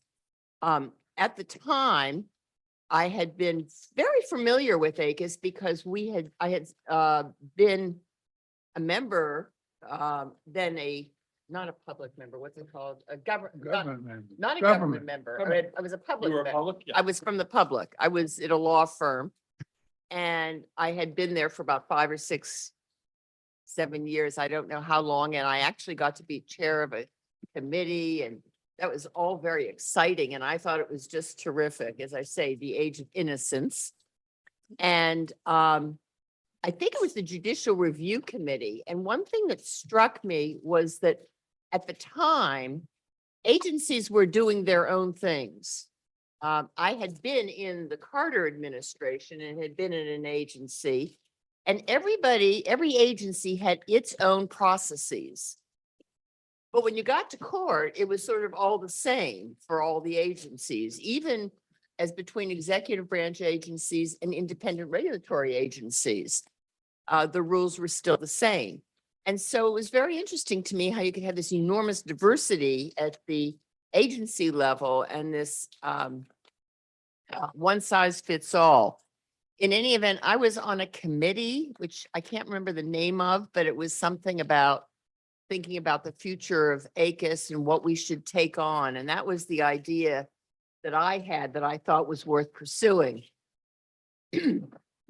I was doing that while I was head of OIRA. And I have to say, I think my protective of OIRA persona took precedence over the acting chair of ACUS. And you ask how I did them both. It was the acting chair or even the chair of ACUS was not the most demanding requirements or responsibilities. There were 2 plenaries, a bunch of committees, and it seemed to me that I didn't spend an enormous amount of time, unlike some of my successors who pored over the recommendations and attended every meeting of every committee and every meeting of the council. I didn't do that. I didn't do that. And then when Tommy Rogers was asked to be the, excuse me, the chair, I breathed a deep sigh and thought, that's great. I'll just go back to being only OIRA. But I thought that we were singularly unprepared for what hit us. And what hit us was a couple years later, after Newt Gingrich had launched his Gingrich Revolution in the Congress. And while Clinton was determined during his tenure to balance the budget, Gingrich thought that he would have some fun killing an agency here or there. And from nowhere, unless Paul knows about the ALJs and their adverse reactions, from there, guess what they struck? The administrative conference. It was right at the top of the list. It was very easy. It was just right up there. And it got wiped out of the budget without anybody, any warning, anyone knowing. And I was at OMB as OIRA, but I had some of my fingers in some of the budget costs. I remember going to the director and saying, we got to fix this. We got to fix this. This has got to be fixed. And it wasn't. And so a couple of years after Tommy got here, ACUS shut down and you're next. Yeah. Oh, you're done? Well, for now. Well, first of all, For oh, yeah, now. oh, okay. So quickly, it is true. Jeff, I don't really want to start here because it takes too long, but we did, I have a little guilt on this one. We did write a report about the ALJs. I shared this report, it's 92, written in 92, which suggested maybe the ALJs need some oversight.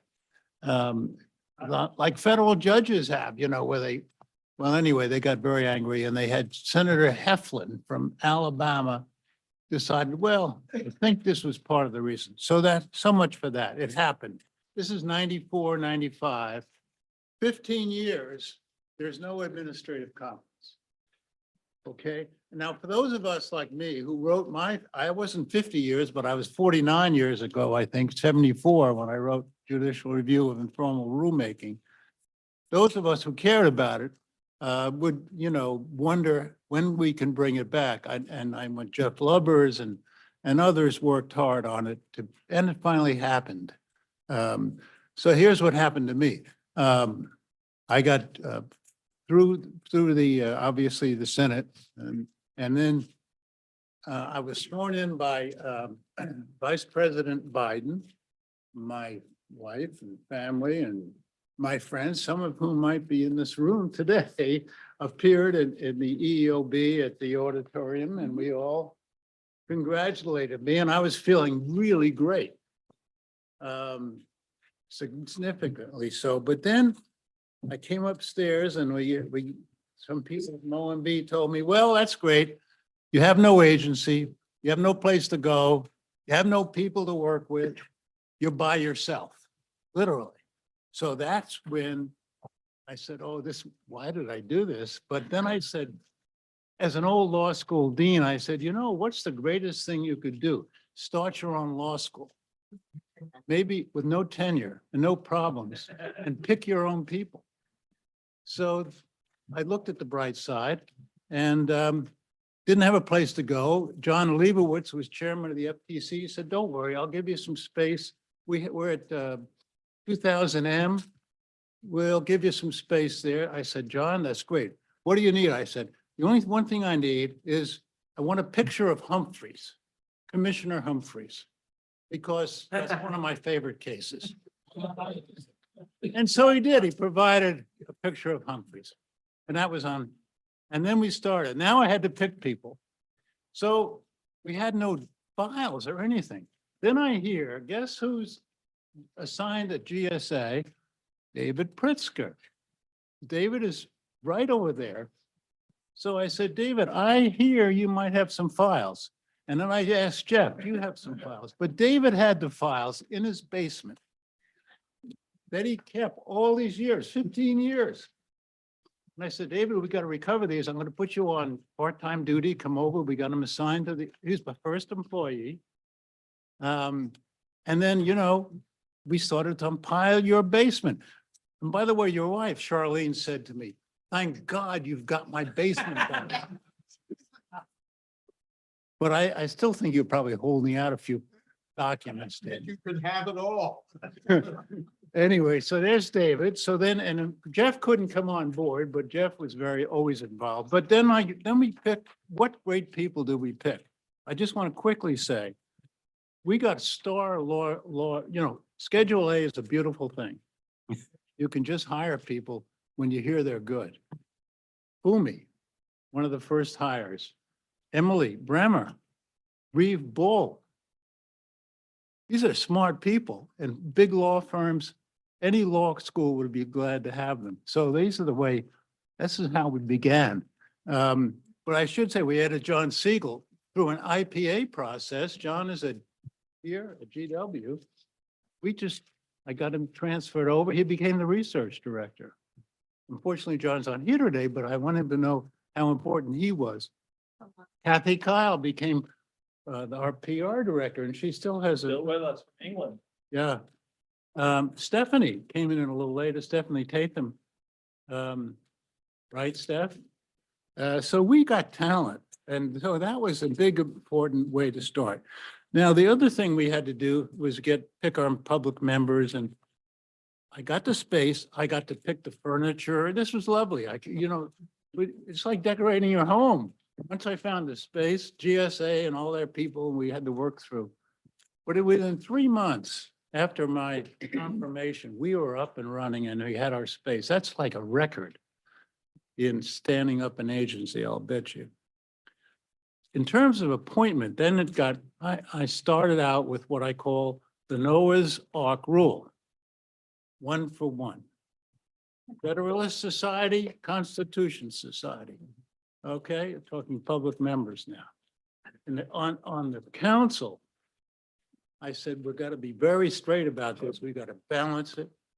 Fortunately, Ron Cass, who's still so great at your job, is agreed to come.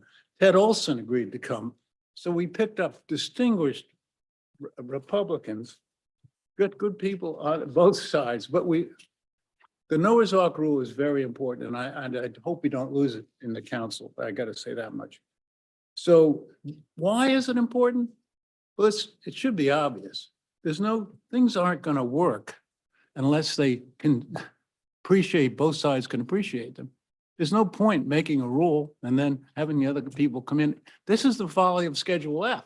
What's the point of firing everybody for 4 years and then the next regime comes in and has to hire them again? No, we don't want that. We don't want that folly. So we avoided it. And we picked topics, very importantly. I'm proud of a lot of them. But I think the most is, and Cass was here, Cass Sunstein, who, as you know, came along after you.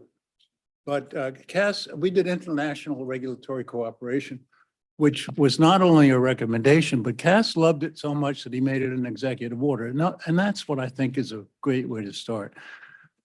How to get the attention of Congress. I knew they didn't know who we were anymore. So I said, we got to have a hearing. Now, how do you have a hearing and convince Congress? And we had nothing really to say other than we're back. So I said, I know. So I got Justice Scalia and I got Justice Breyer. And I said, would you gentlemen come to a hearing if we held it in favor of the administrative conference? And of course, they said yes, having Scalia having been one of my predecessors, but Breyer having been the judicial counsel nominee. So we had a hearing. Not a single person missed it in the House. They all showed up. They all wanted their pictures taken with Breyer and Scalia. So that so that put us back on the map. We got in business. We were doing good things. We picked great topics. And here we are. Thank you, Paul. All right, let's turn to Matt. Matt, you also served in a tumultuous time at ACUS and held 3 titles for a while. Can you share your experience and how that all came to be? Sure, I'll similarly indulge in a little anecdote here. Excuse my voice, I'm getting over a cold. It's no more than a cold, though, I assure you that. I assure those of you whose hands I've been shaking today that it's no more than a cold. In any event, first of all, let me just say something, Paul, with respect to the administrative law judges. Sally blamed you for the demise of ACUS in part, and you took a little credit for yourself. There was actually a gap of about 2.5 years between the time that the report was written and the time that ACUS was defunded, and there were a lot of factors in play. Oh yeah. I think it's I think it's important to point out, not for the record, it wasn't just that report, and it wasn't just the issues with the ALJ. And I'll also say on that front, you weren't the only one who wrote that report. Jeff Lubbers' name was on that report. Dick Pierce's name was on that report. Jerry Mashaw's name was on that report. Charles Koch's name was on that report, if I recall, and so forth and so on. So anyway, I just wanted to point that out. I'm going to say something very complimentary about you in a second, Paul. I had immediately prior to ACUS, I was on the staff of both the House and the Senate Judiciary Committees. That was sort of a second career for me. This ACUS was a third. And I actually I worked a little bit on the House Judiciary Committee on getting ACUS reauthorized. And a lot of people take credit for ACUS's reauthorization, a lot of people. Sally Katzen does not take credit for ACUS's reauthorization, but I can tell you from behind the scenes that she was instrumental in getting ACUS reauthorized. So I served, Paul, maybe about halfway through his term, maybe before, hired me as the executive director at ACUS. And then towards the end of the Obama administration, I was— Best thing I ever did. Thank you, Paul. Thank you. And a lot of what I did when I first got there was try to reestablish relationships with the administrative law judge community, which I found very professionally satisfying. I really do. I have enormous respect for the ALJs. But in any event, towards the end of the Obama administration, I was nominated by President Obama to become Paul's successor. The nomination never went through the Senate. There were some political activities in 2016 that you might be aware of. I was President Obama appointed me as the vice chair at the very end of his administration, and I mean the very end. He signed the commission about 17 hours before President Trump was inaugurated. And, you know, unlike a similarly insignificant figure, William Marbury, I actually got my commission. And I didn't expect to hold the position very long. I suspected to hold the position about 2 weeks. And then 3 months elapsed, and then I expected to hold it maybe another 2 months. And somehow I remained as the acting chair, the vice chair, and the acting chair for the entirety of the Trump administration until the very 2 weeks when I was removed from that post. And then I was reinstated to the post 3 weeks into the Biden administration. And that transaction resulted in some litigation that the DC Circuit just decided this year, Severino versus Biden. It's a very interesting case on the removal power. I guess I'll say all that by way of background to saying that I think the area of consensus in which ACUS operates is much smaller than it was at one point, certainly back in the 1970s. I mean, I don't know if for those of you who listened to the oral argument in Jarkissi, an ACUS report and recommendation from 1972 came up about civil penalties. I suspect that report and that recommendation could not have been written or adopted by ACUS in 2023 or 2016 or whatever the, in any recent time. But we did try, I didn't have you were gonna, I think, ask me if I had an agenda, Andy. I didn't really have an agenda because I was not expecting to be there very long. But we did try to do meaningful work, and I think we did do meaningful work in a space of consensus. And I was very impressed by the ability of the membership to come together to transcend ideological divides and adopt some important recommendations on such seemingly controversial subjects as guidance documents, interpretive rules, and policy statements, and recommendations on the disclosure of legal materials and artificial intelligence and adjudication and so forth and so on. And those were much happier times than I thought they would have been. And I was telling the former acting Attorney General Jeff Rosen that the officials officials in the Trump administration with whom we work, and I'm not of the same party, and I was the only council member who was not of a different party than every other member of the council member. The officials at the Justice Department and in the White House were very solicitous and supportive of ACUS during the Trump administration. Jeff Rosen and Beth Williams and Steve Engel, the OLC head, and Kate Comfort Todd and so forth and so on. So I think that we did well under the circumstances, but these are much more difficult times in which we live than they were, I think, during the 1970s and 1980s when when ACUS did a lot of its work, and it is a more politically divisive time than it was when Sally was around in Washington, though things were changing at that point to some extent. Well, they were, but I think the important thing is how did ACUS attract the kind of people, whether it was Nino Scalia or later Paul Verkyle and Matt as well, how did they attract it? And I think the answer is actually quite clear. It is a unique type of organization. As you all know, it brings together government lawyers who are actually dealing with the administration of justice, otherwise known as ad law, within their agencies, with private practitioners who are practicing before that agency and are representing clients who have to deal with those things. People from the academic world who, with more or less experience in the real world, write very interesting, intriguing, and sometimes informative articles. And you have all of these people meeting together as co-equals. The discussion this morning, everybody's voice counts. How many times did you say, is there any objection? And there'd be one, and people would pause and stop and consider.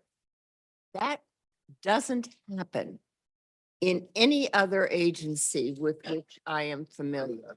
And the relationships that are born, and I see a number of people who are almost as old as I am. I'll still take the cake for the elder stateswoman here, but there are a number of people I've known for years where the friendships were formed at ACUS. And at that point, mutual respect. At that point, thoughtful consideration. You listened more than you spoke. You heard what other people were concerned about, and you tried to come up with a compromise. Well, if this doesn't work, would this? If that doesn't work, could we try this?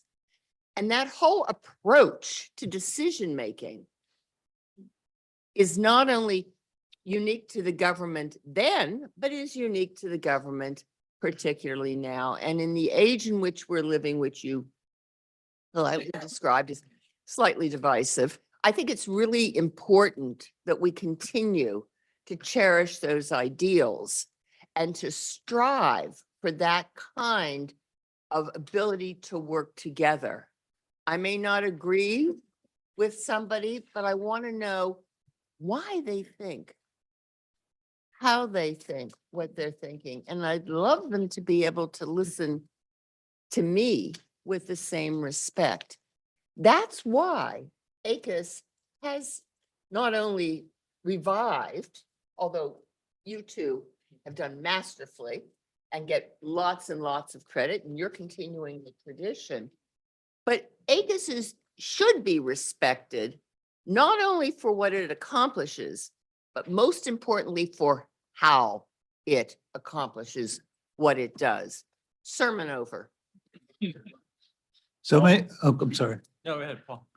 No, I want to add one thing. And one person who I got privilege to appoint is Sean McGibbon, our general counsel. And so that's another wonderful appointment, and it still continues. I once asked Sean, I heard that Jim Miller, when he was head of OMB, used to walk the halls. I think John Clooney told me this story. I don't know. Walk the halls and say, I need a green light lawyer. So I asked Sean, I said, are you a green light lawyer? I need a green light lawyer. He said, I'll be a yellow light lawyer. And we settled on that. We settled on that. Oh, that's great. May I just, I forgot to say something, and what I was gonna say is, I don't think that there's, I'm not sure there are too many people actually who could have stood the agency up the way Paul did. He really stood it up from the ground up, and he did it. There's no manual for doing that. You don't get a lot of help in the federal government. He had an outstanding staff with Sean and Harry at the time. Oh, Harry. But very difficult. It's very difficult to do. And one of Paul's charms is that he's, appropriately impatient with bureaucracy, and he gets stuff done. And I'm not sure that there are too many people out there who could have replicated what Paul did at the time in terms of standing the agency up. You called him a force of nature once, Sally, I believe, and I think that's an apt description. I know. Paul, you want to talk about Harry? Forgive me, Harry. Harry was so terrific because Harry was the smartest guy in the room, and we got him in and we said, figure this out. How do we get our budget? But also we started the deal and started to sell our services. We actually had no year money. No year money is the most important thing you can have in government. And we had some no-year money because we charged Social Security Administration and others for doing consulting. Harry helped figure all that out. And I don't know, Harry, is that account still around somewhere? Maybe. See, smart answer.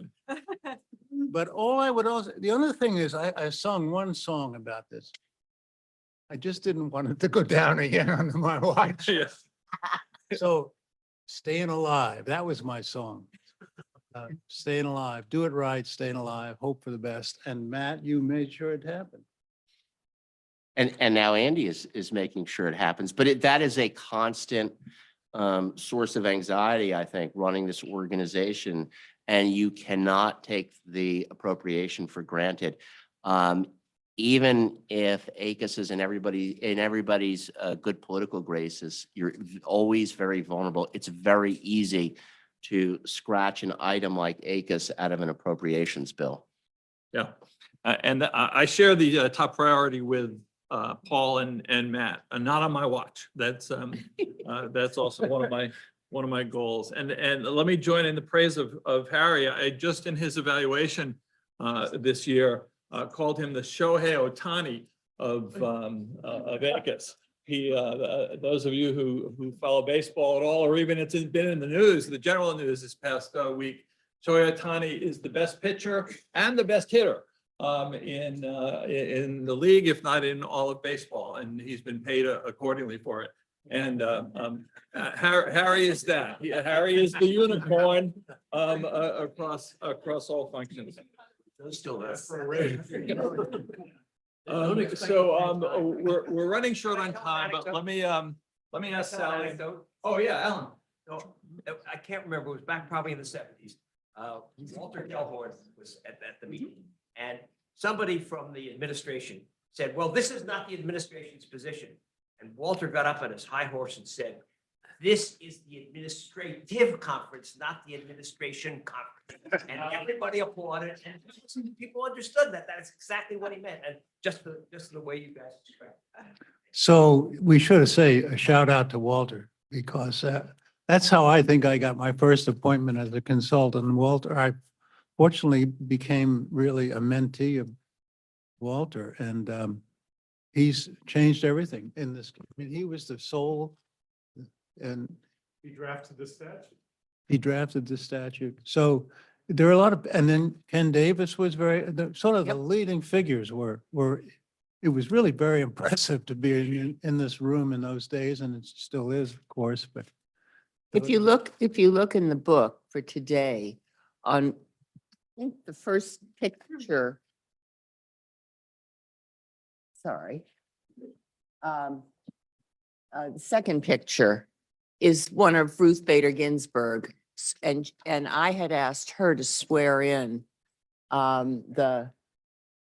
I think she was swearing in Tommy, if I'm not mistaken.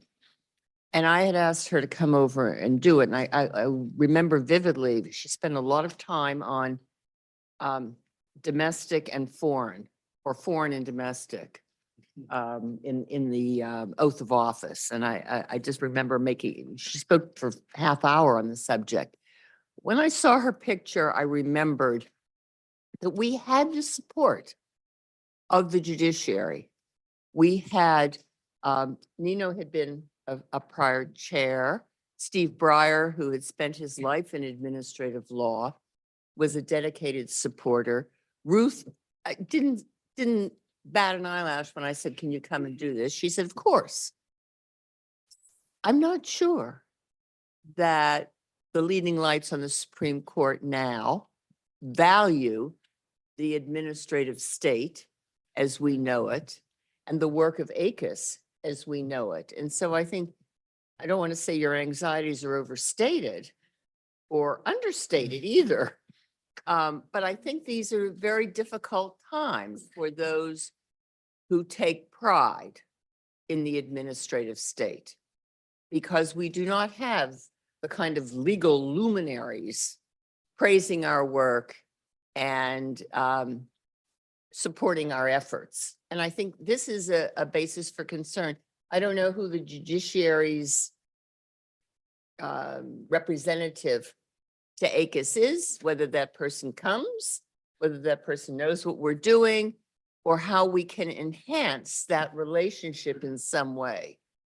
But, and I raised this morning, we need to work with Congress. We need to work with the courts as well. And I think that's critically important and something that all the members of ACUS can themselves foster in your own private conversations with your friendly judges or justices. All right, well, we're starting to run out of time and I want to open things up for questions or comments or memories from people here. But I first want to recognize someone who has been to plenary sessions of ACUS, maybe all 80 of them. Warren Belmar, who's been here since 1968. Oh, wow. And here he is, Warren.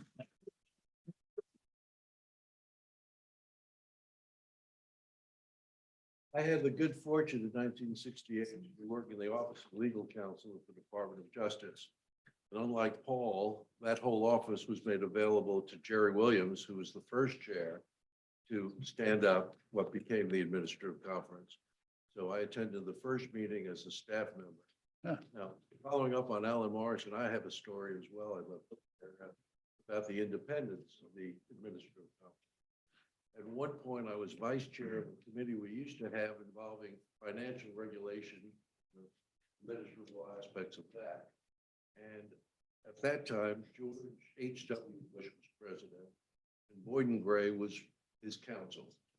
And he had done a study and recommended that the the SEC role of the bank regulatory agency to oversee the SEC kind of filing, would make more sense to put it at the SEC. And so they recommended that to the, and it became a topic to study at the administrative conference. And the committee recommended that. It sounds good to us, it sounds good to the President's Council, sounds good to the President of the United States. This is a no-brainer. Well, the chairman couldn't make it, and I made the presentation to the council, to the conference, and it was defeated. The agency representatives from the bank committees did a much better lobbying job. The conference, at least committee, was willing to stand with the President of the United States, even if it didn't happen. That's a Thank good you one. very much, though, for the opportunity to have been involved in this That's a good wonderful one, Warren. organization. Oh, thank you. And I'd Thank be you. amiss if I didn't say, many of the people here came to the conference through the section of administrative law and regulatory practice of the American Bar Association. Alan Morrison and I have the pleasure, this was 1995 at 6, to form an ABA committee that was charged with the responsibility for reestablishing the administrative conference of the United States. It took forever, but we finally were part of the process. So there's been an incestuous relationship for years. Look around and see many former chairs in the section of administrative law. It's always proud to be with some wonderful people. Thank you. Thank you, Warren. Paul mentioned David Pritzker, but I also want to let everyone know that David has the record for most plenary sessions in a row. So Everyone since 1976. there you go. Please, David, stand up and May I talk to us. say a couple of words about Walter Gellhorn? I think of him every time I hear the expression Committee on Style. For years and years, the Committee on Style was Walter Gellhorn. And in one plenary session after another, there would be at least one occasion when Walter would stand up and after there was a fair amount of disagreement about which way to go, and he would come up with the perfect solution for how to reconcile the differences. And that would end each debate. So those are two positive things about Walter. Something that I can't call positive is that in December 1995, after ACUS had closed its doors, we had a final social gathering in December. And Walter had died a week or two before that. Everyone was saying he must have died of a broken heart. Oh, that's very touching, David. Thank you. All right, would anyone else like to share their experiences? Or yeah, Jeff, I was hoping. Well, David and I shared a lot of the same experiences. I worked at ACUS from 1975 to 95. And I just want to emphasize, well, one thing about Walter Gellhorn, I think his mantle was somewhat carried on in terms of the Committee on South by Peter Strauss, who I hope is still listening, who also is from Columbia and performed a lot of the same functions of Committee on Style and helping to solve disagreements. But I just wanted to emphasize the bipartisan nature of ACUS when I was there, because in my 20 years, I think I served under 15 Republican appointed presidents. I was hired by Bob Anthony. And then after that, we had Marshall Brieger and Lawrence Smith, both of whom, well, Bob Anthony was an administrative law guy, but the other two were not. And when they came in, they didn't really know that much about ACUS or administrative law, but they believed in the mission of the conference. And we've never had a chair who hasn't believed in the conference's mission, unlike a lot of other agencies in Washington who have to put up with that sometimes. And I really think that that's made a huge difference. And during that whole period, which included some pretty polarized political times in the Reagan administration, deregulatory initiatives and so forth, the conference acted in an extremely bipartisan measure and did a lot of really influential recommendations.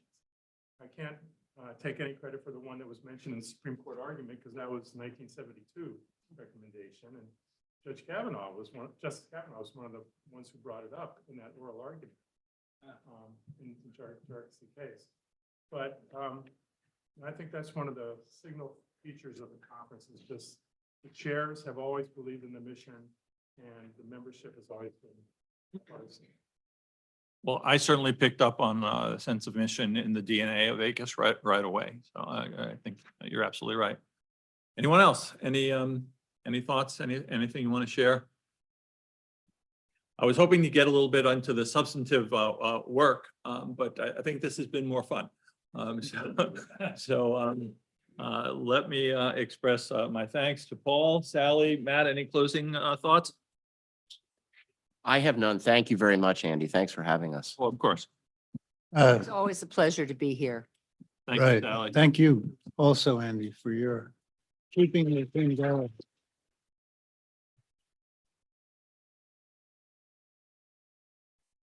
Oh, stop. Thank you very much. Okay, now is time for the special presentation. So please don't throw out your trash yet. Stick with us. Paul, would you stay here? There you go. I'm out of here. We'll see. I will.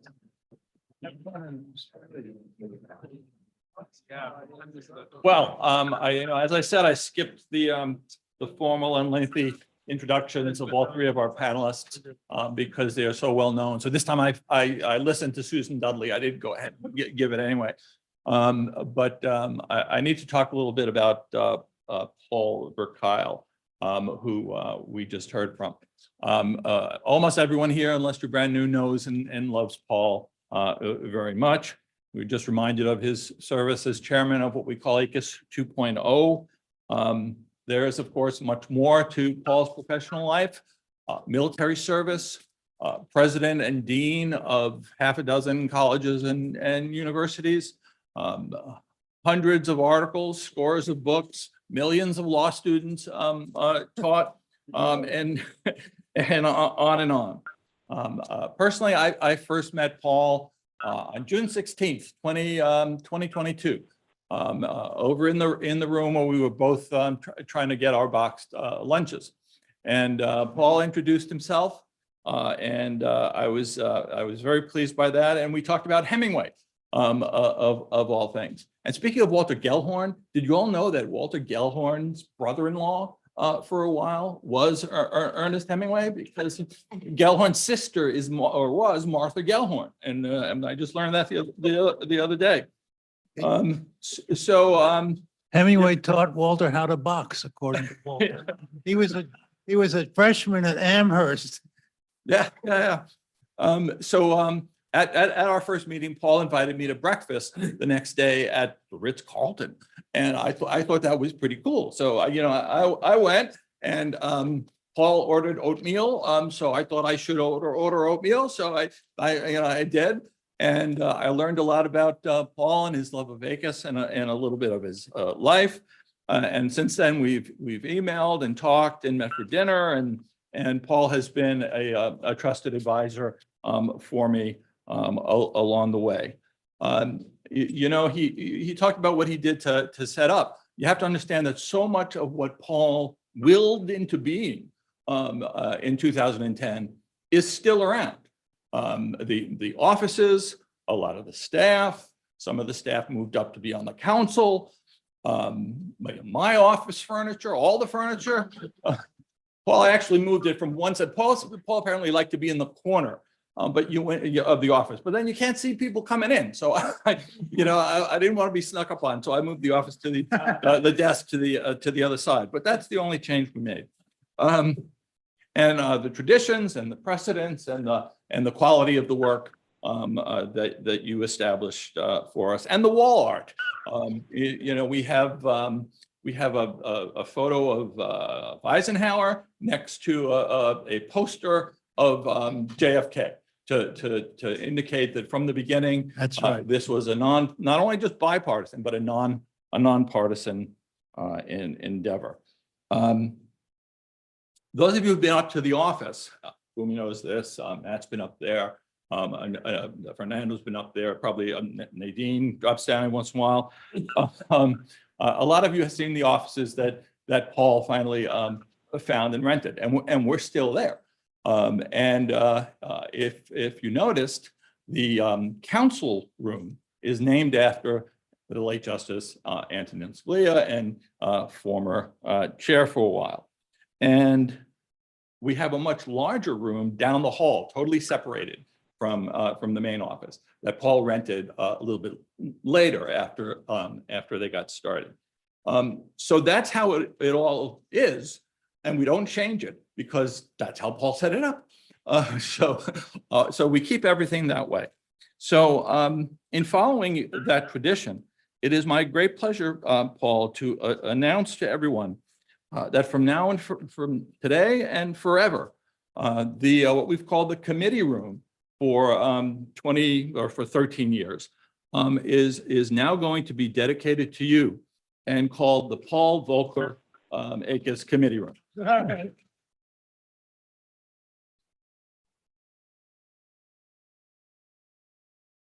But don't talk yet. I'm not done. So I'm presenting to you on behalf of all of us at ACUS a mounted So nice. version of the plaque that's going to go on the committee room. And this is even better than the council room because everybody who comes through the elevators and and walks around the 7th floor is gonna see this. So Paul, thank you so much for all of your service. Thank you.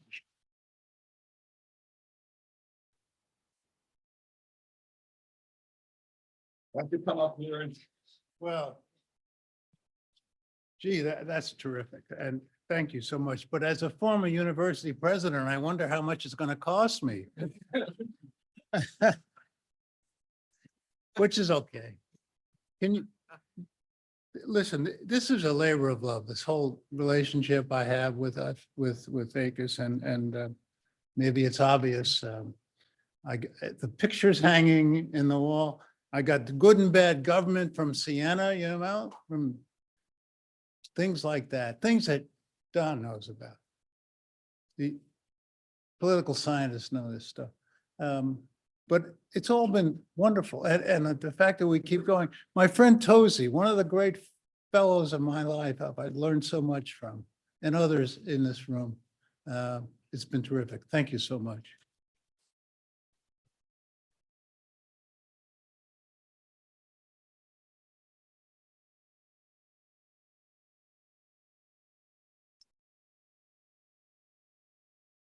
Okay, can I ask my my able folks to set me back up, please? No break now, don't go anywhere. That may be to the trash cans. No, you're good.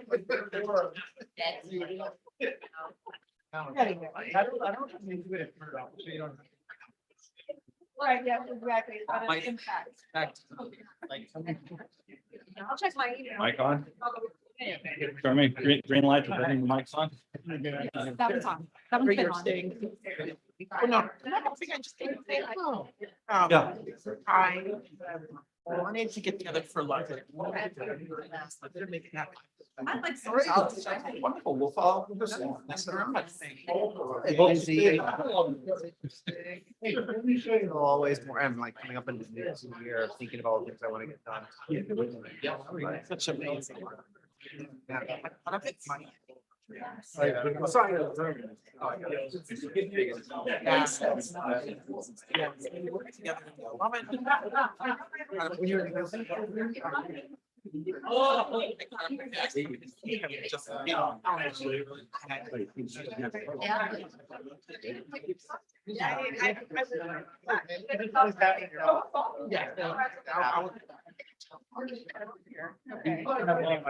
Okay, all right.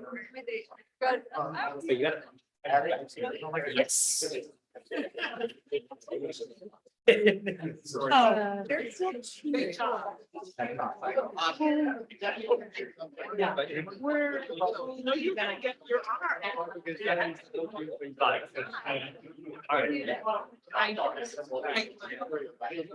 They're gonna be like.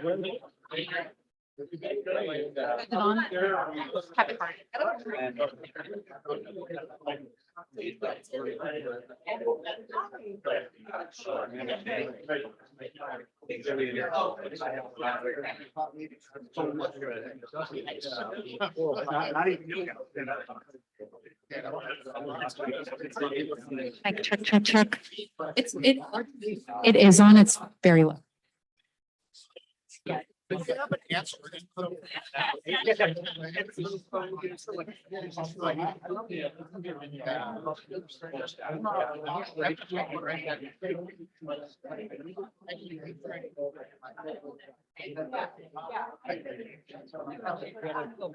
Fernando on the council is gonna recommend.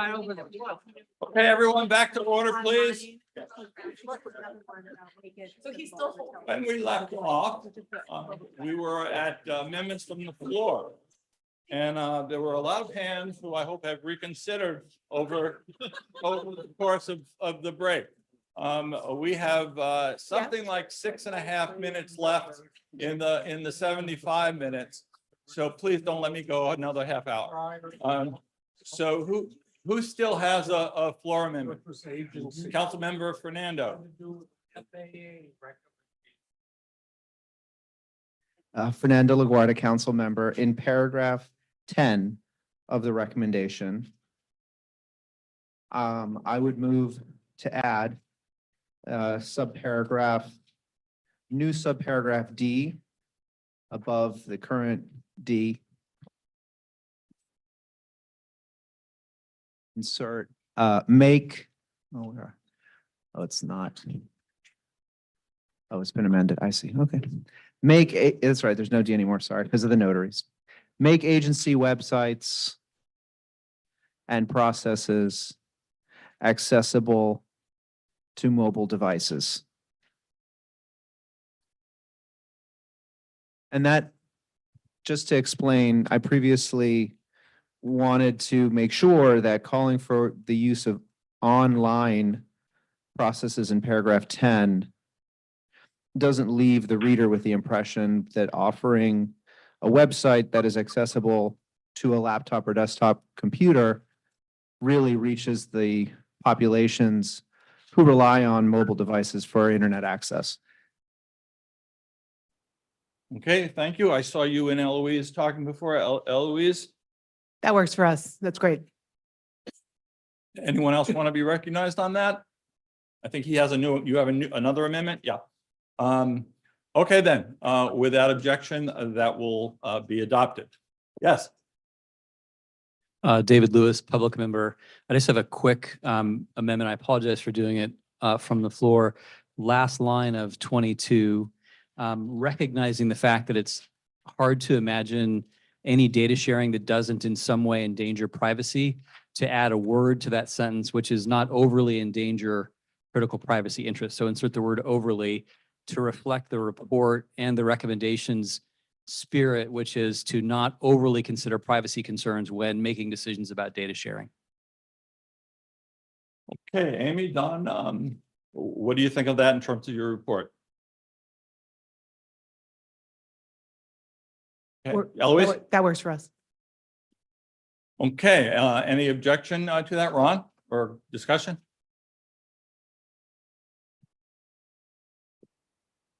Ron Cass, council member. We already have disproportionate effects in the paragraph above that. And I wonder whether overlay adds too much emphasis in that. Because it is already saying that you want to balance effectively the impact on other legislative purposes and critical privacy interests. And it's not just talking about all privacy interests. So I think overlay kind of overdoes. David Lewis, public member. I think that the spirit is right. I guess the way that I read it, and perhaps incorrectly, is that I separate that last or endanger critical private interests as separate from the disproportionate. So maybe we could just leave this to committee on style, but to try to get the spirit of it, which is we don't want to overly value privacy interests relative to the values that, or the benefits that come from data sharing. Because the default will be to always, if there's any danger to privacy, to let that trump any data sharing that could happen. I think we want to avoid that. Okay, well, thank you for the flexibility that you've both shown, and we will indeed assign that to the Committee on Style. So thank you very much. Other amendments from the floor? Okay, I'll get to you in a second. Kevin Stack, public member. This is in recommendation number 13, line 134. And the language I'm moving, and I'll explain the logic for it in a second, is after the multiple languages to add and in time. With me there?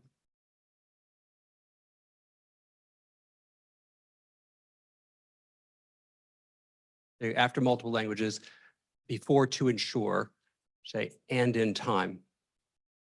And the idea here is that, so before, let's make sure we get that up there. After languages say, and in time. The idea is that I was concerned, as I mentioned at the outset, that there be information provided to applicants whose, say, applications had been denied that was sufficiently timely to allow them to cure those problems. And I was looking for a place to highlight that in the recommendation. And this seemed like the most efficient way of doing so. So that this recommendation would say, agencies should provide information in plain language and in time to ensure that individuals can understand and use that information, which I think would incorporate the idea that you could use it, that is, by amending or curing your application if it was wrong. Steph?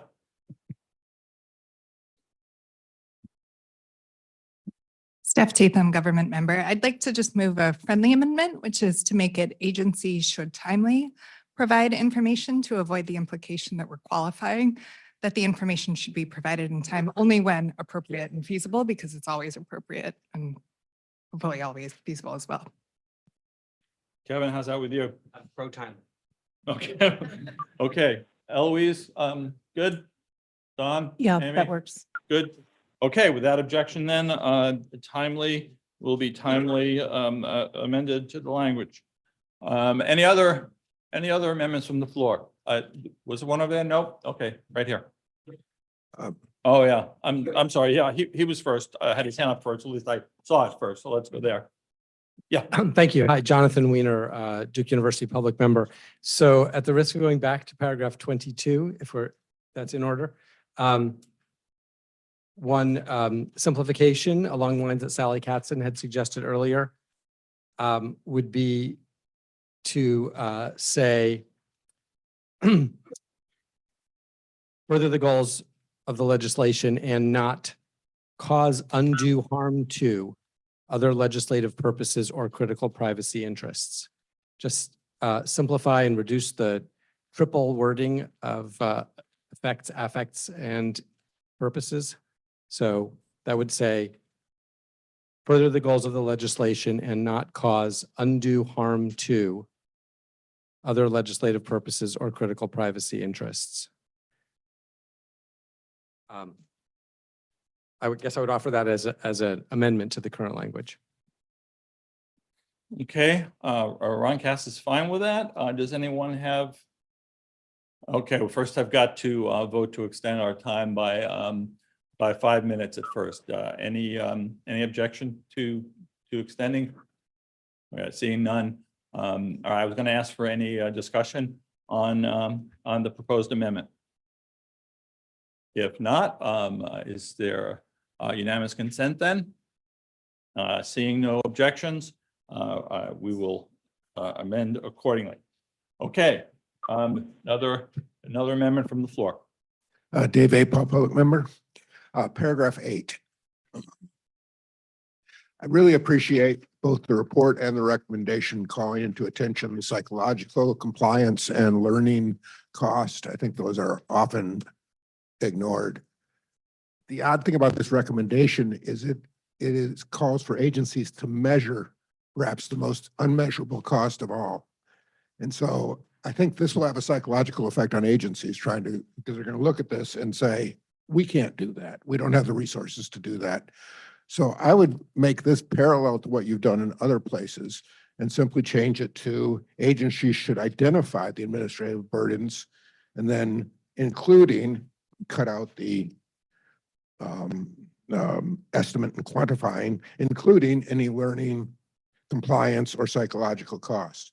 So you just make this parallel to the other ones, and you're not asking agencies to do something that none of them can do.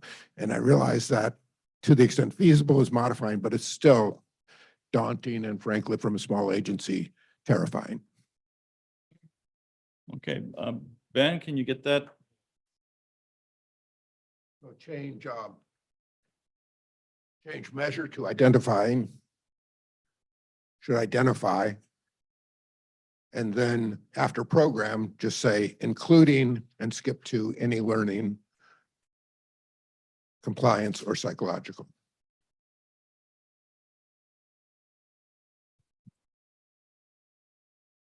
Is that it? Yep, great. Okay, any discussion on that amendment? Ron?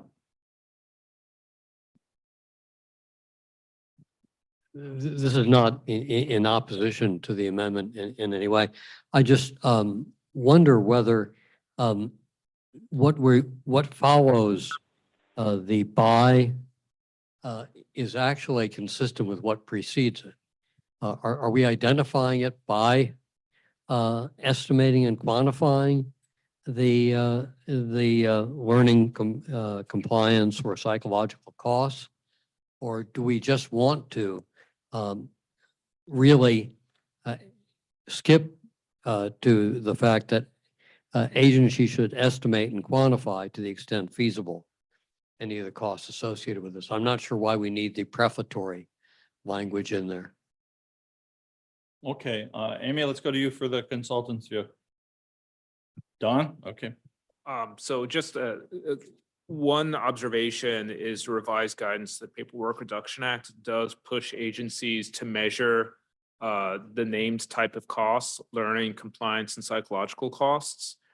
So I think what we're proposing is very much consistent with that. The second takeaway is that it sounds onerous to measure psychological costs, but in many respects, this could mean something as simple as a one-question survey item about whether people felt respected or whether they experienced frustrations in their interactions with government. And so I think there are practical tools that wouldn't be too onerous. And given the previous qualifications about directing these primarily towards public-facing agencies, I don't have the expectation that this would be overly onerous for smaller agencies that do not have these engagements with the public. Any response? Oh, Ron first? Okay, Ron. I don't think that's actually responsive. I think what you're saying is that there's a reason to ask agencies to try to estimate and quantify these things, which I'm not objecting to. I'm just asking why we say it twice. Eloise, please. Don was responding to the previous comment, so yeah, felt not responsive possibly because it wasn't responding to your comment. Your comment, I think actually we are sort of doing the same thing twice, so I would be fine with cutting out the first bit. On the first comment, I'm sorry, I forgot your name. Dave. Dave, I'm uncomfortable with the switch to the verb identify there because this whole thing is in a section on identifying burdens, right? The header that appears before paragraph 5, all of this is about identifying burdens. So I don't think what we're calling for in this recommendation is to find the burdens. We're talking about, we are really trying to quantify and measure. But I take Ron's point to be that we've said it in a duplicative way. So I would myself, I think it's more streamlined to adopt what Ron said, but I think I would resist using the word identify as the way you've suggested, Dave. Yeah, well, we do use, Hold on a second. I need UC to extend 5 more minutes without objection. Dave. we do use the term identify in paragraph 6, and the alternative was to put this whole thing in paragraph 6. I think it really is a continuation. I wanted to do as small of change as possible. Yeah, putting measuring or putting estimating and quantifying in the front is actually creating the same problem as measure does. Those are, I think you're asking agencies to do something, even the outward facing ones, that they can't do. As to, it could be as simple as asking a question, I agree. And that's more identifying and that's more determining those kind of terms. And in fact, you already tell people to go out and ask questions. So that's already covered in paragraph 5, that this would be a way to do it. And by folding the psychological cost into this whole proposal, I would read that to mean, and here's how you do that, as we've already talked about. But it's not quantifying. So people love to quantify, but it's really hard. And Okay, really Fernando, inaccurate. then Ron. Thank you, Dave. Fernando LaGuardia, council member, speaking from the perspective of a small agency. If there is an interaction with OMB in which I suggest to do something in a simpler way, as you did, Ron, I usually do it the more complicated way back. So I would prefer to simplify, because even if it's an available way to do something, it depends on your desk officer and it depends on who you're dealing with. And frequently it's do it the more complicated, burdensome way.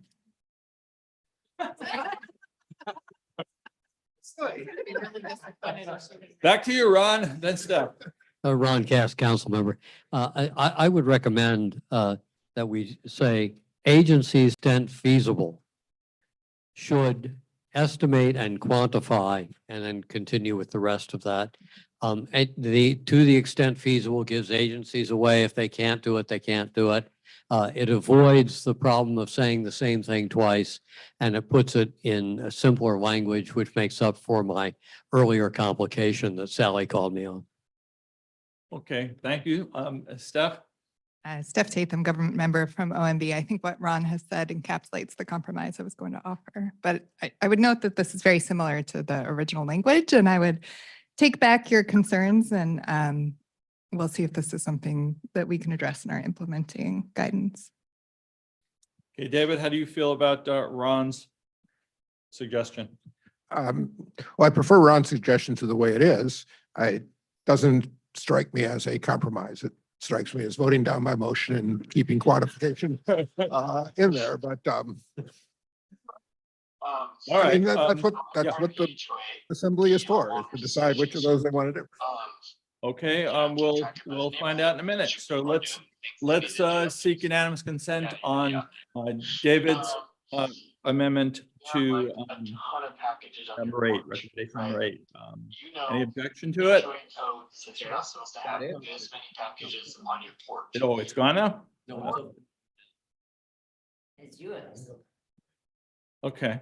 All right, scratch that. Since it's up here, let's vote on Ron's first. Any objection to Ron's amendment to recommendation 8? Yeah. David objects. Okay. Voice vote, please. All those in favor of Ron's amendment, please say yay. Yay. Opposed, nay. All right, that's close. Let's hear that again. In favor, yay. Yay.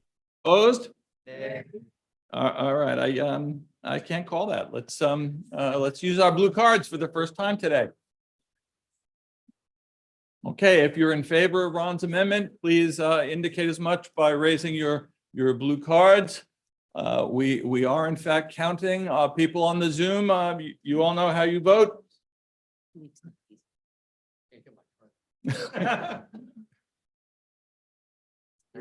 There you go.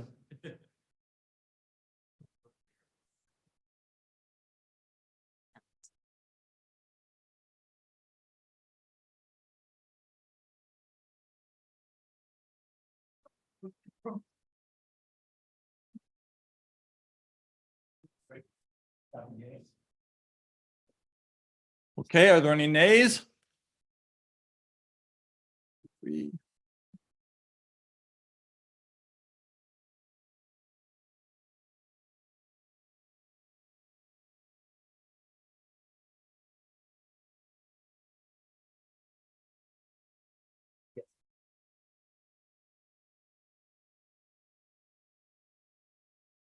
All right, the yeas have it. Thank you for the vote. So now we will vote whether we're going to change it all back and use David's language, which Ben, will you be able to put back?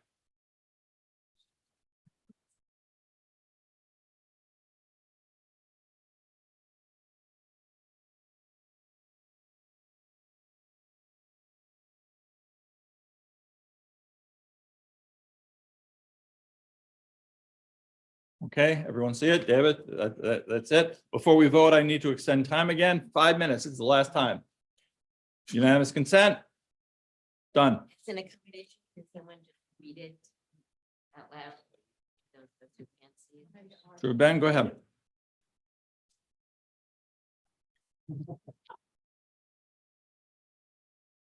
Agencies should identify administrative burdens associated with their programs, including any learning, compliance, or psychological costs of interacting with their programs. Okay, any objection to that? Ron objects, of course, appropriately. So voice vote. All those in favor of the David amendment to 8, please say yay. Yay. All those opposed? No. Nay. Okay, one more time, please. Yays? Yay. Nay, no? No. Nay. All right, get your blue cards out. All those in favor?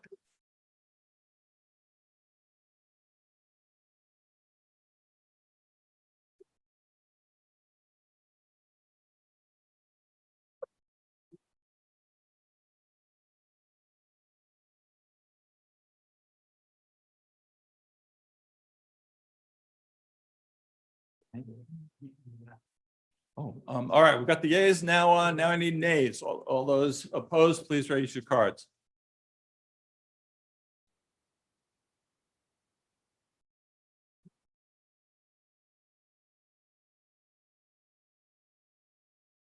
Okay, we've counted them. You can put them down.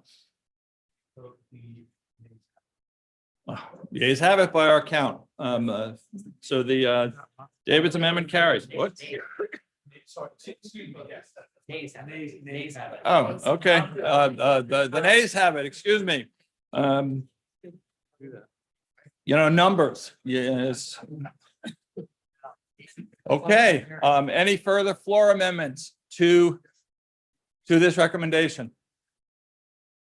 All right, great. Let's move to adoption. Final vote. Can I get a motion to adopt the recommendation? So moved and second. All those in favor of adopting the recommendation, say yay. All those nay. All right, unanimous adoption.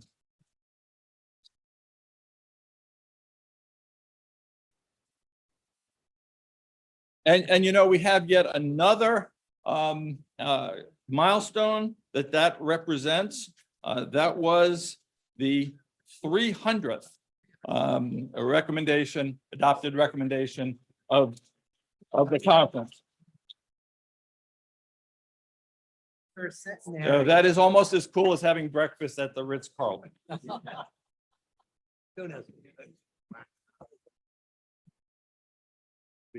Okay, so let's move on now to improving timeliness in agency adjudication. Really poor history for me. So website, I look at her CV. She has a. She killed her reputation. On your.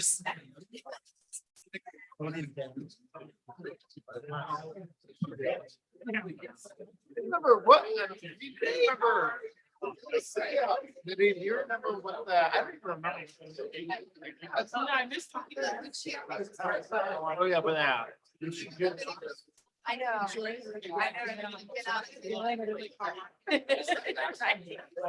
It's such a.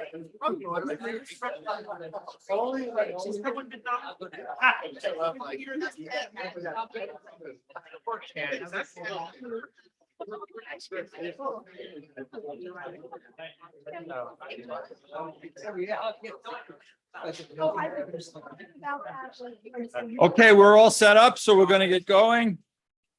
Our third recommendation is improving timeliness and agency adjudication.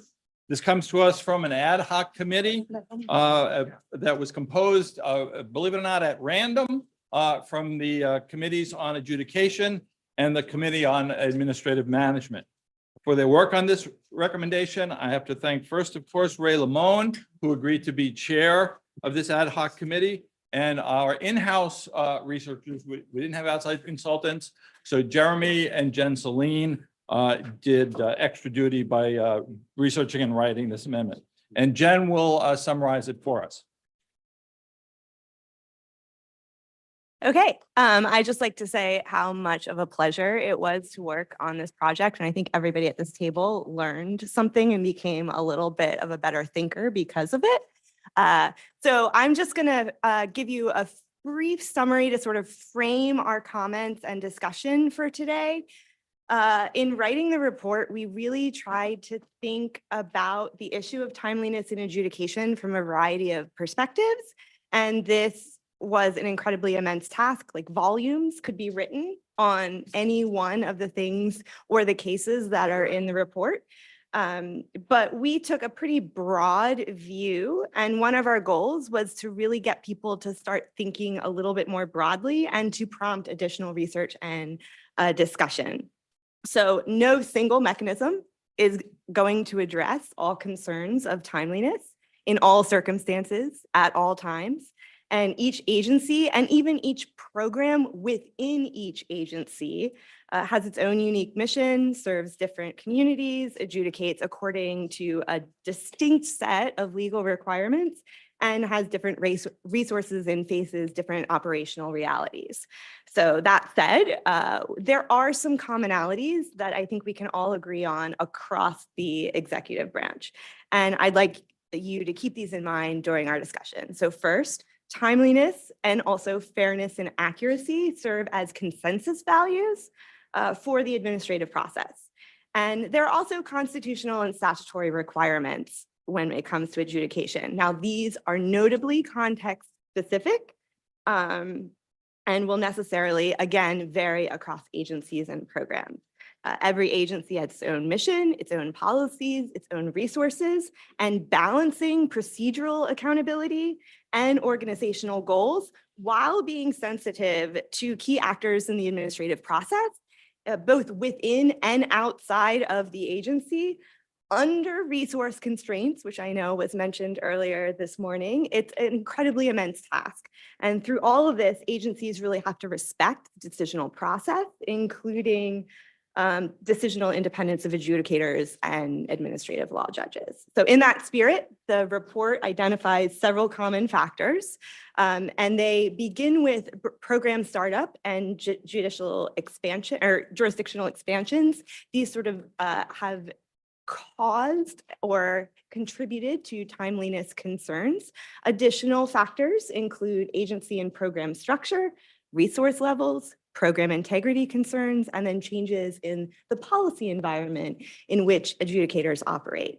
Now, given all of these common factors, we identify measures to promote or improve timeliness. And again, recognizing that no one size fits all, we broke this down into 5 stages that we thought would be applicable across all agencies. First, let's understand the problem. Agencies need a full understanding of the foundational causes of backlogs and delays in their agencies, as well as potential solutions and their effectiveness. And this requires regular data collection, including feedback received from those who are affected by the agency's adjudicative process. Next, let's develop a plan. And this requires comprehensive strategic planning that engages employees at all levels of the agency and fully considers the costs, benefits, and implications of the adjudicative process. Next, efficiently and effectively allocating resources according to said plan.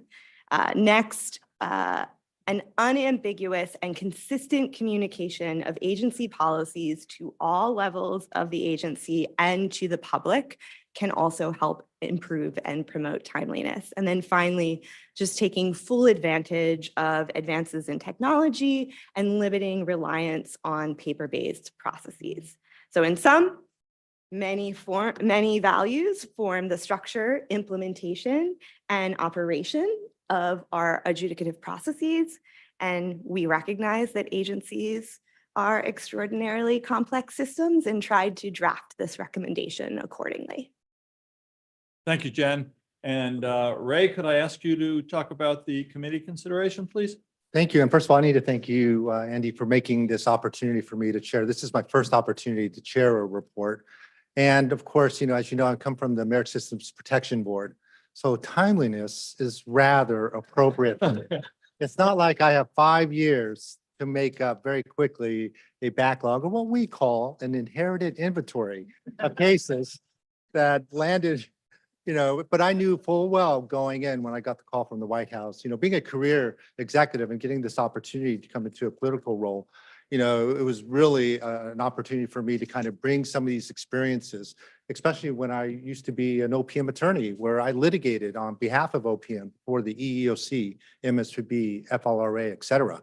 And then even a little bit later, when the director of OPM tapped me on the shoulder to make me become the director of Office of Administrative Law Judges. In fact, I was the last one. After my reign, the office went away. So I don't know if that's a good thing. I sure hope that's not a precedent for the board either, but history being what it is. And then after that, becoming a chief human capital officer, working in both small agencies and department levels. So this experience is in working with operational issues on trying to meet deadlines, to meet performance goals, to come up with strategic plans. It all comes down to what I'm doing right now with making sure that people get timely decisions. Our administrative judges at the board are doing a fantastic job, got a team of amazing professionals who anticipated the needs and gave us some really good insights on how to move these appeals quickly. And I like to think that based on some of these experiences and opportunities, working with this fantastic team to do the literature review, to look at what other agencies are doing, to try to compile, I think, best practices that are out there. So agencies, whether you're a large agency or a small agency, you could pick something from this and put it into place. And I'm also mindful that, this isn't the first time you've heard about this. In 1978, even before the Civil Service Reform Act, ACUS came out with a recommendation on how to improve timeliness in adjudications. So we not only looked forward in trying to deal with these issues, we also look back to kind of find out what works, what do we need to improve upon. And I think what you'll had an opportunity to review and looking forward to your comments and recommendations is something that I think hopefully we will be 301 ACUS report by the end of this meeting. Thank you, Andy. Yeah, thank you so much, Ray, and thank you for agreeing to serve as chair of this special committee. And thank you for all the members, because this was truly extra duty.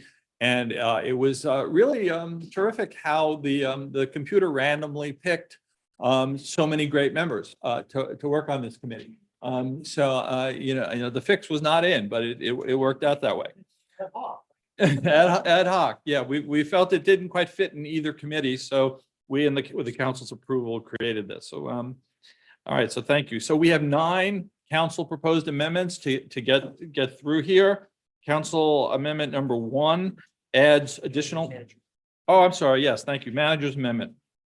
First order of business, of course, is the manager's amendment. Without objection, it'll be adopted. So first council amendment again adds additional language to the preamble in lines 15 and 16 to clarify that the quote trends in federal employment, close quote, that most significantly impact timeliness are those that affect agencies' ability to recruit and retain personnel. So I will start with question if there's any discussion or debate from the floor. Seeing no one wanting to be recognized, is it adopted without objection? So adopted. Thank you. The second council proposed amendment changes the language in paragraph 2 from, quote, clarify stakeholder expectations, close quote, to, quote, obtain information about expectations for adjudication timelines from interested persons, close quote. And the point being to clarify the committee's intent by clarifying what stakeholder expectations means. The recommendation refers to agencies obtaining information from interested persons, not the agency making their goals clear to interested persons. So this amendment is meant to clarify that. Ray, does this accurately reflect the committee's intent? Yes, I believe it does. Okay, any discussion from the floor? Any objection to unanimous consent? Then it is adopted. The third council proposed amendment removes inadvertently from subsections E and F in paragraph 4, because of course we don't want to advertently lead employees to decide cases in a particular way or take actions that would adversely affect decisional quality or procedural fairness. So we want to limit it to inadvertently. Any discussion on this from the floor? Any objection to unanimous consent? Then it will be adopted.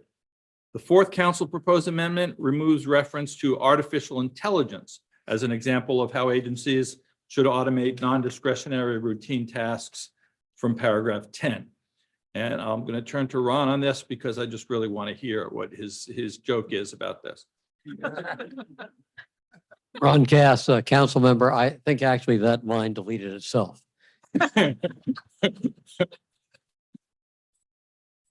I worry about artificial intelligence because that's often the only sort of intelligence we come in contact with in Washington. And I didn't, you have to wake people up periodically. No, I think what actually is happening here is that we're talking about automation in a way that has nothing to do with artificial intelligence. And I thought that it didn't belong in that part of this recommendation. Okay, Ray, do you have any reaction to this on behalf of the committee? No, I think that's a good point. To the extent that we lead with artificial intelligence in the introduction on page 4, we let the readers know that we are aware of this. We cannot be blind to the future of artificial intelligence in the legal work that we do. So we do know what's coming. We need to be aware of it. And we did say that in our introduction, but I do kind of agree it does distract a little bit from the automated process of kind of low risk work that could be done through just regular automation. So that's a good call. Okay, thank you. Any discussion from the floor? Any objection to unanimous consent? So adopted. The fifth council proposed amendment adds language to paragraph 11 to recognize that there may be legal or policy reasons why in some contexts agency personnel may be better suited to handle non-discretionary routine tasks. For example, tasks that involve handling sensitive personal information or confidential national security information. And Ron, I'd like to hear from you on this as well. Adam? Thank you very much. Ron Cass, a council member. I think while there are efficiencies often in outsourcing things, there are costs as well. And I think we have to be sensitive in the report to recognize that there are a lot of issues that need to be considered before making that decision. Okay, thank you. Any discussion on this amendment from the floor? Yes. Tom Byron, liaison member, not speaking in my liaison capacity. I just wondered about the language from the council, confidential national security information. I worry that could be misconstrued to include only those, only certain classifications of national security information and not others. That is to say confidential and not secret or top secret or et cetera. I would suggest to delete confidential from that. Ron? I have no problem. I understand that that is a term of art here, and we may want to use a different term. My only hesitation here is that, that national security information covers a broad array of things. I remember when I was in the Navy, Ohm's law was classified, so that even though you could find it in every physics textbook, you couldn't reveal it to anyone. So all I would say, I would leave it to the Committee on Style to find the right way of saying this, so we aren't either unduly restrictive or unduly expansive. Okay, thank you. You support that? We'll work with both of you as the Committee on Style deliberates. So with that understanding, is there any objection to the amendment? Seeing none, it is so adopted.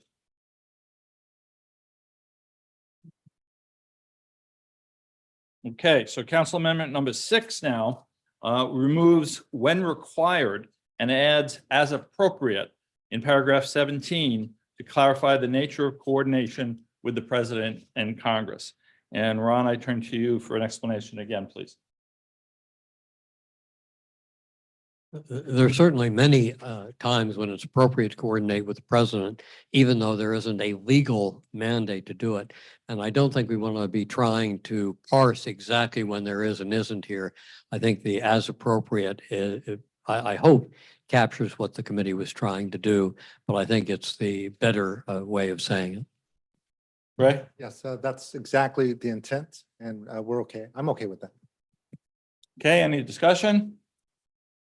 Any objections? Then so adopted. The 7th Council Amendment adds unless precluded by law to the beginning of paragraph 19 to account for the possibility that some information regarding an agency's experience with and practices for promoting timeliness and addressing timeliness concerns cannot be shared with other agencies. So is there any discussion on this from the floor? Ron, I don't think we need an explanation on this. Seems straightforward. Any objection to unanimous consent? Then it will be adopted. Oh, did someone object? David? Not an objection, just a possible unintended consequence. Unless restricted by law, agencies should. To me, that limits the time that an agency could decide not to do it. And I think that's kind of the opposite. There may be times when it's really a bad idea to do it, but it's not restricted by law. So you might actually be, by putting unless restricted by law, you might be limiting rather than, I mean, you might be expanding, whatever. It might have the opposite effect of what you're trying to do. So do you have any suggested language to change or amend? I think, I think the should really covers a lot of, covers over a lot of cracks, which is if it was prohibited by law, then the agency ain't gonna do it. But just be cautious that you don't do something you don't want to do.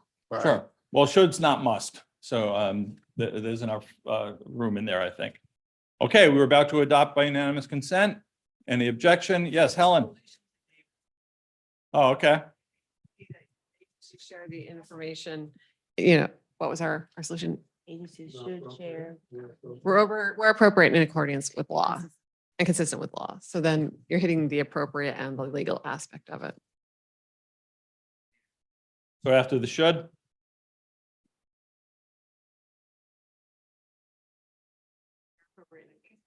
Consistent? Yes. Andy, Yes, Ron. maybe the better way to do that, if you want to get that thought in, unless precluded by law or otherwise inappropriate.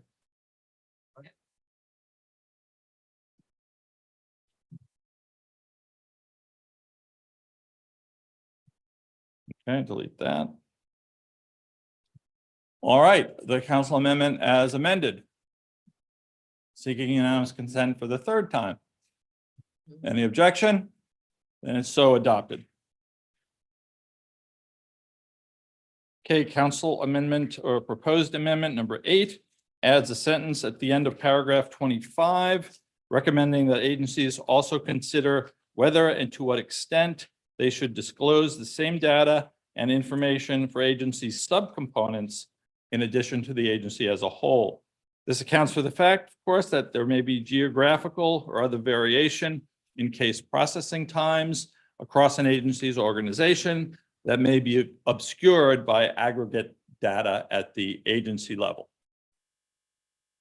So does anyone care to discuss this? All right, then, seeing no one, anyone on the Zoom? Nope. All right, then, oh, Nathan, okay. Nathan, I'm sorry. Let's hear. No worries.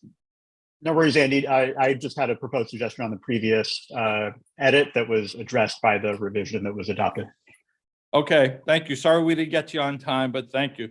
No problem. All right, so unanimous consent on amendment number, council proposed amendment number 8. Any objections? Then so adopted. The 9th and final council proposed amendment removes lines 251 through 257 in paragraph 27 in their entirety. These lines contain language recommending that Congress generally refrain from imposing statutory time limits on agency adjudication and only do so after determining that the benefits of such limits outweigh the costs. Ron, can you explain a little further, please? Yes, I think that they only do it if the benefits outweigh the costs. It goes without saying. And the rest of the instruction to Congress, I think, won't be relatively availing. I think that what we're doing in the part that remains here is saying, if you want to do this, do it this way. Here's what you want to look at. I think that is helpful and a form of guidance that may be taken by draftsmen. The rest, I think, we don't do ourselves any favors by putting in. Okay, thank you. Ray, the committee's view? I think that's fine in that we've already referenced earlier on the 1978 report, and that actually this language mirrors that 1978 report. So far be it for me to introduce additional wisdom to Congress. And I think your point is well taken because we give the guiding principles right behind it. So maybe we don't need to raise it again and just kind of stick with, some recommendations that they should be thoughtful of if they do choose to impose such time limits. So I'm in agreement with that. Okay, thank you. Jen, Jeremy, any reaction from our consultants? The one thing I will say is that in committee, we did spend a lot of time discussing this. So I just want that to be noted for the record. Okay, thank you. Yes, I remember. That's fair. That's fair. Yes, Jeff. I just wanted to go back to the previous one for a second. Number 9 or number 8, council member number 8. Could we say instead of with respect to, pertaining to? Because when I first read this, I thought you're disclosing to the agency subcomponents, as opposed to information about them. So it's a small tweak, but pertaining to rather than with respect to. Okay, that's a style amendment and we'll take it. Thank you, Jeff. Okay, anybody else seek recognition on council number 9? If not, someone? Hi. Tom Byron, liaison member. I do not represent an agency that performs adjudications, but having previously litigated for many federal agencies, I'd be nervous about omitting the recommendation against legislative time limits. I think those are frequently problematic for agencies, both in rulemaking and adjudication contexts. And to the extent that ACUS has previously recommended against, I think there's value in reiterating that recommendation. I'm sorry, so what, if anything, are you proposing? I would suggest this amendment is ill-conceived, and I would encourage the voting members to reject it. Okay, thank you, Tom. All right, any other discussion?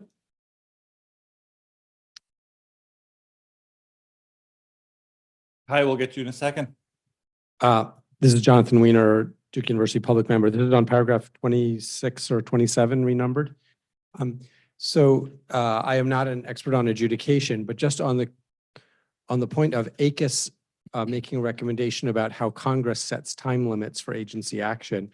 Also in a recommendation in 2021, I forgot the exact number, but on periodic review of agency regulation, Congress had many times put statutory time limits on when agencies should review past rulemakings with apparently no consideration of why choose 2 years or 5 years or 8 years. And we did say in that ACUS recommendation, Congress should consider the benefits and costs of the time interval. So this seems analogous to that. And I also would favor retaining some language about thinking through the benefits and costs of the time limit.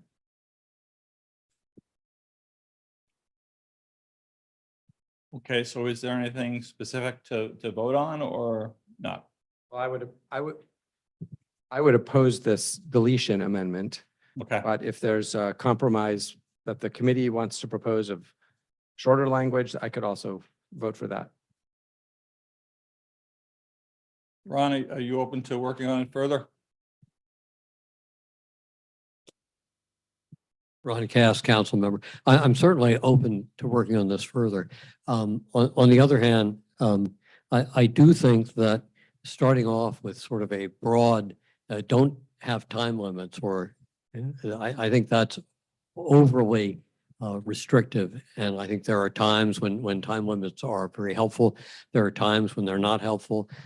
I served on an agency where we had actually very strict time limits on concluding things that were statutorily mandated.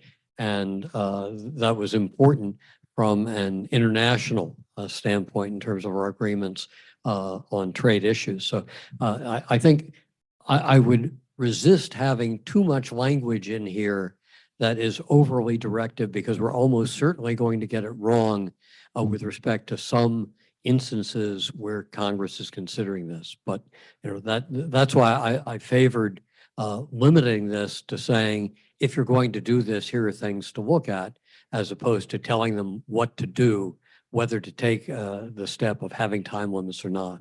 But certainly, I'm open to hearing language that would be a compromise language on this. I just don't think the language that is in here right now that we are deleting by the council amendment is language we should retain. Okay, back to Jonathan, then hi, Helen, and I've got 2 people on the Zoom. Okay, if it's in order, I could propose a compromise. I don't know if that, or we, Yeah, please. okay, which would be to retain only the second sentence, but revise the second sentence there to say, if Congress does consider imposing time limits on adjudication, comma, it should seek information from the agency and stakeholders and consider the benefits and costs of such time limits. Okay, thank you. Ron, I know you don't love stakeholders, but Yeah, I always think of somebody in a restaurant when I think of a stakeholder. But if you want to say interested persons, that's fine. okay. Hi, you've been waiting patiently. Oops. It's been helpful. But a point of clarification first. Do we have a previous ACUS recommendation that has said, as a general matter, Congress should not? Okay, if that's the case, then I do think it's important for Jonathan's piece to repeat that in some way, because otherwise, if you just start with, if Congress decides that time limits are appropriate, I think that undermines what it is we're trying to say. And I certainly believe Congress should not be setting what are, seems to me, sometimes arbitrary time limits. So back now to Jonathan's edits. I actually think on this part, maybe we should still keep the first sentence, although I don't know that it's absolutely necessary. But if we had it, it would say Congress ordinarily should not impose statutory time limits on agency adjudications, which sounds like a restatement of our position. And then I'd like, Jonathan, your, next thing, if Congress does, or, right, then you keep the does. If Congress does consider imposing time limits by particular agency, it should seek information from the agency and interested persons and determine whether the benefits of such time limits outweigh the costs. And then Jonathan, is that right? That's where you would stop? Yeah. Yeah. And then second one, 27, if Congress decides that time limits are needed, and perhaps that's some things on the international or whatever, it should, and then ABC. So I think, so number one, I think if we've said it before, we should say it here.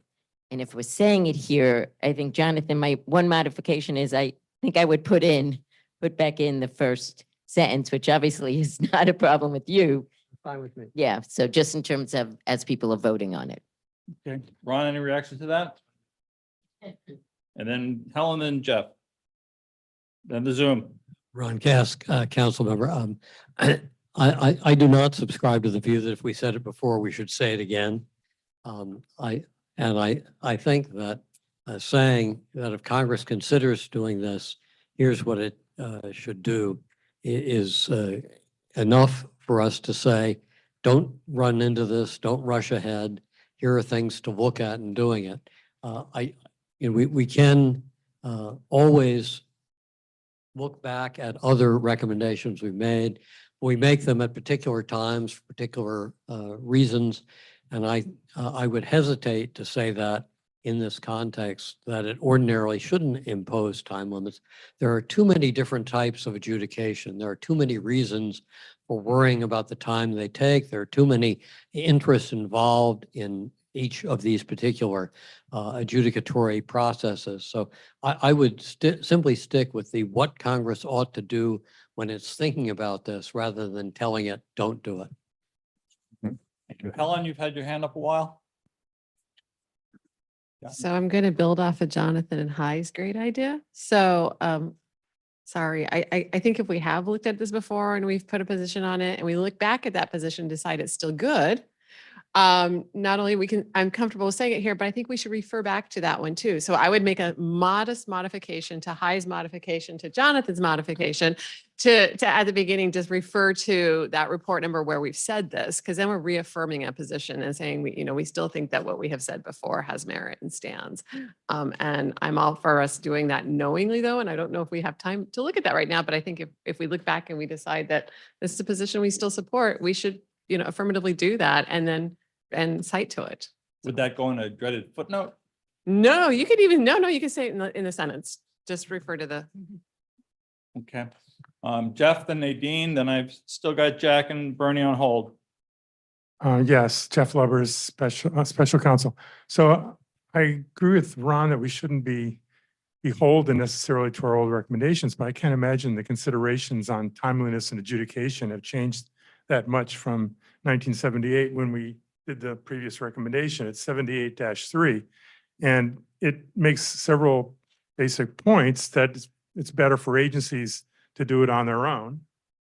And then it does say the same language, Congress ordinarily should not impose. And then it goes on to say statutory time limits may be appropriate, and this is much more nuanced, may be appropriate, however, when the beneficial effect of agency adjudication is directly related to its timeliness, as may be true in certain licensing cases or in clearance of proposed private activity where a delayed decision would deprive both the applicant and the public at large of substantial benefit. If Congress does enact time limits for cases of any type, it should recognize that special circumstances such as, and then it goes on to say some of the same things we say in A, B, and C here. So, this is kind of a restatement of 78-3. And unless I hear a good argument that we need to have statutory time limits more now than we ever have in the past, I don't see why we should counter or contradict our previous recommendation in this instance. Okay, thank you, Jeff. Nadine? Thank you. Nadine Mancini, government member. I was fortunate enough to serve on the committee And we did spend, as Jen said, a great deal of time deliberating this particular concept and paragraph. And we did feel strongly about leading with the prior recommendation statement that we wanted to discourage Congress from doing this. And I think the language that folks have been throwing out here is very close to what is already there and has been struck. The idea is please don't do this. And if you're going to think about doing it, you need to talk to the agencies first. And then if you've thought about it and you do want to do it, you should make sure you're only doing it when the benefits outweigh the costs. And then the very last step is if you still decide that you're going to do this, this is what we want you to keep in mind. So I just wanted to say, I don't know if the consultants have, I think we talked about this at great length, and I think you shared some great information about some of the issues that you saw in doing your research. So if it would be helpful to speak to that, but I would speak in favor of keeping what the committee came up with and leave it as such. Okay, let me clean up, go to the comments first, and then we'll get to Jeremy. Fumi. Oh, I didn't have a comment. No, I thought you had your hand up. All right, on the Zoom, Jack, you were first. Yes, thank you. Jack Bierman, Senior Fellow. Well, I'm looking back at a recommendation 78.3, and in paragraph 4 of that recommendation, it does lead with the statement, Congress ordinarily should not impose statutory time limits on an agency adjudicatory proceedings. But then the very next sentence is, statutory time limits may be appropriate, however, when the beneficial effect of agency adjudication is directly related to its timeliness. And then it goes on to enumerate some particular situations. I think that I'm more sympathetic to the idea that Congress ought to impose statutory time limits, especially when it's vital for people to get quick turnaround on things like immigration and benefits and such. And even in situations where they're subject to a penalty, that might be akin to a speedy trial requirement in the criminal law. So I think the compromise that I would think might split the difference might be to reiterate the second sentence of that paragraph 4 after the first sentence. In other words, repeat the first 2 sentences. I mean, we're being a little redundant here because we have a recommendation on this before, but so in other words, after this, I think it's okay to lead with Congress ordinarily should not, that same adjudication, but then the next sentence ought to be statutory time limits may be appropriate, however, when the beneficial effect of agency adjudication is directly related to its timeliness. Although I think I would take out the beneficial because it could be penalty when the effect of agency adjudication is directly related to its timeliness. It seems to me that that's a more balanced and maybe I think I disagree with Ron just a little bit. In fact, when I think of stakeholders, I think of vampires, not restaurants. But I think maybe this is a little bit more balanced in the way it comes off. And then it seems we're being a little redundant going through all the considerations that we have in that old recommendation. But I think I would probably then delete everything up until the sentence that was originally in the council amendment of if Congress decides that time limits on particular agency education are needed, it should. And then, go with that. But that's, I think this is a better way of splitting the difference. Okay, thank you for that. And I will ask in a minute if anyone wants to move that for you, Jack, but let's close out perhaps with Bernie Bell. Hi, Bernard Bell, public member. It seems to me that one of the major problems with legislative time limits are that they can be unrealistic in terms of the resources agencies have. So in some ways, to me, the major problem is lack of agency resources to meet the time limits. Seems to me if proper resources are provided, I'm not sure I see a huge objection to having a reasonable time limit. So what I would do is I would at least add a D that says if Congress is going to decide to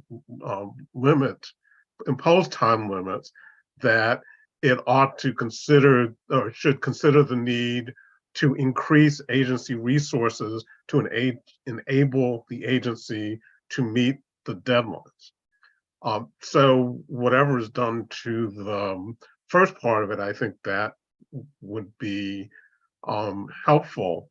And it seems to me that's a way to avoid doing what Ron Cass is concerned about, which is just telling Congress kind of hands off with regard to time limits, imposing statutory time limits, but at the same time, emphasizing something that's really critical, that legislative time limits are often very problematic because of the failure to provide adequate resources for agencies to meet them. So that would be my proposal. The addition of D, I think, can stand independently on its own. If that's added, I probably would be inclined to go with the Ron Cass approach of not reiterating that we don't think Congress should be imposing time limits. Thank you. Okay. All right. Any other thoughts? We've got a complex set of votes here. I think we're going to go first to the council amendment. Oh, Ron, close us out. Oh, I'm high again. Ron Cass, counsel. Certainly, if we are, if there's an inclination to want to tell Congress, hesitate to do this. I agree with Jack Bierman that the appropriate thing to do would be not simply to say Congress ordinarily shouldn't impose time limits, but to say, if we want to say that, we should add that the second sentence from 78.3, which I think says, even if ordinarily there's a reason to be reluctant to have time limits, there are occasions when they may be a good idea, and here's when. And then to continue with the rest. So I would be in favor of the Bierman amendment to this paragraph, which does sort of split the difference, but it adds the second sentence from 78.3 and then eliminates the sentence following that and picks up with, if Congress decides that time limits on particular agencies' adjudications are appropriate. And again, I think rather than needed, appropriate says on balance, it's a good idea, and then continue with the rest. And I'm agnostic as to Bernie's addition at the end. Okay. All right. So does the Ron, Jack agreement vitiate any of the other folks? And I'm thinking of Jonathan, Hi, Helen, Jeff. How you want to be recognized?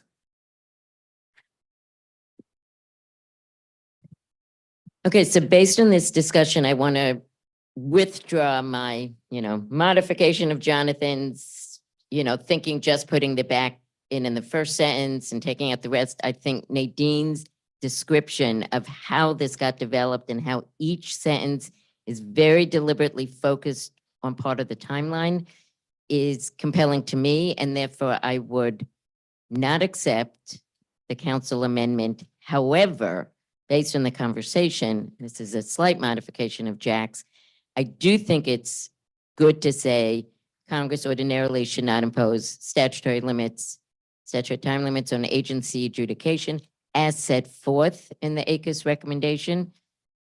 Because if you do that, you are including all of that. I would not then pull out the second sentence, because the concept of the second sentence is included in this in terms of the benefits outweighing the cost. So I don't know where it is in the motion, but it would be to vote against the council recommendation, but then amend the current language with the reference to the ACUS recommendation 1978-3. Okay. Are there any other hands? Steph?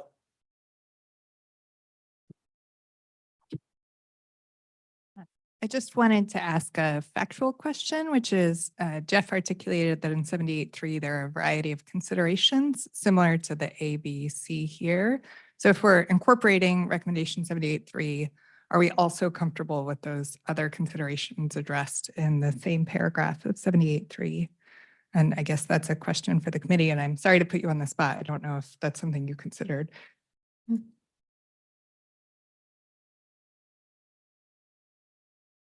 Hi, you need a minute? Are you hoping for a response from High Steph? No, from the.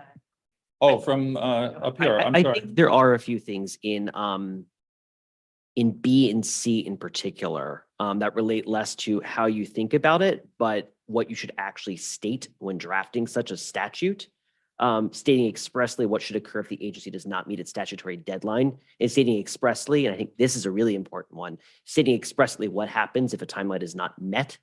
There has been lots of litigation, particularly in the visa context in recent years, about what exactly, whether time limits on decision-making are enforceable or not. There is no clarity in the statute. Courts have come down in different ways. I think a critically important thing here is to at least clearly state if an agency does not meet a statutory deadline, is that judicially enforceable or is it not judicially enforceable? Okay, Nadine was first. Nadine?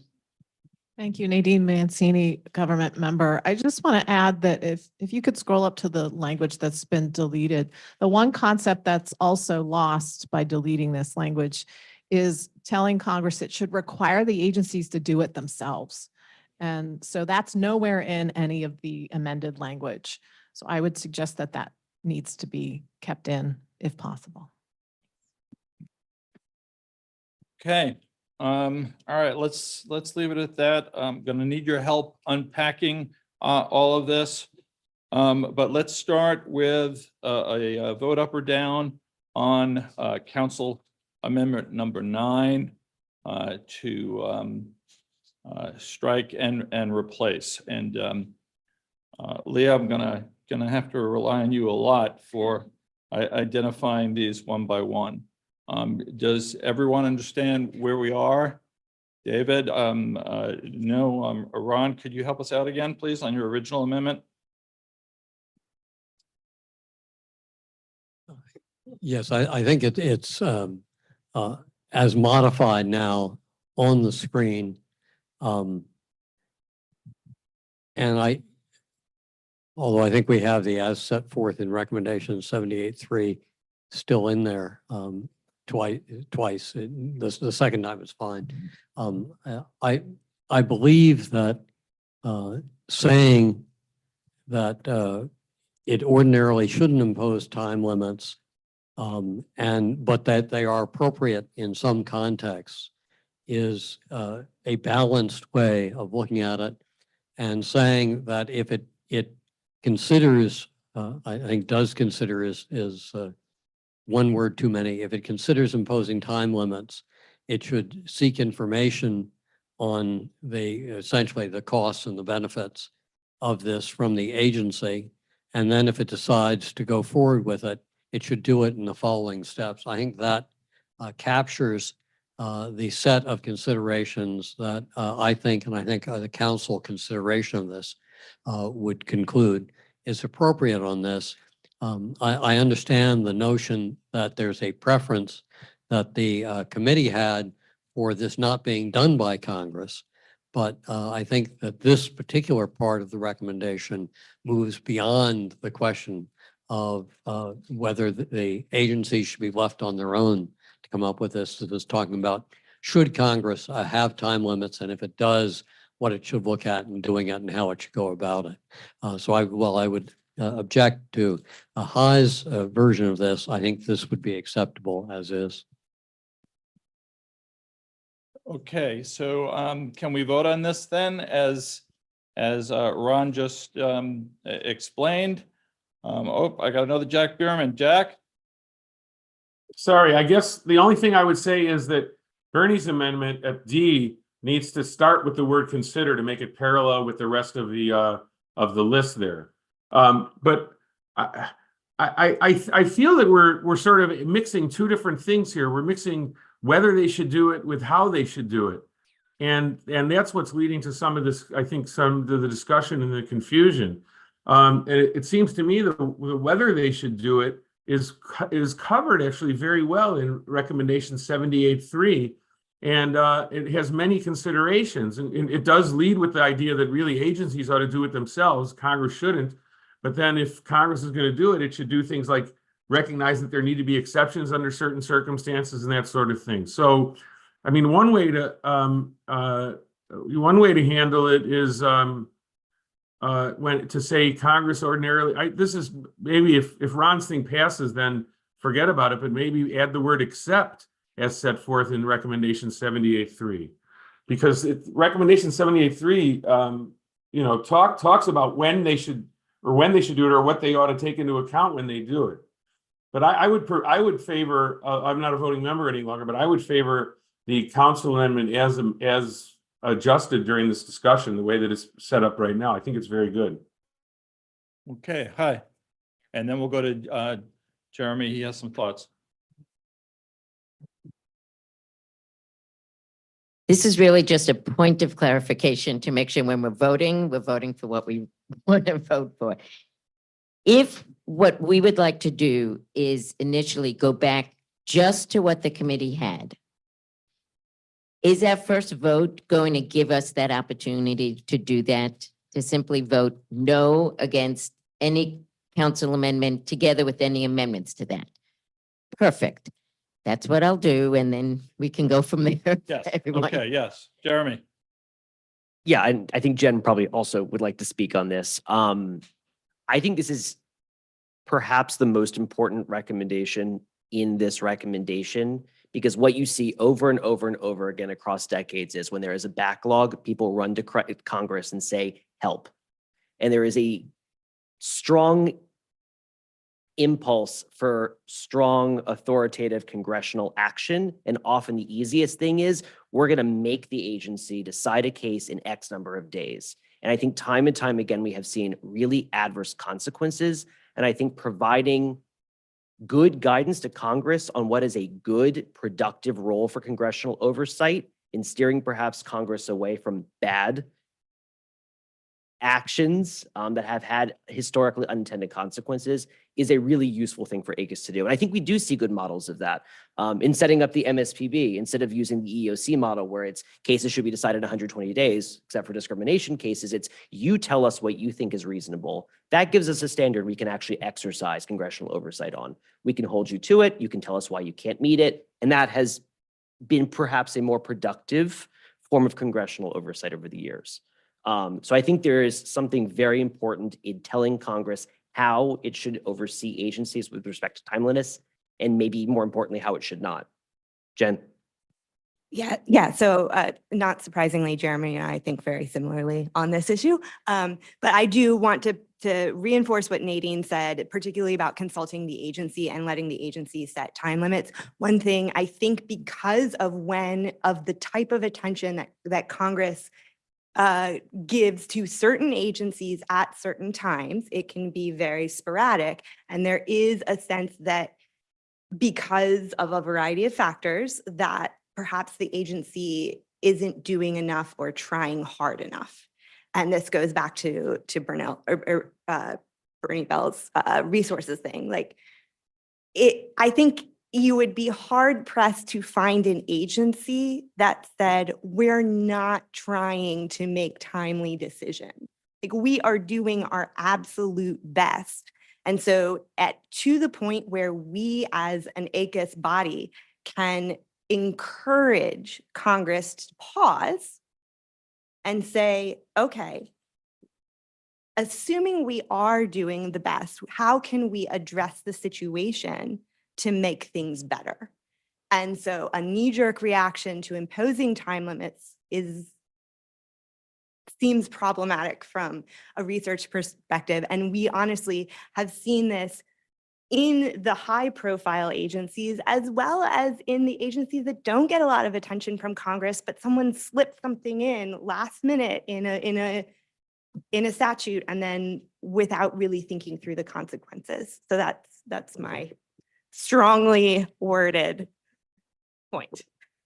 Okay, thank you, Jen and Jeremy. Jeff? Jeff Luber, Special Counsel. So I'm having trouble figuring out whether I like the original version better than this current version that Ron proposes. I think the current version there adds some things that are not in 78.3 that are worth adding, including perhaps Bernie's amendment, his amendment. But what it loses is the idea that Congress should first, before they do it, require the agency to do it.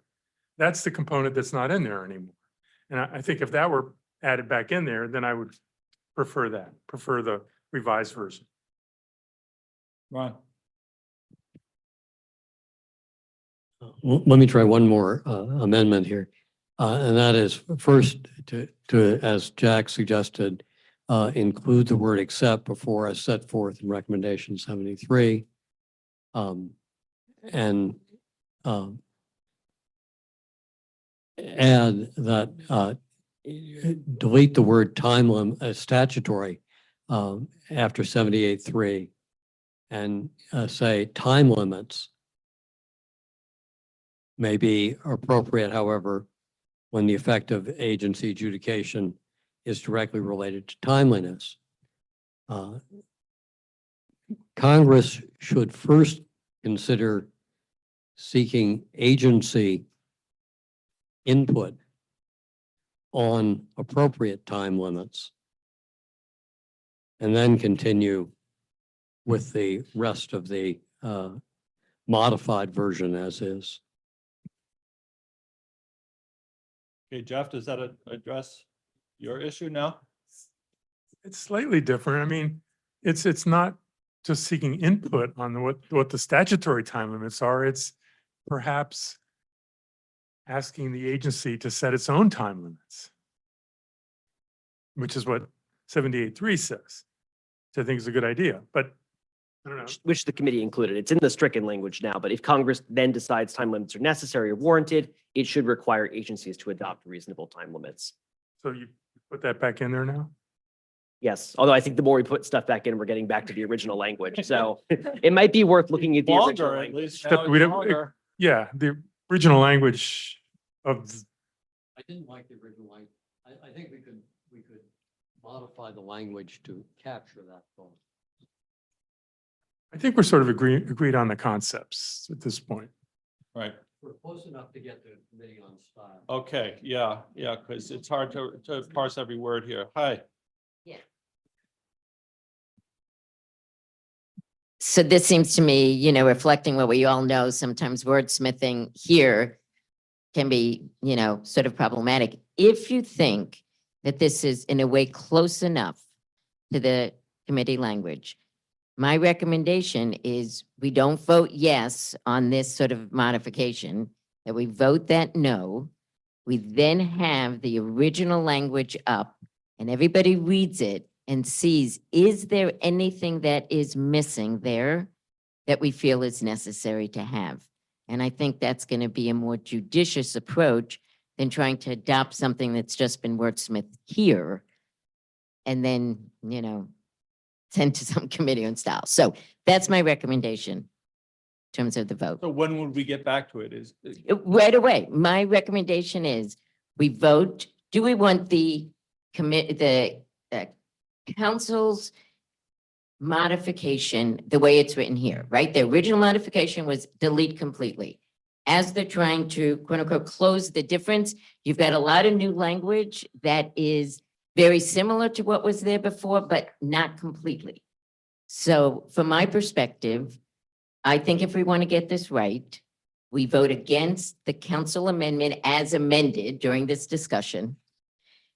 Then we all look at what the committee had put in and think about the discussion and see if anyone wants to then offer a motion to modify in some way the committee's language. Okay, I understand. Anybody have a reaction to that procedural suggestion, which I will otherwise employ? We'll have to go back to, you know, addressing your amendment piece by piece. I think we would lose a lot of the language we have right. Okay, Nadine? Nadine Mancini, government member. I'll just say that if I understand High correctly, the idea would be, are we voting on the council amendment to delete all that language up or down? Yes, with a modification with an amendment offered by Ron and others. So the red line. No, Oh, I you was mean just just up saying and- up or down on whether the council Okay, because amendment, that's not what the council amendment is. it's not what that is any longer. It's the modified language. So, but, okay, so I'll just echo what High said, which is I think all of the concepts that are in the struck language are now actually in the modified language in a sort of muddled way, I'll be frank. But we also have lost, again, I will say again, the idea that agencies should be doing this at the outset, that Congress should tell agencies to do it themselves. And that's lost in this modified language. And these are all things that we talked about at length, ad nauseum during the committee deliberations. Okay, Ray, you want to close this out? We have over here? I just felt like this was two of our meetings. So this 30-minute discussion kind of wraps up what we discussed for about maybe 3 hours. But yes, it's not surprising. Okay, yes, yes, over there. Oh, yeah. Okay.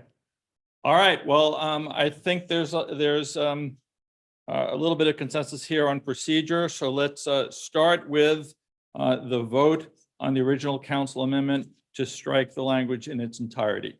And let's go straight to voice vote on that. Whoever's in. And substitute the current version.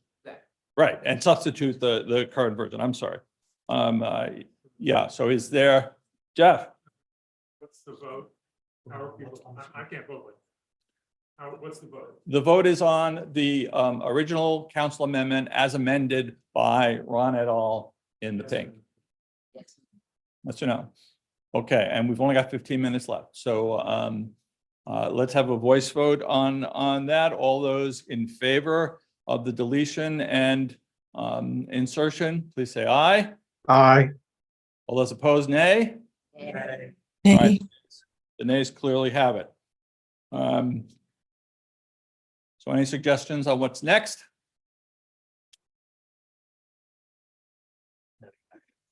Right, no, we're now at the original language.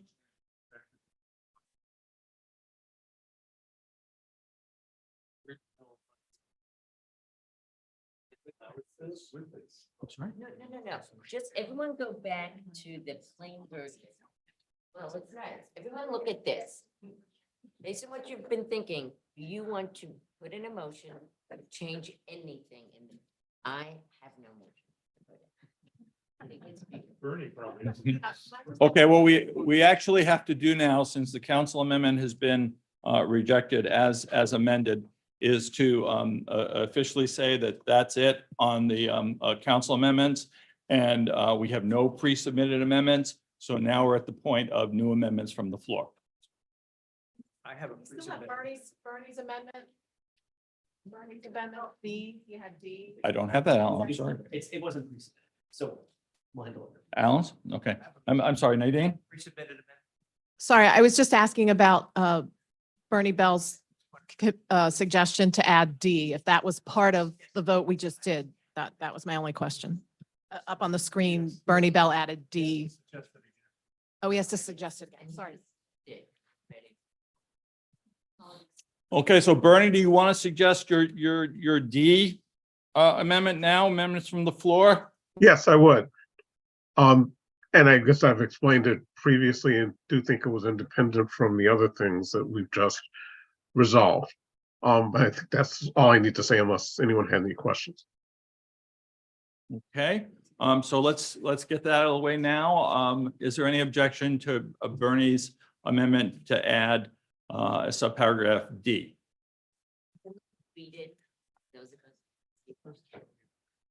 So D would read, consider the need to increase agency resources to enable the agency to meet the deadlines. Whoa. Yes. Okay, that's a yay with an exclamation point. All right, let's seek unanimous consent on this then. Does anyone object to Bernie's amendment to insert subparagraph D? Hearing and seeing no objection, it is adopted. Thank you, Bernie. All right, now I'd like to go back to all of the people who have been talking and offering amendments. Yes, sir, you're new. You haven't said anything. Okay, Scott De La Vega, government member. So my suggestion is that, so we're back to the original language, right? And I would, with that first sentence, simply respect precedent, ACUS precedent, and include reference to the 78 provision. And then we vote on that and send this to the Committee on Style for all these other nits that have been discussed. Okay, thank you, Scott. Let's do that. Let's vote on Scott's amendment. Is there any objection? All right, hearing none, so adopted. I'm sorry, Ron. I just want to make sure I understand. It's simply adding as set forth. Yes. Scott, right? Yep. Is it shouldn't impose it as set forth, or it shouldn't impose it except as set forth? I think either a comma before as, or you would just move that phrase to the beginning of the recommendation, but I think we're all in agreement. Except as, oh, do you want accept as set forth? Yeah, I think except. Scott? I'm not sure that captures what the sense of the room has been on this discussion. Is it except as? I thought it's not, right? Yeah, we want to simply respect the precedent, and we're referencing 78-3. And so, yeah. Hi. And what's my time? Hi, Feldblum, public member. So Scott, if you remember, I originally was sort of suggesting that as a motion, but channeling various committee discussions I've been in where we think about referencing something, but then we're afraid but not including everything. I actually think that's what we decided in that recommendation. We had lots of sort of pieces around it. What I would say in this recommendation is we just say it because we're thinking that's right. And we don't include all the other pieces because this committee has actually done some additional refinements over that. And so I would just go with the way they did it, and I would not confuse it by as set forth, except as set forth. I would keep it clean. Okay. It was something I was going to offer and don't think so anymore. That sets up a nice binary for us. All those in favor of Scott's amendment to include the language about recommendation 78-3, please say aye. Aye. Aye. Aye. All those opposed? All right, I think the ayes have it. Hi. I mean, I was Yeah. not worried about too many agencies going back and reading that. Okay, all right. But let's also see about Ron's accept language. What about unanimous consent on, I know Scott's going to object, but let's go through it anyway. Unanimous consent on Ron's accept? Scott? No. Lots of objections. All right, voice vote. All those in favor of Ron's insertion of the word accept, say yay. One. All those opposed? Nay. Nay. Opposed, nay. Ron, the nays have that. All right, back quickly. Jonathan, so how are you now with the retention of the original? Fine, because You're good? Yeah. Okay, I'm fine. My point was the substantive point about keeping in the considerations. okay, great. I Thank you, just want to give you every opportunity. Helen? You're good? Jeff? Move on. Okay, all right. Just fix Wonderful. Congress, I just want to double check. Did we just fix Congress? I think we did. Congratulations. All right, great. So that's a rejection of the council amendment and an acceptance of Bernie Bell's line D amendment. Terrific. All right, are there any other floor amendments? Amendments from the floor? Yes, Helen? All right, and now my old eyes have to get this out. Okay. Oh, thank you. Sorry, everyone, I'm getting old. So this is on paragraph 3 of the recommendation, page 5. This is a very, very minor, but a nice catch that was given to me by our colleagues in the EAB. So the sentence says performance goals may take several forms, including goals contained in agency strategic plans, rules, time limits for concluding cases, or policies instituting step-by-step goals. The preceding sentences don't talk about rules. They talk about like guidelines and such things like that. So our recommendation is to strike the word rules and include guidelines, including time limits for concluding cases, blah, blah, blah, blah, blah. So it's a very minor, but I think helpful change. Thank you. Okay, I'm not sure we need to vote on that. That could be a committee on style attention matter. So let's leave it there. Is that okay, Helen? Okay. Any other amendments from the floor? I'm sorry. I'm about to. All right, on the final approval of the recommendation, all those in favor of adopting the recommendation as amended, say yay. All those opposed? The recommendation is adopted. Congratulations.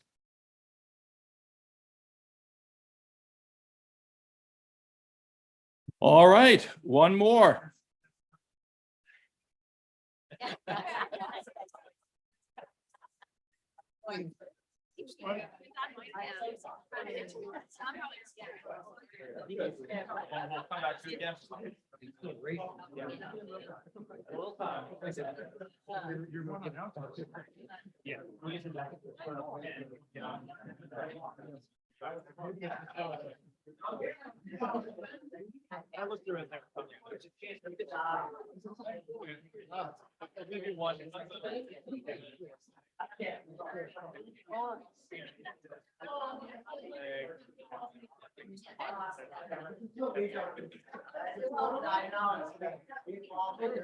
It's hard trying to.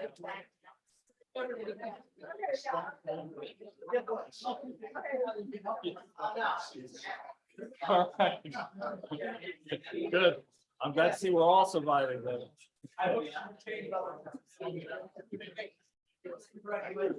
Makes it more.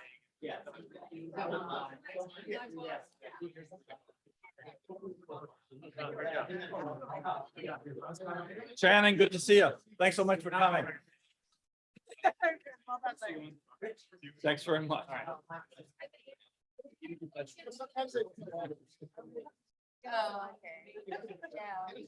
Are you all?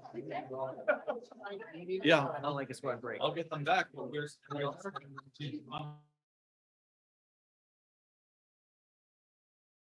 Okay. Right, everybody, come back, please. The cake's coming out of the refrigerator.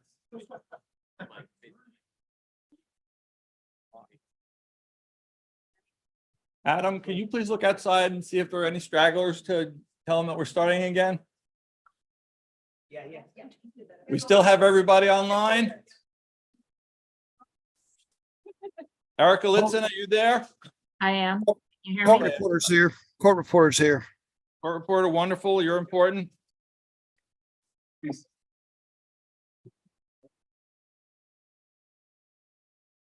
All right, I'm going to go ahead.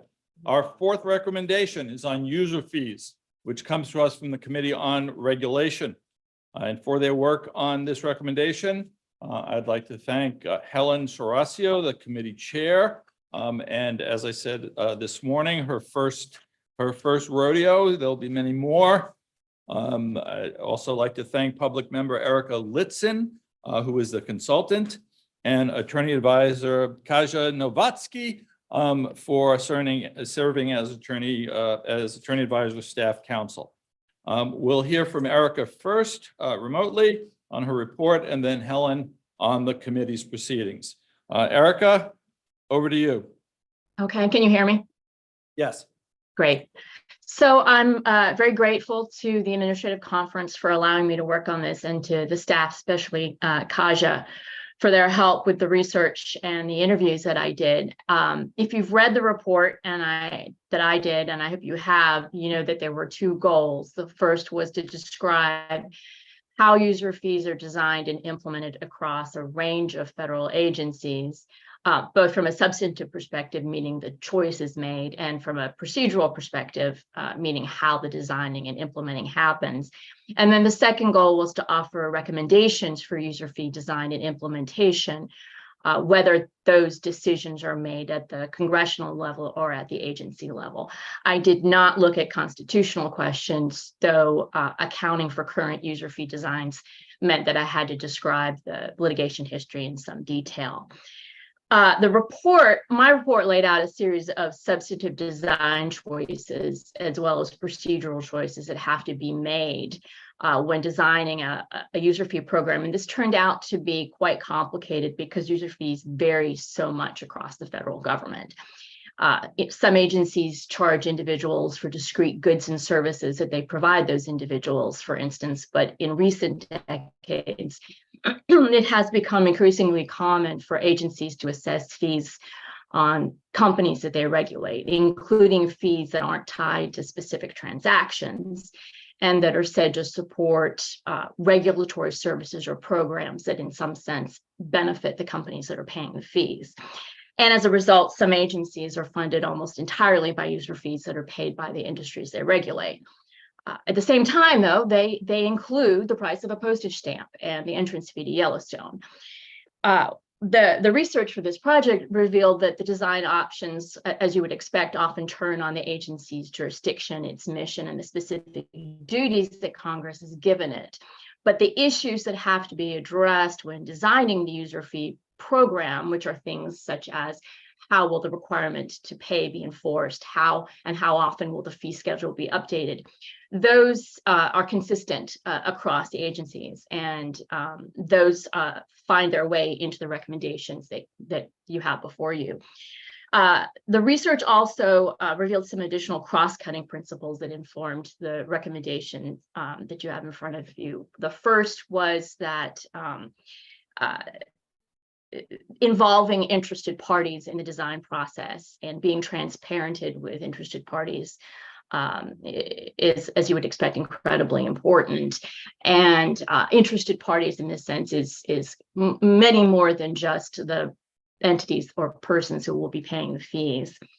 The research and the recommendations in front of you also reflect the importance of thinking carefully about the potential for a fee program, whether it's the structure of the program or the fee schedule, the potential for it to distort either agency decision-making or private behavior in ways that weren't intended and that are not desirable. And then the third thing that the research revealed and that is reflected in the recommendations before you is the range of objectives of user fee programs. So the historic rationale, of course, was economic efficiency. And in recent decades, fees have been embraced as a way to increase the resources available to agencies. But the research for this project also suggests that designers should take into account or should consider whether to take into account a variety of other values, if you will, for instance, when considering fee reductions and waivers and exemptions. And so all of this informed the recommendation that you have in front of you. I'm glad that my work was useful, and I'm really looking forward to the discussion and regret the fact that I am between you and cake at this point, but so it goes. Thank you very much, Erica. Helen, please. Thank you, Andy. And first of all, I just want to say thank you for taking a chance on me and inviting me to be your committee chair. So I'm pleased. It's a good bet. Good bet. Pleased as much to have been here. We had a terrific meeting. I want to thank my committee members too, who had such good humor as I'm figuring this out.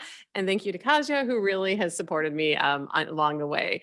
It was a terrific committee. We had 2 meetings with very spirited discussions about the scope of the recommendation, noting the fact that we did have one in 1987, the 87-4 recommendation. So this really updates that recommendation and reflects the changes that have been happening since then. I think Erica did a great job of previewing really what's in there and what we talked about. So the only thing I'll highlight is really, the one thing in here that I'm very proud about and I hope stays in here is the discussion on equity and recognizing how fees can really impact people differently, and that the designer should be thinking about equity in how they structure their fee programs, whether it's Congress or whether it's the executive branch. And then just also transparency and making sure that impacted parties have the ability to help impact how these are designed, because they are the ones that are then most basically impacted by it. So I know we have cake and it's been a long day, and this is like the least desirable position to be in, is the last one of the day. So I will stop talking so we can get to any of the amendments. Save the best for last, Helen. Okay, let's start with the manager's amendment. First order of business. Any objection to the manager's amendment? Hearing none, it will be so adopted. Before we go to any other amendments, we can have general discussion. Anyone want to be heard on the recommendation in toto? Nope. Okay. On to- Yes. Oh, I'm sorry, please. online. Peter Strauss. Peter Strauss, senior fellow, and a member of this committee. I agree with everything that's in the recommendation, but there's one thing that in my judgment is insufficiently in the recommendation, and that is the impact of user fees and the use of user fees on congressional oversight. I sent Kasia 3 suggestions. I can't make motions for ways in which that could be increased. It's clear to me that we shouldn't be addressing the constitutional issues, but nonetheless, the implication of user fees is that Congress loses a certain purchase on what the agency does. Seems to me important in advising Congress what to do, to say, oh, keep in mind the impact of what you're doing here on your ability to oversee agency action.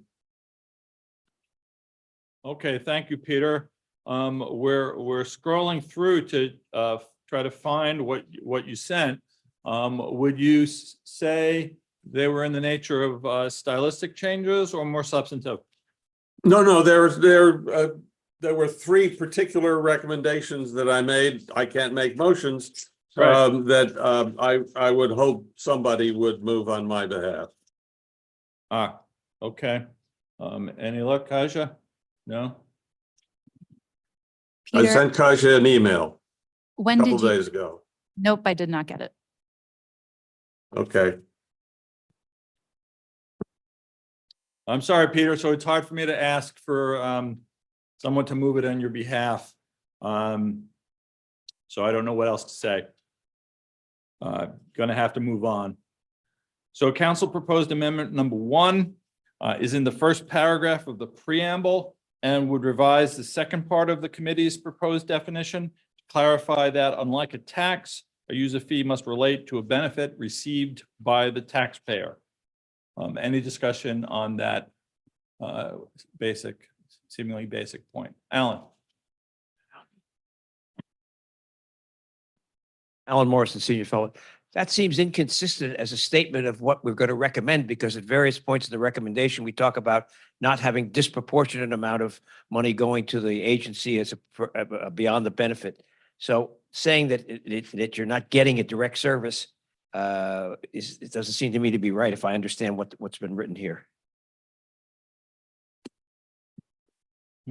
I think direct service is a subsequent amendment, is it not? Yeah. I'm sorry. It says or to support a regulatory program that at least benefits. Okay, so that would be correct. Okay.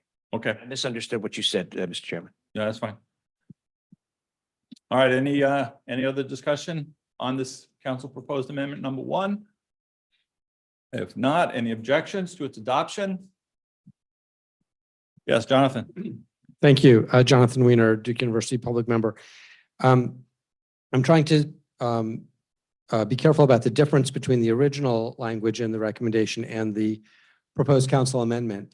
And I think that it's that the proposed council amendment adds in effect, it adds the language beginning with either to support a specific regulatory service provided to that entity or to support a regulatory program that at least in part benefits the entity. But I think that the report at least the consultant's report, and also the literature discuss user fees where the user is using a public resource or a natural resource and pays a user fee to the government. The user fee doesn't necessarily, in that case, and I think that's under that, the general statute for user fees, which is cited in the consultant's report. I'm not sure it's limited to cases in which it benefits the entity paying the user fee. It benefits the public, but it doesn't necessarily, that is, the user pays for using the resource.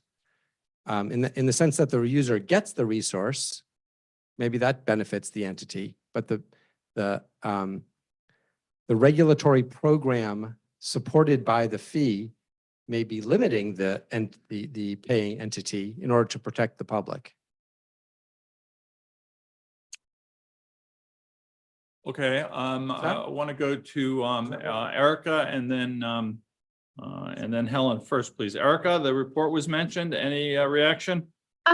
Yeah, this is with the council amendment, this is pretty closely tracks the definition of user fee that was adopted for purposes of the report.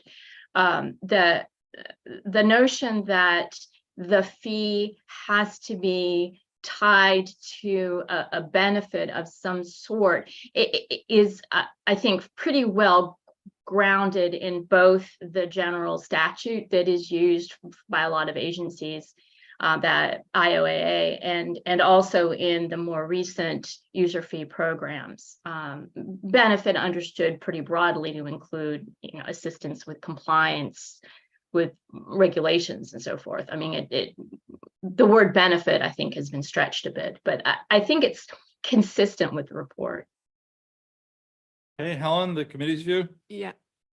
I think it's consistent too. And Erica, maybe to help for clarification, it'd be helpful if we gave an example of what 1 and 2 would look like as a type of user fee, so people are kind of clear of what those capture.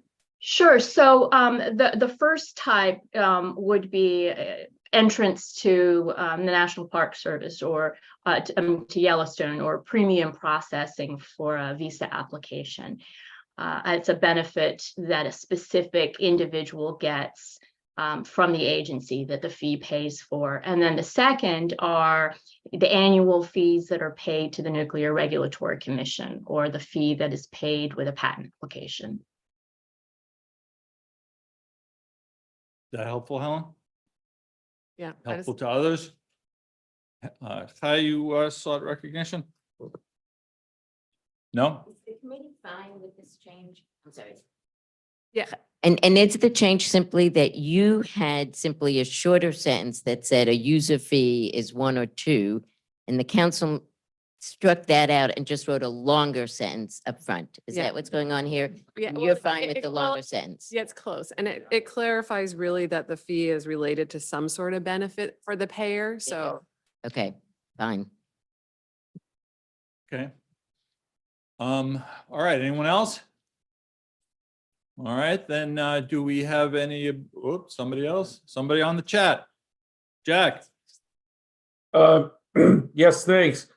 I hate to disagree with any council amendments, but it seems to me that the 1 and 2 convey the thought without the additional language, because just any fee collected by an agency from an entity engaged in or seeking to engage in activity regulated by the agency. That seems to me to be plenty to convey the thought that maybe adding related to the engagement of the entity to the activity, but the addition that the council came up with, I think, muddies it rather than clarifies it. Jeremy, I saw you shaking your head. You want to react to that? I think maybe Erica, you should probably take this. Erica?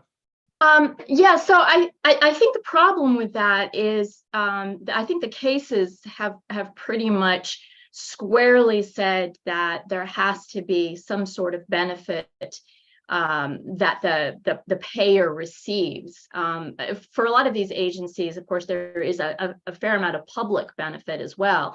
And the cases that have come down, including the national cable television case, so Supreme Court case, were pretty clear that there has to be a benefit to the payer. It could be something as simple as assistance with regulation, complying with regulation, or processing of applications, or maybe the imprimatur of government sort of tacit approval through being regulated. But it has to be tied conceptually to that, rather than just being a levy on more in the nature of a tax. Jack? Yeah, I understand that, but I think that it ought to have fewer words, something just to say, to bring in the benefit. And I'm trying to come up with a way to see it. Any fee collected by an agency from an entity engaged in or seeking to engage in an activity for its benefit that is regulated by an agency. Something like that. I don't know. I guess I just recede because I can't come up with the language right now. I do know I don't like the language that's in there. Jim Tozy, also another long-standing member of ACUS. Wait for Mike, please. Make one statement at the end of the portion. I don't get in trouble. This issue of user fees goes back. I started under Lyndon Johnson, and it started with Corps of Engineers projects. And the expert who just said is a long history. It has to have a tie to a particular contributor. And it was debated on Corps of Engineer projects, whether it was a public good or anything like that. It has to have a specific contribution to a particular objective. So whatever words come out in here, I don't know what it is, how you're going to write it, but that is long established for 50 years. And I think if we move in a way to say that in a not very explicit fashion, is going to reflect negatively on this institution, because there's those portions of the Congress know that portion of the statute extremely well. And I would recommend that whatever words you use what the expert said of what the statutes in the court said. Thank you. Jim, thank you very much. You don't talk a lot, but when you do, a lot of wisdom and experience behind it. Thank you. All right, Jack, do you have any specific language that I can ask someone to move for you? No, I'm good. I'm trying to, but I'm not coming up with anything better. So I suppose that means that I should just be quiet for the rest of this. All right, maybe for the rest of this amendment, but we've got a lot more. All right, any further discussion or amendments to the amendment? If not, any objection to unanimous consent? Seeing none, the amendment is adopted. Proposed amendment number 2 adds the word directly before benefits, what a couple of you have been talking about. This language is consistent with recommendation 87.4 on user fees and accounts for the fact that the programs involving user fees may indirectly benefit people who do not actually pay the fees. So is there any discussion on this amendment? It's good. We discussed. Erica, you want to weigh in at all? No, I think it's fine. I think it's fine. Okay, thank you. So then let's go to unanimous consent. Any objections? Seeing, hearing none, the amendment is adopted. The third council proposed amendment removes promote equity or what Helen was talking about earlier from line 38. And Anne, can I please turn to you for an explanation? Ann Joseph O'Connell, council member. I wanted an example of a user fee that was set to promote equity. And when I raised it in the council meeting with the committee chairs, there wasn't an example that could be provided. And I also think that the phrase that follows it captures non-economic, non-efficiency goals. Okay, thank you. Helen, do you want to respond? Thank you. Yeah, we had a lot of discussion about this. And I would say if we take it out here, granting that, yeah, sometimes the statutory goal isn't for promoting equity, but we keep in below the language that allows those as considerations. So whether they're low income, historically disadvantaged in that, and people take that into account for user fees, then I think it would be okay. Okay, then, Erica? I think this makes a great deal of sense. That where equity seems to come into play typically is with fee reductions, waivers and exemptions, not with the actual assessment of the user fee in the first instance. So I think this is the right thing to do. Okay, thank you. Bernie, you have an amendment to the amendment? This is amendment 4. Oh, Yeah, no, I thought we were on 3. Bernie, I'm sorry, I turned the page. Still on 3, deleting promote equity or. Any objection? Then the amendment will be adopted without objection. Thank you. The 4th council proposed amendment appears in paragraph 1. It removes apparently unnecessary language from the first and second sentences. Public member Bernie Bell also has a proposed amendment regarding this sentence. But Bernie, what we're going to do is going to do them together. And if Council Amendment 4 passes, then I'm going to ask you if that satisfies you. If not, then you'll have an opportunity to move the amendment as amended. Does that sound right? That's fine. Bernie? That's fine. Okay, great. Yeah, so this is a later Bernie amendment, and we're going to consider them together. So let me start with Erica. Any thoughts? No, I think this is for style, but I don't understand why we need to say whether or not. I would think whether would be sufficient, but that's a style point. Substantively, I think that change is fine.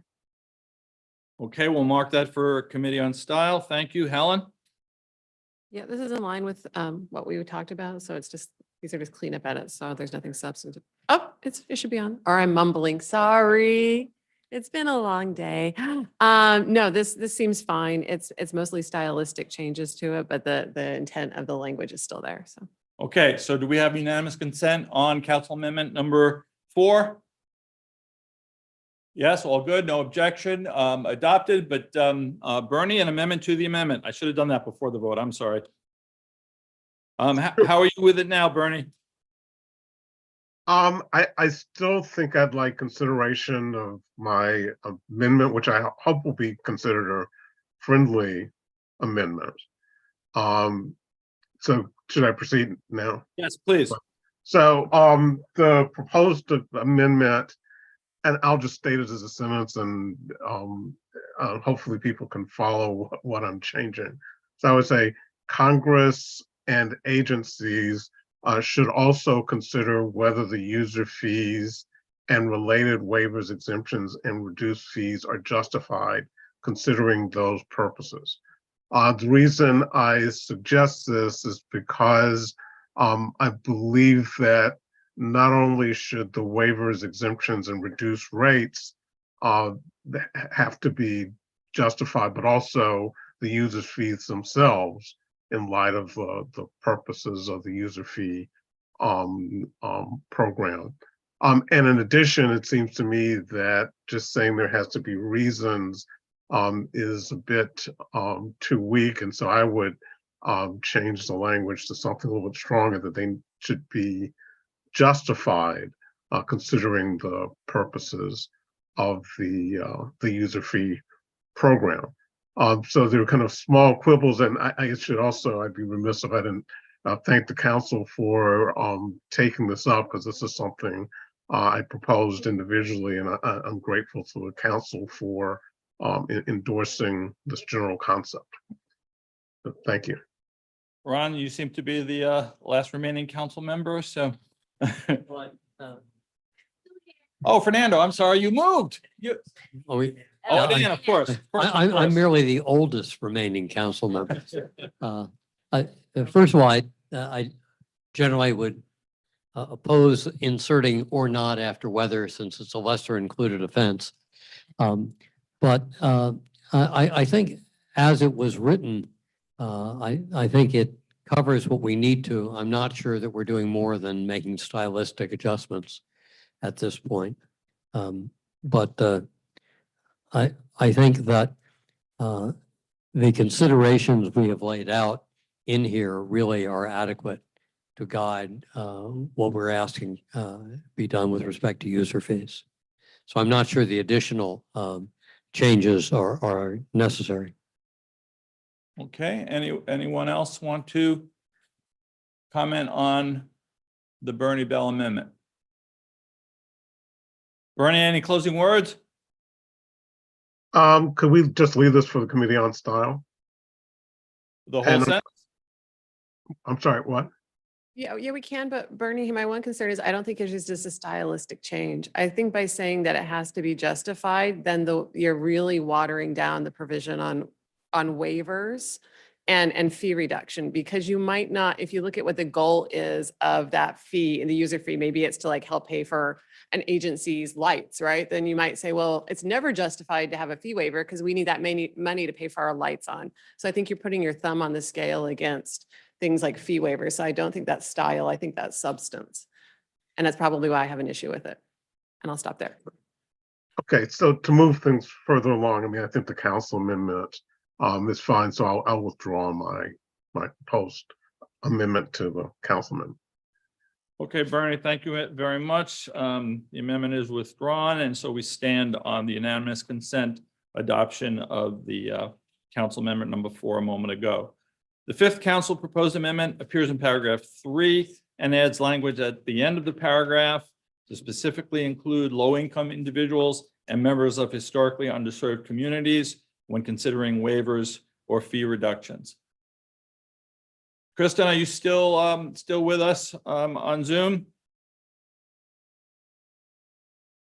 Okay, no, this was a Kristen Clark amendment through another member at the council. Any discussion on this from the floor? Yes, sir.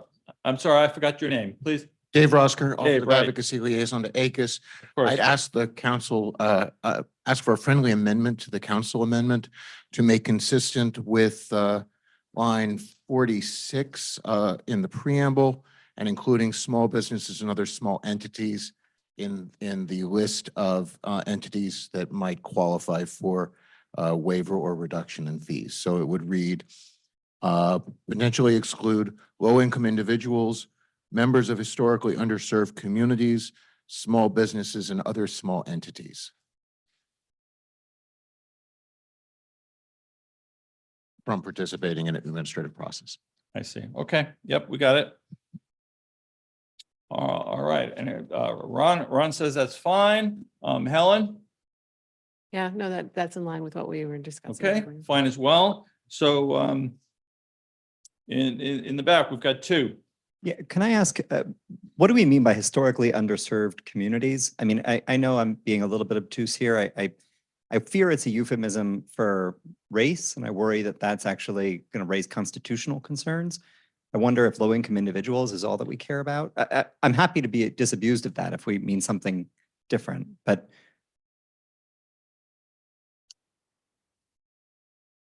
I don't know, I put you on the spot. It doesn't have to be race. It can be any community where like access has been hard or impossible to receive benefits from the government. Maybe it's because of like disability. So you haven't been able to because you're blind, and we haven't provided any ability for you to be able to read and have access to the information to apply for something. It can also be because of language barriers, right? There okay, could be a lot of different. I withdraw, yeah. It could be a rural community. That's great, thank you. Good. Okay, so if there's Could I no say something? other discussion or amendments? Oh, Erica, you want to be heard?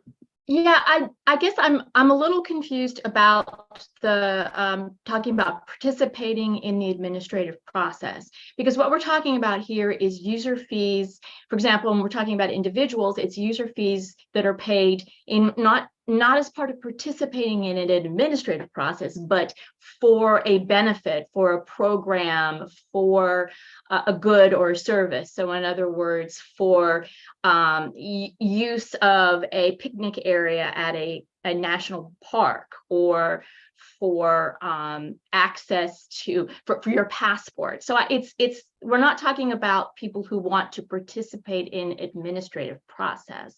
We're talking about people who want goods or services from an agency, or we're talking about companies that are regulated and are required to pay as part of regulation. So I think that we're not, it has to say something other than participating in the administrative process, because that's not what this is about. And it looks like Jack Bierman's comment is directly on point. Jack? Yes, I had the same concern, and I also didn't like the potentially exclude language, because it might not exclude them, but it might disproportionately affect them. I was going to say disproportionately impact them, just to get a comment from Ron Cass. But I think user fees that would disproportionately affect low-income individuals, members of historically communities, so on, and just leave out the last thing about from participating, and also the accessing goods or services, because it's a variety of things. It might be just the cost of being regulated in a certain way, right? If you want to hit, if you're subject to like some sort of monitoring that you have to pay for. So I would just leave out the last clause and leave out the clause about from accessing, and just say as waiving or reducing user fees that would disproportionately affect low-income individuals, members of historically underserved communities, small businesses, and other small entities, period. Okay. Before I ask for, well, let me stop. I see Jennifer Dickey is seeking recognition on the Zoom. Thanks. I would oppose that, because I think every user fee would disproportionately affect a low-income individual. Like any fee is going to disproportionately affect somebody who has less money. So that I think actually introduces a lot of problems with this sentence. Like, to me, the potentially exclude from the administrative process made sense as like, that's what we're focused on. Like, is this going to affect your ability to access, justice? But if what you mean is all low-income individuals get fee waivers, that seems broader than what the council was proposing, and also perhaps broader than what we were considering, because it just is the case that they will be disproportionately affected by user fees. Okay. Would anyone on the council like to respond to these several past comments and amendments? I know it was offered by Kristen, but just want to make sure that the council has its opportunity. Ron? Well, Ron Cass, council member, I will take Jack's invitation to have a low impact form of exercise here. I think that the thought that Kristen had, that the council accepted, that some attention should be paid to the effect of user fees on low-income individuals and the other categories that we've discussed here, is one that we can get in there by simply saying that in constructing procedures for waiving or reducing user fees, Congress or agencies as appropriate should give attention to the effect of such fees on, and then that will cover the rest of the thought here without saying anything that would dramatically bias the way user fees are implemented. Okay, instead of get attention, how about consider? That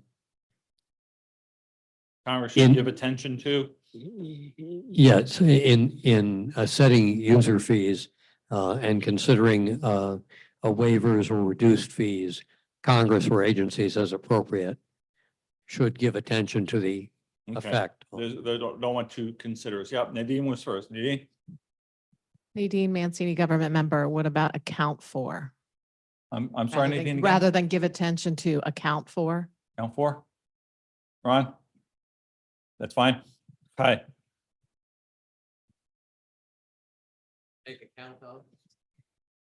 Hi, Feldblum, public member. I first have a question for the committee because I'm just trying to understand, I'm just stepping back a bit, the purpose of this sentence. So, I mean, talking about waivers, like that's a big deal. Did the committee talk about waivers? And if so, did you put that somewhere else? So that's my first question in terms of the purpose of this. It didn't get as robust of a conversation for, I don't think we were as spirited over it as you, as the plenary is. So I do know Erica's research touched on it. So it's in the, and it's in 5 and 9 later on, which is what, thank you, Kasia, is reminding me. It's later on in here too in the considerations. So I think they're trying to capture with this amendment what we touch on below. So, but up here, we didn't really discuss it. I think it might have been an oversight on our part. So that's bad on me. Okay, but just so we see where you did discuss it, is that in 5B? Or conversely, may or must waive or reduce the fee amount? Is that where it is? Yes. Okay. Then the one thing I see. So that's considerations for the agencies versus the considerations for Congress. Okay, I just needed that clarification, but I certainly take to heart Erica's piece of it's not from participating in the administrative process. So wherever you are now in terms of that modified language, just so long as we can have it read to us before we vote, that's fine. Okay. Yes. Hi, Mila Sahoni, a public member. I would actually suggest returning to the earlier formulation rather than saying account for. That doesn't seem to capture the thought. I think instead we might return to what it said earlier. Congress or agencies as appropriate should set forth procedures for waiving or reducing user fees that would, and here's what I would suggest, instead of saying potentially exclude, say something like cause undue hardship for or create undue burdens. I think that threads the needle between potentially exclude on the one hand and disproportionate impact on the other. The potentially exclude is too high a bar, disproportionate impact is too low a bar, but cause undue hardship for maybe hits that middle road. And then also delete or maintain the deletion of that final phrase from participating in the administrative process. And that's my friendly amendment. Okay. Yes, of course. Thank you. Thank you very much. All right. So let's take these stacked again, and someone think about if they want to move Jack Bierman's amendment. So first, let's vote on the council amendment as it stands or stood. Yeah. Go ahead. Yeah. I'm just going to read it aloud to make sure we have it correctly. Yep. Congress or agencies as appropriate should account for procedures for waiving or reducing. It's Congress or agencies as appropriate should set forth procedures for waiving or reducing. So Congress or agencies as appropriate should set forth procedures. For waiving or reducing user fees that would cause undue hardship for low-income individuals, et cetera, and the rest is right. So cause undue hardship or create burdens for? No, cause burdens. Cause undue hardship. Yeah, no. Great, thank you. All right, offered as a friendly amendment. Perhaps we can see if we can accept that to the council amendment. Helen, before we vote on both, Helen, what do you think of this friendly amendment? I think it captures the spirit of what we're looking for. Okay, great. Erica, any thoughts on the friendly amendment? I think it's fine. Okay, council, anyone? Fine with them, fine with Ron and the council. All right, so then we will accept that by unanimous consent, friendly amendment, and vote on the fifth council proposed amendment as it. Oh, I shouldn't stick my head in the sand. Yeah. Oh, in the Zoom, Jennifer.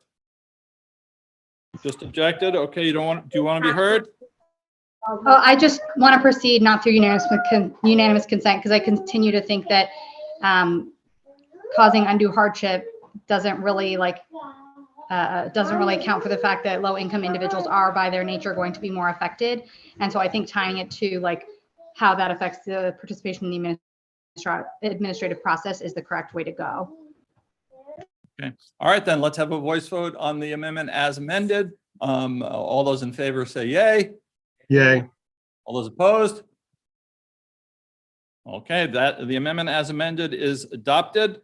And then I think we have two more. One is if anyone will adopt Jack's amendment, and then Ron's. No, why not?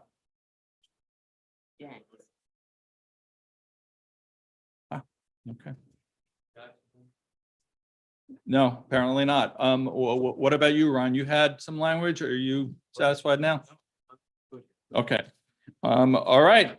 Council amendment number 6. Council proposed amendment appears in paragraph 7 and removes the clause at the end of the paragraph because the cited recommendations already take agency time and resource constraints into account. So we feel that this is redundant. Any discussion on it? Hearing none. Any objection? No objection. The amendment will be adopted. Council amendment number 7. The 7th council proposed amendment concerns paragraph 8.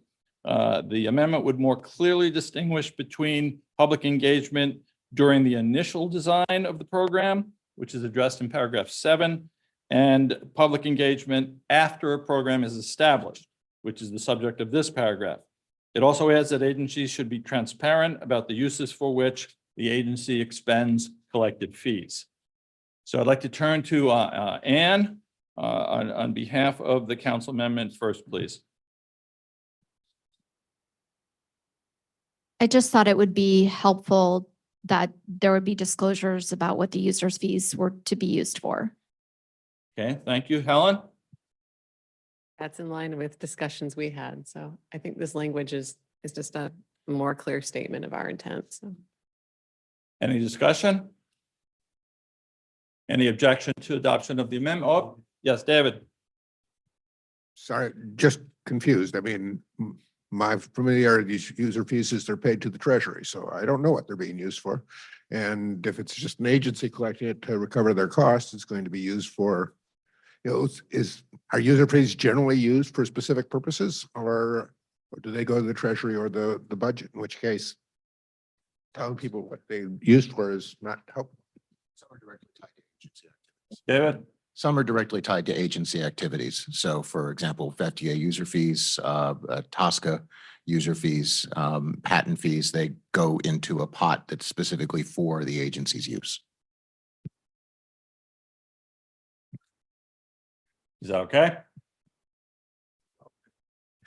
That's what you're telling the people. It's not very informative, but just maybe, I guess it's okay. Most of the time, or so if it's just going to the treasury, this doesn't apply, I guess. Or do we need to say that? We need to say where specifically. Helen, do you want to jump in or no? Let me think for a second, and I'll let Erica think for a second. Well, Erica? actually, I can speak without thinking. Perhaps I shouldn't say that. I think, well, even if it goes to the treasury, if there's a subsequent appropriation, if it's broadly worded, the agency may still have some decision points about what those funds are going to be used for. So I think there's room, there's so much variation here. I think there is room for transparency about what exactly the funds are going to be used for. Fumi? Yeah, just to follow up on Dave's point, I think the way this is currently stated, it would exclude those agencies that fees only went to the treasury where it wasn't enumerated what the user fees would be used for. So I'm just wondering whether or not we could add some sort of qualifier so that in the situations where that it's just going to the treasury, there isn't anything for the agency to explain, that is taken into account. And maybe that's not the majority of agencies, but there are agencies where the user fees are not directed to a specific thing.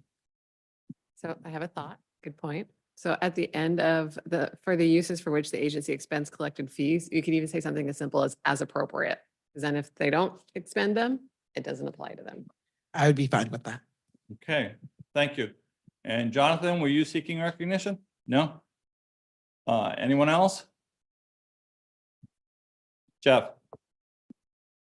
Could you be a little more, Jeff Lubbers, Senior Counsel, could you be a little more specific and say, instead of what Fumi said, but unless the fees have to go to the Treasury or something like that?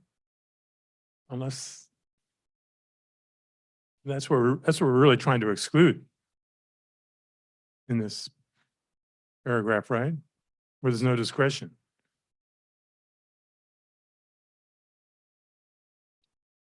Helen? Erica? I think in some cases, it's structured so that the agency does the obligations first and uses the fees to reimburse the Treasury. So I think there are still situations where we would want transparency about the choice the agency was making. Is that? So I'm concerned about the proposed exclusion there. I guess my only question then would be, I was under the impression that a large proportion of the user fees go back to the Treasury. Yes, I think that's true, but certainly not all of them. So if the small proportion is what we're talking about here. Okay, I want to bring Ann in this, who is the proposer counsel of this amendment.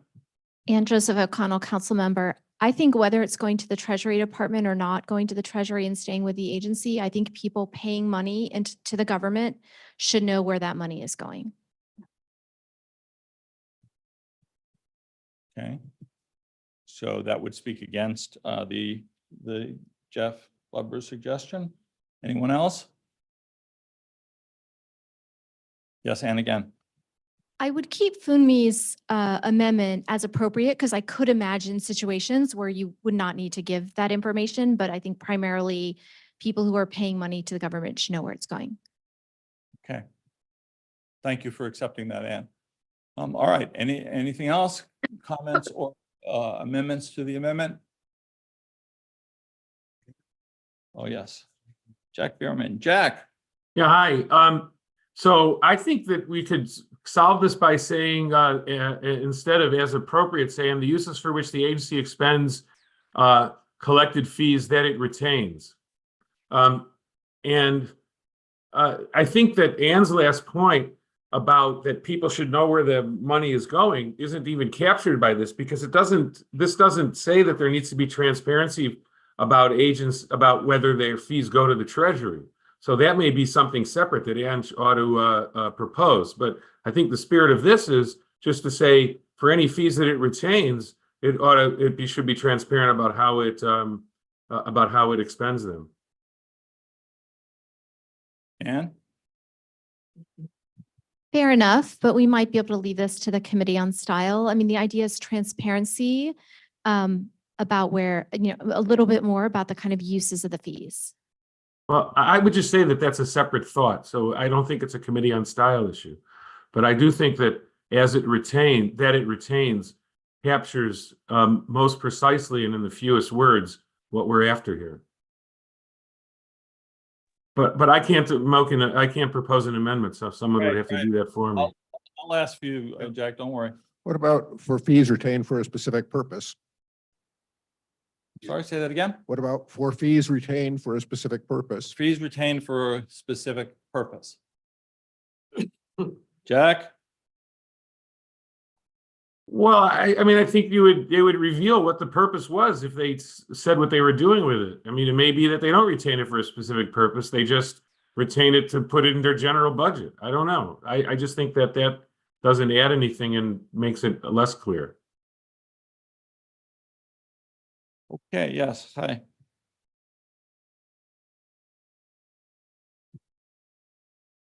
Okay, I might be clueless here, but maybe I'm speaking for other folks who aren't getting this either. Explain to me why we don't want to tell people what the user fee is for, regardless of whether it's going back to the treasury or not. Anne is cheering that. Okay, well, then I don't see any need to modify it then from the way it is. This is the transparency. This is what your user fee is used for. Okay, thank you for that. Yes, an agency can say it goes back to the general fund. Right, all right. So let me ask in that instance, does anyone move Jack Bierman's amendment to add that it retains after as appropriate? My intent was to be instead of as appropriate. Oh, instead of as appropriate. Okay, thank you. It's not X'd out here.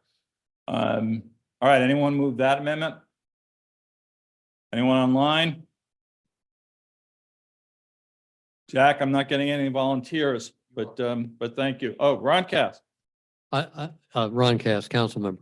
I'll move Jack's amendment to put that it retains in place of as appropriate. Obviously, if the agency doesn't retain the funds collected and they just go to the treasury as part of the general treasury funds, the agency can't tell you what's happening precisely with them because it's in the treasury, not in the agency. So I think Jack's amendment is appropriate. And I think that to the extent we're trying to get the information of what the agency is doing with the money, that's what it would be. It was only the money it retains that can tell you.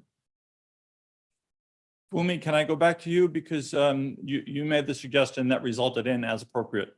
Yeah, just upon further discussion, this idea that the agency should be transparent is something that I fully support. And I think if part of that transparency would just be letting the public know that funds were sent to the treasury in addition to whatever other purposes, I would be fine with withdrawing as appropriate.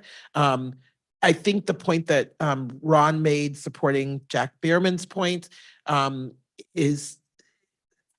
does not clarify that issue. So if you say as retained, then you don't give the agency the opportunity to inform the public about the user fees that go to the treasury. So I would be supportive of and in favor of transparency to support Anne's point and leaving the language as is.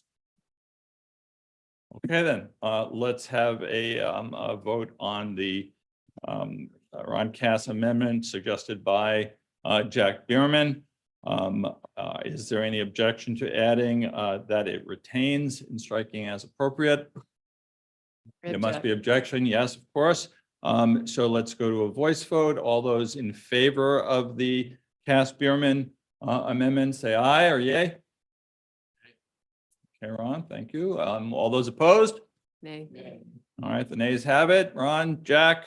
But Fumi, should we go back to as appropriate? Happy to withdraw that. Okay. All right. A final vote on adoption of the amendment. All those in favor of adopting Council Amendment number 7, please say yay. All those opposed? Okay, by voice vote, thank you very much. The 8th and final council proposed amendment is in paragraph 9, similar to the added language in paragraph 8 that was the subject in amendment number 7. This amendment recommends that agencies identify the uses for which they expend the collected fees. So, any discussion on that? Which seems a lot like the discussion we just had. No, that was 7. 7 is the initial. Right. Oh, I'm sorry. Did I repeat 8 twice? No. Yeah, okay. Can you show what paragraph? It's just on the website. It's just about on the website. Oh, It seems to be paragraph.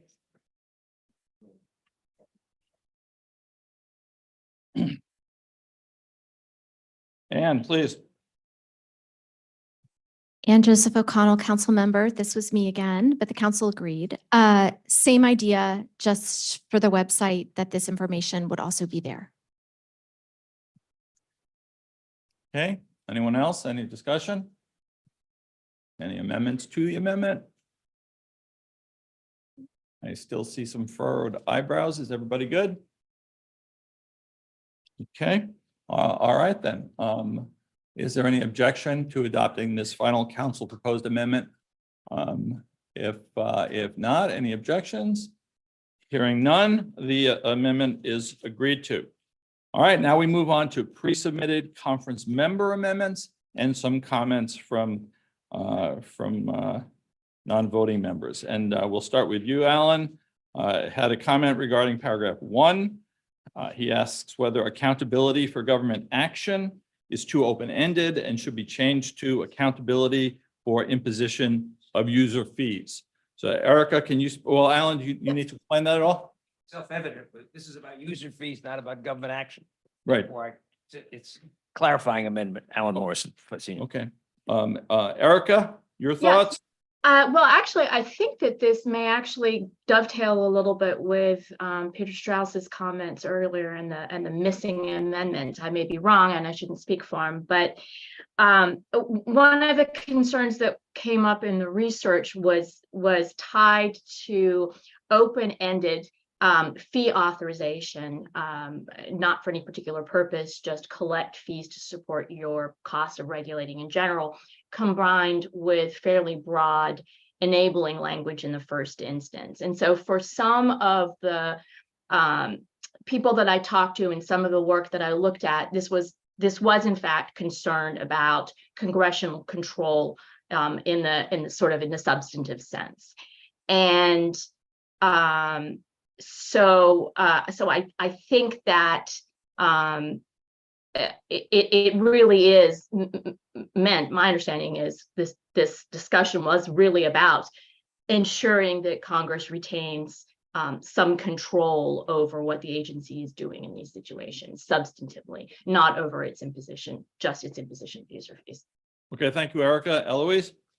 Eloise Pasikoff, public member. So I'd like to support that idea, but I don't think it belongs here because this is under the general recommendation section where all 3 of these recommendations are going back and forth between Congress or agencies as appropriate. Where I do think some strong language about Congress needing to ensure it maintains accountability would belong under the considerations for Congress set of recommendations. And so I have some proposed language to incorporate this idea. And I think also maybe channeling, I emailed Peter and he didn't email me back, but possibly channeling that concern. So is it Okay, is now an let's hear appropriate time those. to Go do ahead. that? Okay, so Yeah. I would add this as a new paragraph after 6. So at the end of the recommendations for, considerations for Congress, I would say, and so Alan, I do think it's supposed to be overall accountability, not just for user fees. And so this is the language I would recommend to get at that. Congress should ensure that it maintains accountability over agencies operating user fee programs, comma,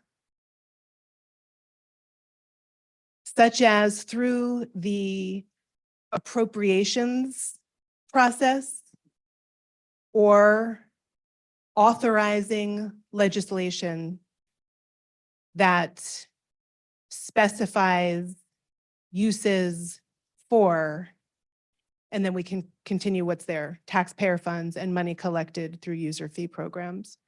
So what I'm trying to do there is make sure that we're trying to get at sometimes when agencies are doing too much through user fees, Congress loses the opportunity to have regular oversight of them through the appropriations process. And I think we mean appropriations process, not budgetary process. But then I think the other half of that is, and I think this is what the last part of this sentence is trying to do, is that you could do it through clarifying language in the appropriations process, or you could modify authorizing legislation. And so I think those are the two prongs that we could be recommending to Congress. And I think it's important that we have something here about overall maintaining accountability over agencies when they operate user fee programs. I just don't think it belongs under general considerations. Okay, Alan. Microphone, please. Alan Morrison, Senior Fellow. I think that's a very good idea. I agree with it, but it doesn't belong, that concept doesn't belong back in the first paragraph. And I still would urge us to change the first paragraph to focus on user fees, and that paragraph can stand independently. Okay, Helen or Erica, any response to Eloise's proposed amendment to the amendment? Well, I think it's yeah, terrific. proposed amendment, there's no amendment yet. Yeah, I think it makes a lot of sense to put it here and not where it was. And as written, I think this works. I would take out the reference to taxpayer funds though, because that's, oh, sorry. I'd take out the reference to taxpayer funds because this isn't about taxpayer funds. Yeah.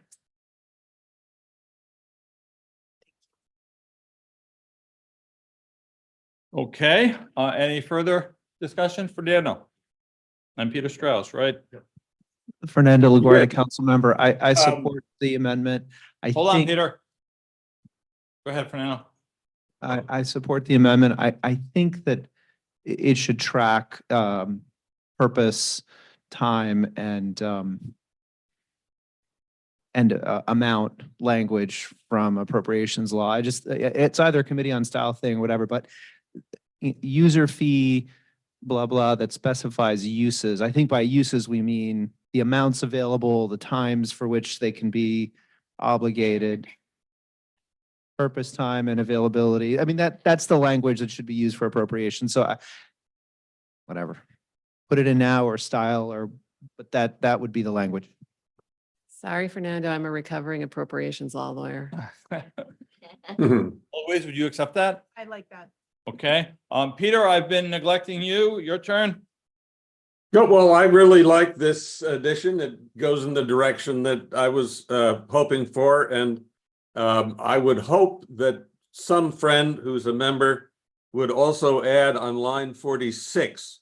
It's the same general idea, following the words stability, semicolon, and impact on congressional oversight. Peter, can you say that again? Just on line 46, move the and following stability and add impact on congressional oversight.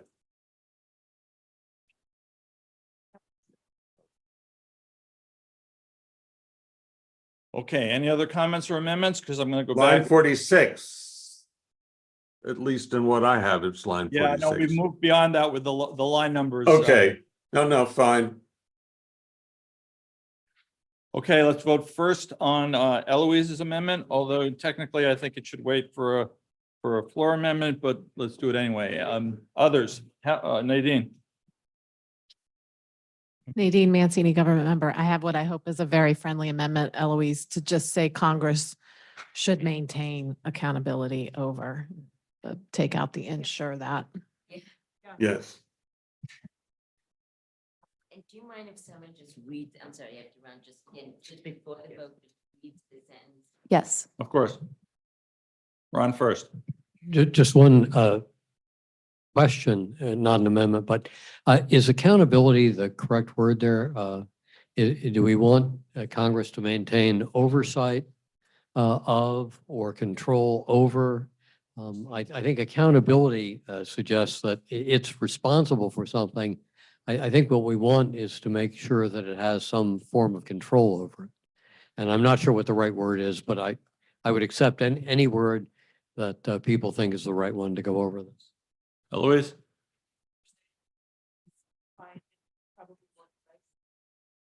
Okay, Fernando? Yep, good. Okay, so any objection to the Eloise Pescoff amendment? We're going to read it. Oh, yes, the reading. I'm sorry. Hi, Kaja, go ahead. So it says Congress should maintain oversight of agencies operating user fees user fee programs, such as through the appropriations process or authorizing legislation that specifies the purpose, time, and availability for money collected through user fee programs. Okay. Any objection to that amendment? Operating. I don't see the word operating, Jeff. Congress should maintain oversight of agencies Of operating. operating user fee program. There it is. I see.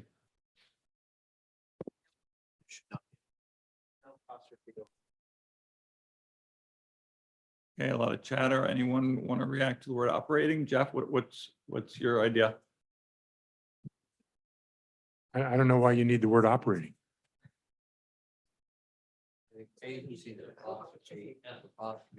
User fee program. Well, because it's oversight of the agency, not oversight of the user fee program.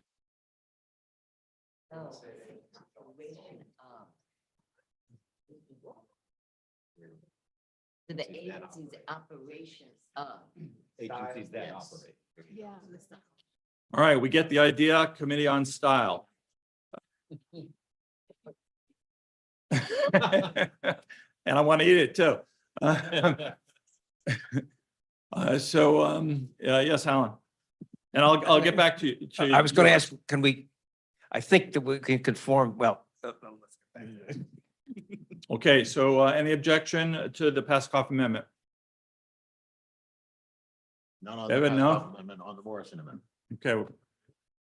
All right, without objection, Pascoff amendment is adopted. So let's now go to Allison's original thought. Does anyone move it for Alan?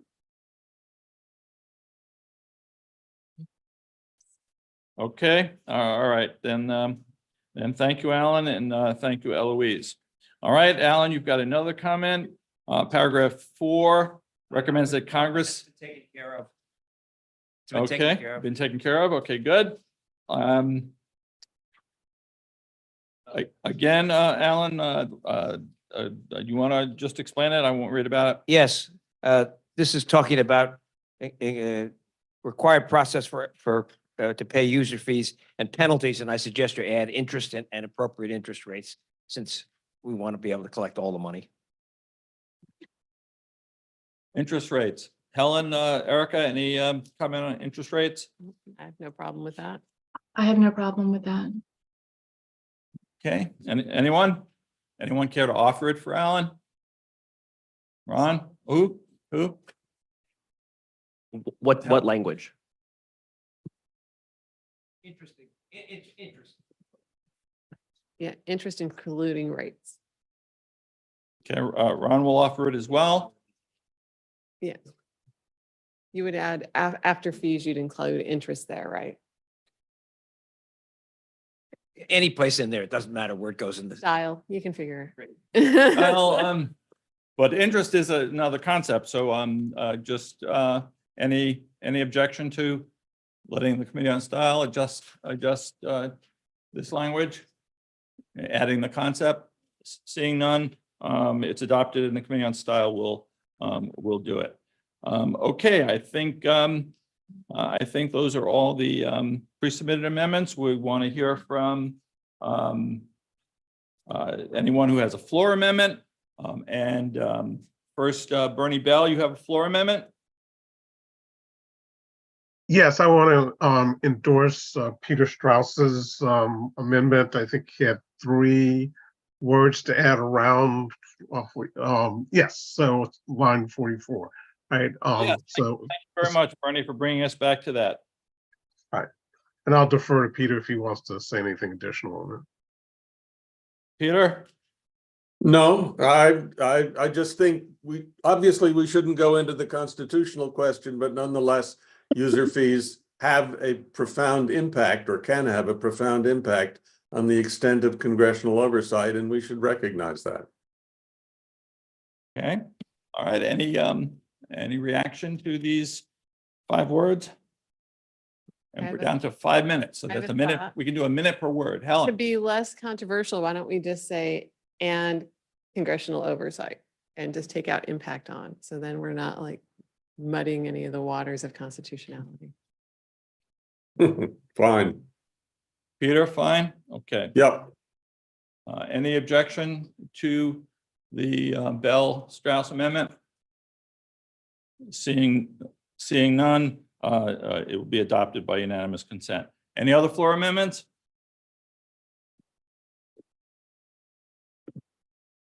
Laura Bright, government member. Laura. I'm not entirely sure if this is an amendment, but when we added a new 0.7 to the congressional recommendations, did we delete the last sentence under the first general consideration? Because it seemed to be almost verbatim.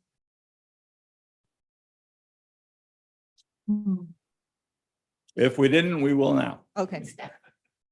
And I don't think we directly addressed it. So thank you, Laura. Okay, last call, floor amendments. All right, before I call the final vote, I want to thank Jeff Lovers for his continued interest in user fees. He brought this up to me as a potential topic at our first meeting when I first started. So thank you, Jeff. We'll move now to a final vote. Is there a motion to adopt the recommendation? Okay, we have a motion and a second. All those in favor of adopting the recommendation, say yay. Yay. Yay. The yeas have it. Congratulations, is number 4. All right, then to conclude, our business is over for the day.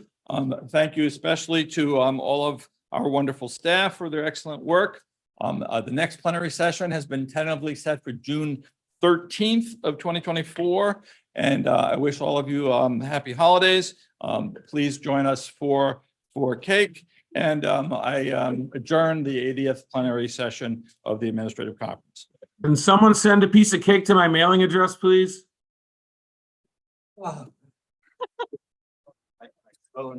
You're ailing bird.